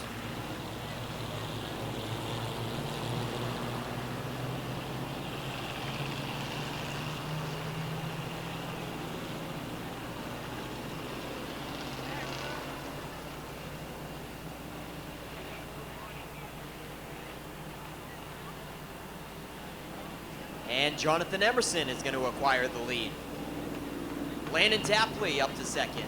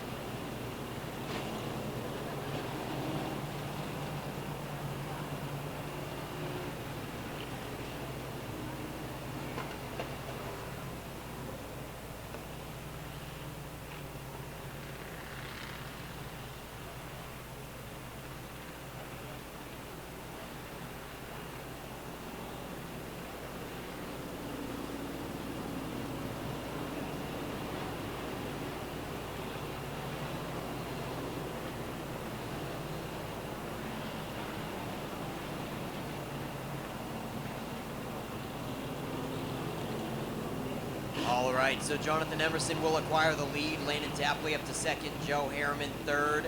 Nate Levitt is going to be one of the first outsiders that doesn't compete at Wiscasset Speedway on a weekly basis. He sits fourth now after this third yellow flag. And Justin Gallio in the 43 makes up your top 5 here for this fourth attempt when we go green.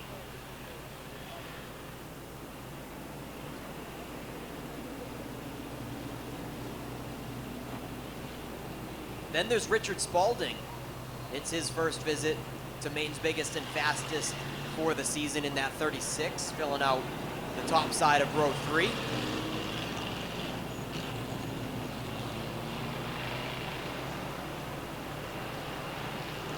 So the top 3 are all weekly competitors in one class or another. Jonathan Emerson certainly hasn't been racing street stocks on a weekly basis, but he has been in the every week. Then fourth is an outsider. And sixth of Spalding is a first-time visitor for the season. Row 4 are a couple of regulars, Ben Burgess and Scott Eck. And row 5 is Caleb Emerson Maines and Joey Israelson. All right, ladies and gentlemen, fingers crossed. We're going green this time. Pace car is pulling off. Only 2 laps complete, 48 to go.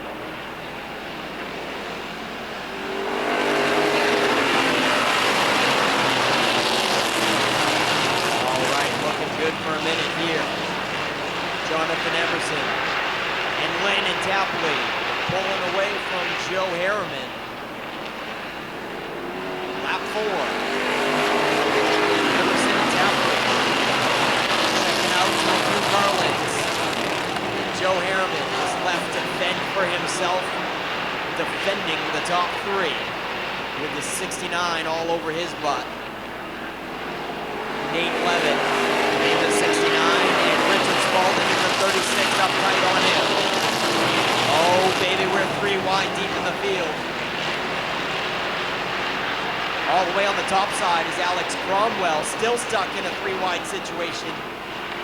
Dan Gordon gets turned. Ray Dinsmore into 81 taps Dan Gordon on the rear bumper and spins him. He does a 360 and keeps it going. And this race stays green. We are on lap 7. And Tapley is all over the back bumper of Jonathan Emerson. Tapley is trying to get to the inside. Emerson trying to defend it and throw the block. And right in front of them is some lap traffic. Cam Richards, that is, in the 37. And Steve Pierpont banging doors there just a moment ago.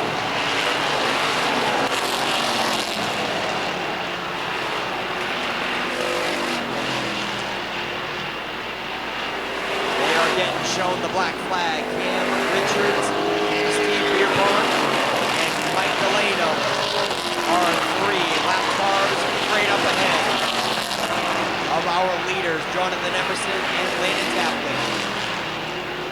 Tapley did put up a pretty aggressive fight there for the top spot a moment ago, trying to get to the inside. This time he crosses over to the top.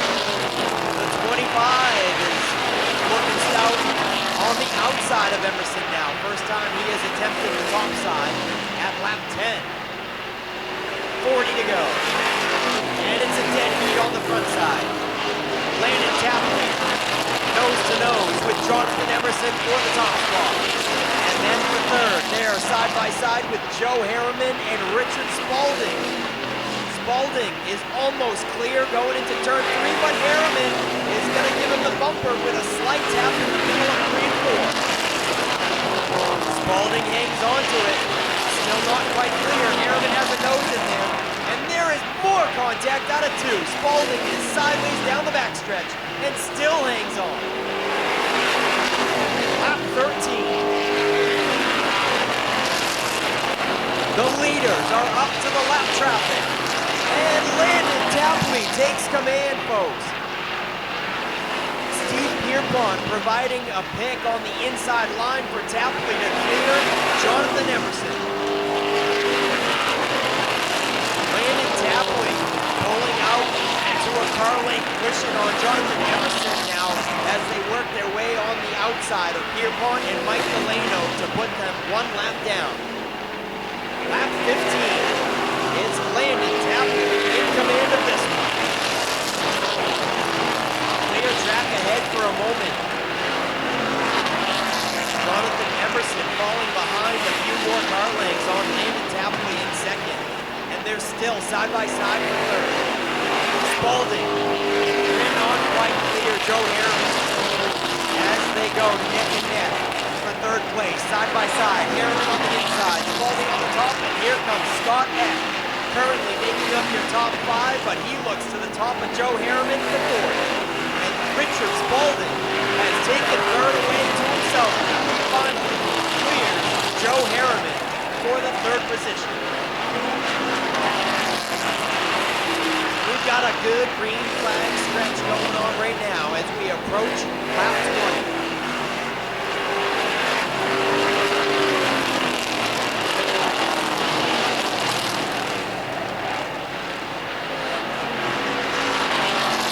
Looking at that number 81 for the back to the front challenge, Ray Dinsmore has made his way to 13, but still a long ways to go for the top five to collect some extra bonus money.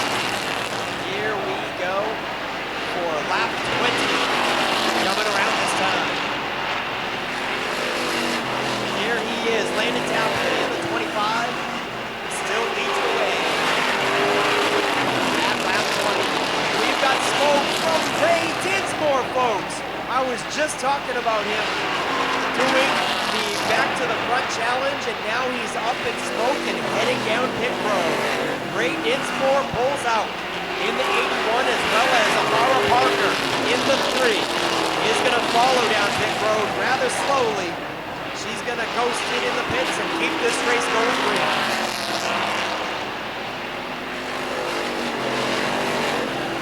Landon Tapley has finally caught the back end of Cam Richards.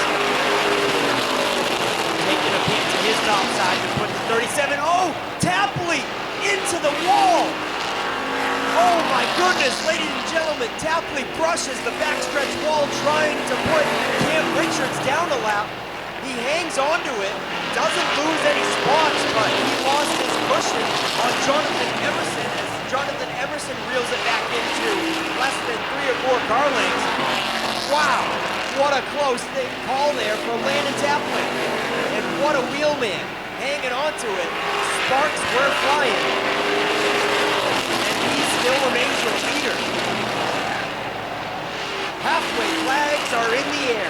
25 complete, 25 to go for the number 25, Landon Tapley. What a driver, hanging on to that. Brush on the backstretch wall, no damage done. He is still hanging on with a couple car length cushion on Emerson. Doesn't look like it has slowed his pace any, but a yellow is waving. Not sure what it's for. We will find out from the race director. There is oil on the track in turns 3 and 4. Quite possibly from the 81 of Ray Dinsmore, who went up in smoke and down pit road. Whew. Give me a minute to catch my breath, folks. We are exactly at the halfway point. 25 laps still to go. And for those of you that are here live and couldn't hear me under green flag conditions, Landon Tapley brushed the backstretch wall as the leader, trying to put Cam Richards down a lap, and it didn't faze him one bit. He might have lost a little bit of his cushion on Jonathan Emerson, but he stayed out front, and the whole passenger side is all white-walled from the concrete. What a wheelman. Landon Tapley didn't faze him one bit.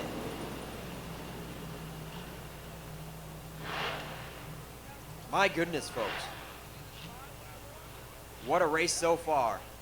And looking at the lap money that was given away for a random draw, we will read off our first half of the 25 lap winners. How about that? Jonathan Emerson, Matt Vienot, Tyler Jordan, Amara Parker, Joey Israelson, Derek Burnham, Matt Vienot again, Donnie Fletcher, Dan Trask, and Tyler Dinsmore were your first 10 lap money winners. And then from 11 to 25, we've got Amara Parker for another lap, Zach Emerson, Josh St. Clair, Tyler Jordan, Steve Pierpont, Ryan Easonsey, Troy Patterson, Alex Cromwell, Dan Morton, Tyler Jordan, Steve Pierpont, Joey Israelson, Tyler Dinsmore, Chuck Wagstaff, and John Emerson. All those names won $50 a pop, and if you heard their names multiple times, they won multiple $50 per lap due to a random draw for the lap money given away.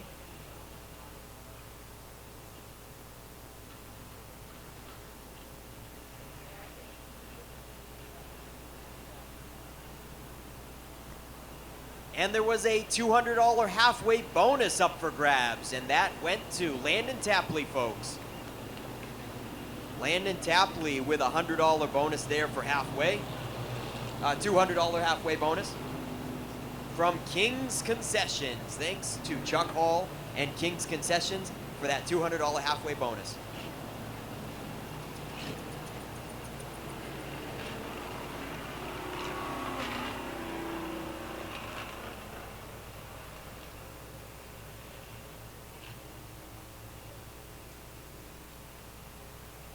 All right, Landon Tapley didn't get any of that lap money in the first half, but looks like Landon Tapley got the lucky draw for lap 34. And that's the only one he got, so he got the halfway bonus of 201 lap for the lucky draw, so that's $250 that Landon Tapley has pocketed so far.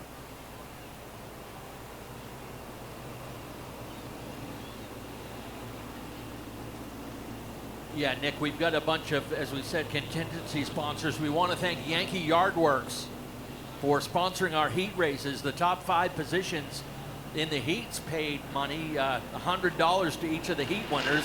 Landon Tapley won his heat race too, so he's pocketing a bunch of money. Haynes Automotive, Mike Haynes, who won this race in 2021, is putting up $150 for the highest finishing non-Wiscasset car. Farrington Kart Racing is putting up $100 for the Hard Charger Award, driver who passes the most cars. The Hard Luck Award, $100 put up by the Eck family, Mallory and Nora. As we said, halfway, $200. Andy Cahurl Racing putting up $100 on the 19th place finish. As we had mentioned, fastest lap in the heats, T&B Transportation, $100, and a $100 bonus if the same driver does it in the feature. That's Sean Emery. And by the way, Bobby Charles kicked in another $100 on top of that, so actually $200 to Sean Emery if he can do that again. And Sean is actually a lap down, we're showing. What else we got here for contingency awards? Sean Smith Welding is putting up $50 for whoever started 25th in this race, and that was Cam Richards. And $50 for whoever finishes in 25th position. So good, plenty of ways to make some money. Hey Ken, did you say that Sean Emery just has to turn the fastest lap of the race? He doesn't have to win it, right? Correct. So yeah, he's actually there. He is. Well, is it over here? Because I was looking at him on the board there, 17.4. Yeah, fastest lap of the race, 17.43. It was by Sean Emery. So if that holds up over these last 25 laps, Sean will get himself another $200. Yep, probably quite unbeknownst to him, being one lap down, mired in traffic. Probably had no idea that that extra bonus money could be coming his way, and Man, definitely shows that 13 car is stout, but he's having a tough time fighting his way through traffic for sure. Ken, you want to take over from here? All right, thank you for letting me have a nap during the first half of the race. A lot going on up here. You seemed a little stressed. It gets there. Let's try him again. Pace car is headed in. Tapley and Emerson get the green flag. We're back underway.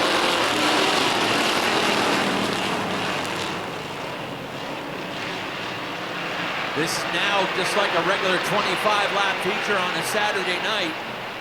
Our weekly Strictly Streets averaging 26 cars in the field every race.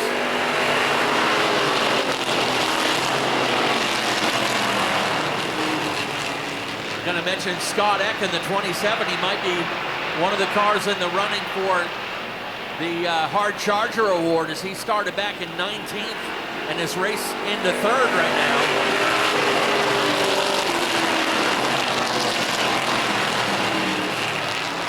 Tapley back in charge. Emerson, who won this race in 2020, he runs in 2nd. Scott Eck is now up to 3rd.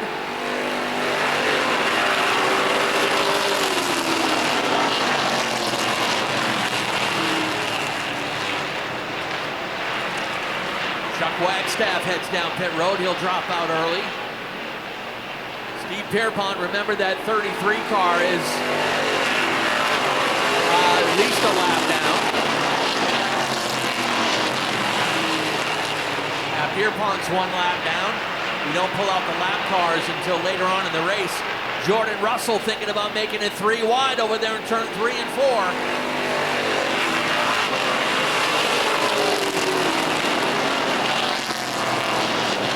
How about Jordan Russell in that number 4? He has stormed back up through the field. He was in that first caution, took some damage and went to the pits. Came back out deep in the field. And now Jordan Russell runs in 5th.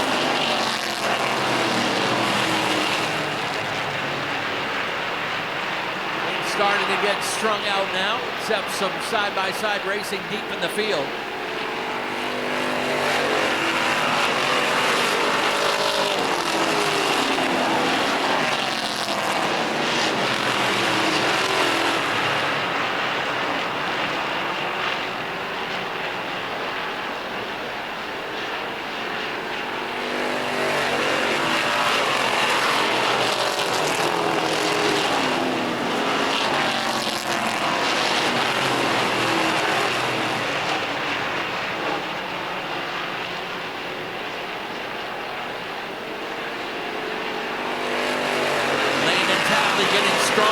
Stronger as this race goes on. Started this race back in 11th after the redraw, and didn't take him long to get up toward the front to challenge Jonathan Emerson for the lead. Once he got it, he pulled away even after slapping the backstretch wall.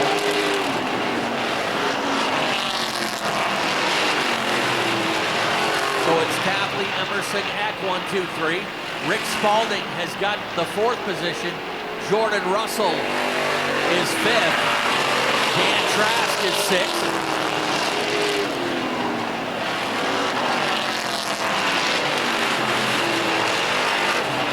Ben Burgess runs 7th. Josh St. Clair is 8th. Joe Harriman 9th. And Joey Israelson is 10th.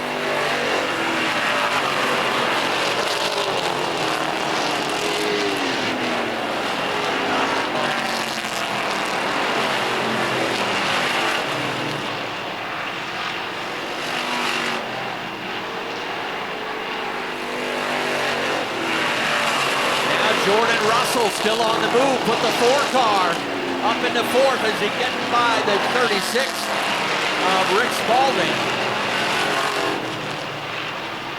Jordan Russell started really deep in the field back in the 20s on that first restart. Now Scott Eck looks like his car's starting to go away a little bit.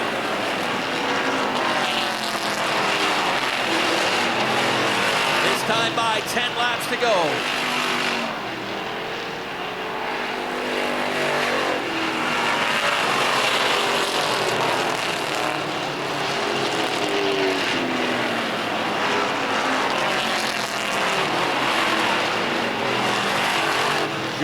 Russell knocking on the door of the top three as he jumps to the outside of Scott Eck.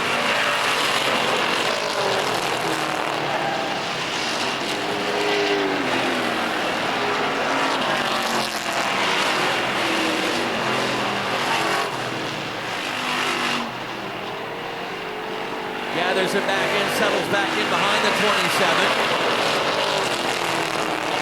Good side-by-side race for 7. Josh St. Clair on the outside of Ben Burgess. They made some contact out of turn 4. And St. Clair will take that spot. There goes Sean Emery down pit road. Emery still has the fastest lap in this race.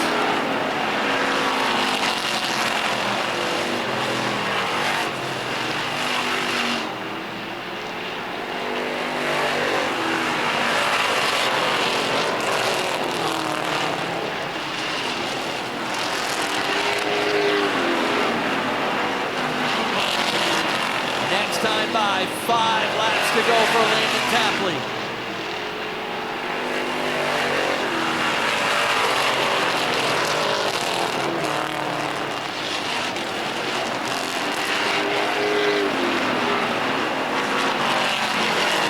That battle for third is still right there. Jordan and Russell sidewinding it out of turn 4. Can't get a run on the outside of Scott Eck. That's the closest battle, with Rick Spalding right in there as well.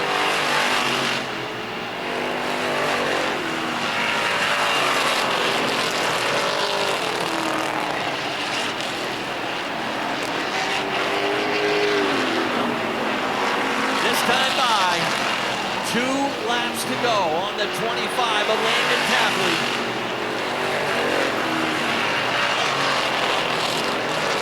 Couple lap cars up ahead. Hopefully they don't play into this finish, but Jonathan Emerson's going to make sure he's going to keep it close just in case. White Laundry, 1 more lap to go in the Strictly Shootout.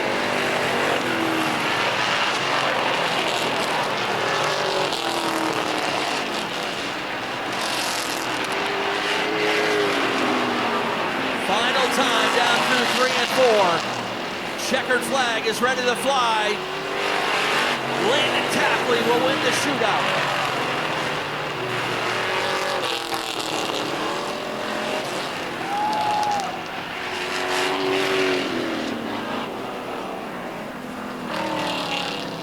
Checkers flying, a tough break for the 4 of Jordan Russell. He was running in 4th, and he officially hasn't crossed the line yet. He'll actually end up finishing as the last car, our first car, a lap down. He drops from 4th to 14th in less than a straightaway. Scott Eck will take the Hard Charger Award out of this race. Started 19th and finished 3rd. And Landon Tapley won his heat race for $100. He won some lap money. He won $200 on halfway. And I wasn't sure if it would happen, but we got to give a shout out to Sean Emery in the 13. He was the fastest in the heat. He put down the fastest lap of the feature at 17.437 seconds to earn himself another $200 in bonus money. We will provide a full payout report with the official results of this race. And Amy has been busy tabulating all that contingency money so we can write out the big check for our race winner, Landon Tapley.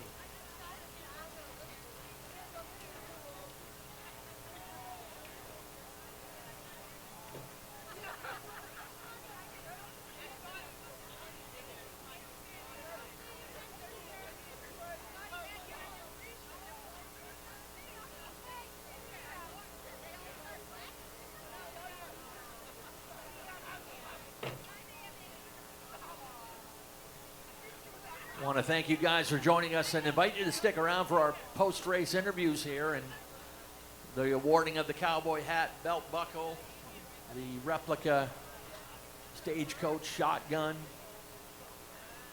the big check, the custom flag autographed by all the combatants today. This kid had this car locked in and moving today, even after he slapped the backstretch wall. And his dad is the first one there to congratulate him, and Nick Huff is going to put that hat on his head when he climbs out of that number 25. So let's send it trackside to Nick.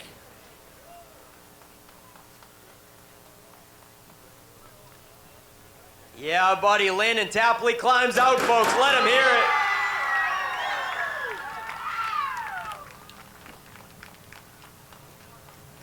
Landon Tapley is the cowboy tonight. And holy cow, the question of the race, Landon, you hit the backstretch wall on your own doing trying to lap cars and amazingly held on to it. Tell us about that moment. Oh my God, man. Yeah, that was a little nerve-wracking, smacking the backstretch wall, but I was trying to set him up. I just, I wore it out. I didn't have a lot, so, I had to save it, and I'm glad nothing got messed up, and we continued to drive forward and keep Jonathan in our rear view, but he was coming. I knew he was coming, and well, I can't believe it, man. Honestly, I can't. Yeah, I know you're a little bit speechless right now, but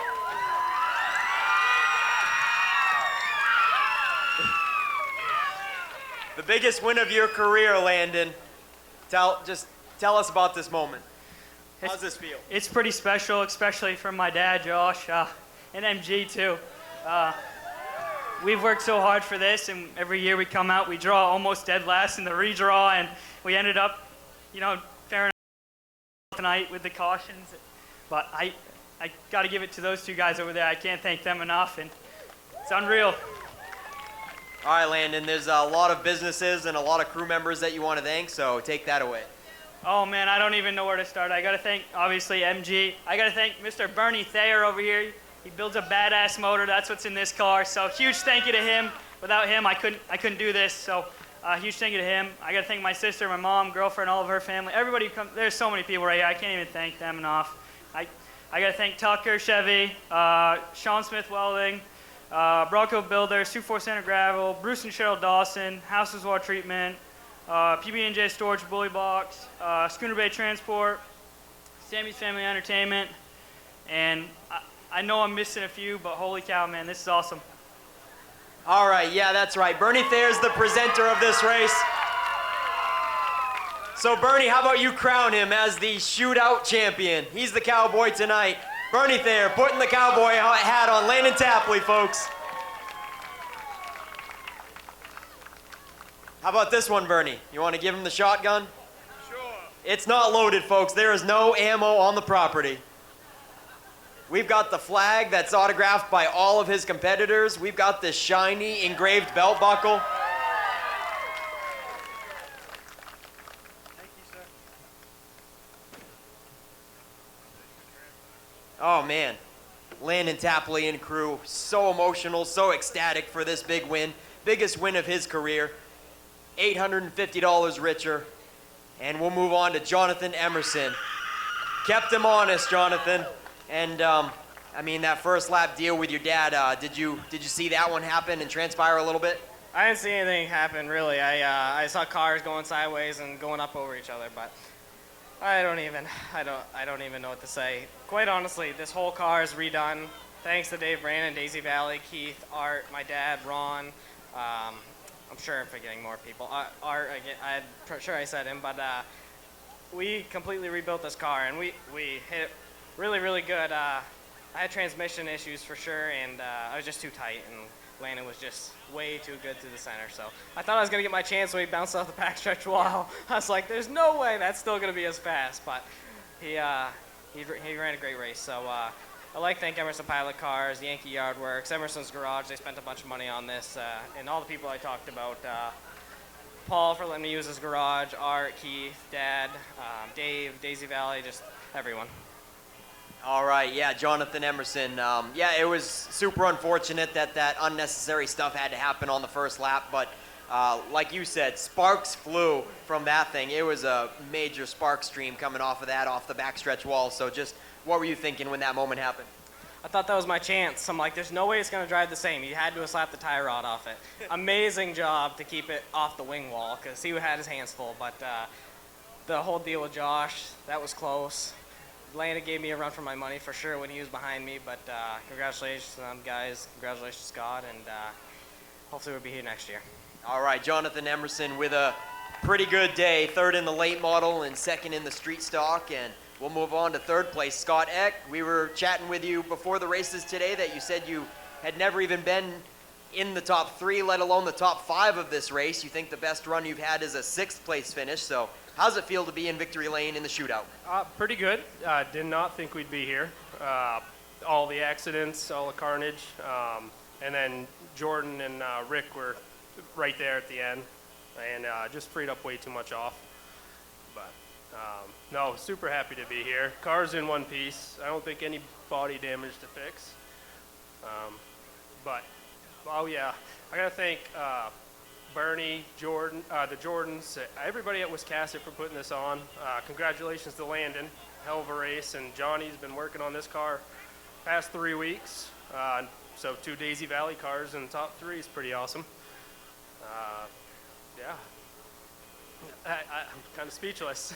I got to thank all my sponsors, JB Powder Coating and Welding, AutoFab, Lone Jack Customs, Pratt Electric, Megawatt Lounge, Final Finish Ceramic Coatings, and everybody that lends a hand on this, my whole family here. It's awesome. All right, that is Scott Eck wrapping up the top 3 for the Strictly Shootout victory lane. Yeah.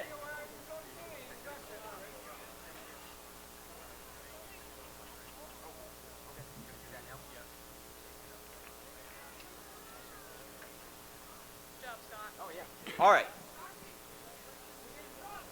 So the winner of this race, we forgot to mention that as well over the mic. We said it many times on Facebook, but hey, look at that. Look at the damage. He swiped the backstretch wall and broke the spoiler apart. But Tapley and the team also get a barbecue for winning the race on top of the money. But also, we're giving away another catered barbecue, right, Mingo? Brought to you by this man himself, Derek Mingo, our tech guy, is also great with smoked brisket and catering. And this was a fundraiser for Cam Childs. So we're going to have Landon Tapley draw the winner of this one for the catered barbecue fundraiser for Cam Childs and find out the winner right now. I don't think Landon has heard what I said one bit, but just pull out one ticket. He has no idea what he's pulling it out for. But it's going to be fair and square either way. And it is for Troy Morse is going to get the Mingo's Barbecue benefit fundraiser for Cam Childs. So all of those tickets, the money is going to Cam Childs' medical bills, and Troy Morse is going to win the catered barbecue from Mingo himself. So I believe that is it. Tapley and his crew are going to be partying late into the night with the free barbecue from Mingo's Barbecue, as well as a big payday. And it's been quite the evening. Back up to you one more time, Ken Minot. All right, thank you very much, Nick Huff, for all your great work this afternoon on a busy day here at Wiscasset Speedway. Group 2 champions have been crowned, and the Strictly Shootout champion has been crowned as well. 13 years, 9 different winners of this race, and a great job from Team 25. The Short Straw Racing team is our winner of the Strictly Shootout. Again, thank you very much to Bernie Thayer, Thayer's Automotive Competition Race Engines. There's one under the hood of that number 25, as a matter of fact. Thank you to Dave Brandon. Thank you to all of our participating contingency sponsors and lap sponsors. There are so many. We will give you the official results later on tonight or tomorrow, as well as the payout award for this race as well. But one final time on behalf of Richard and Vanessa Jordan and the entire staff here at Wiscasset Speedway, thank you for coming. Have a great rest of your weekend, and we'll see you next week, October 4th, for the season finale.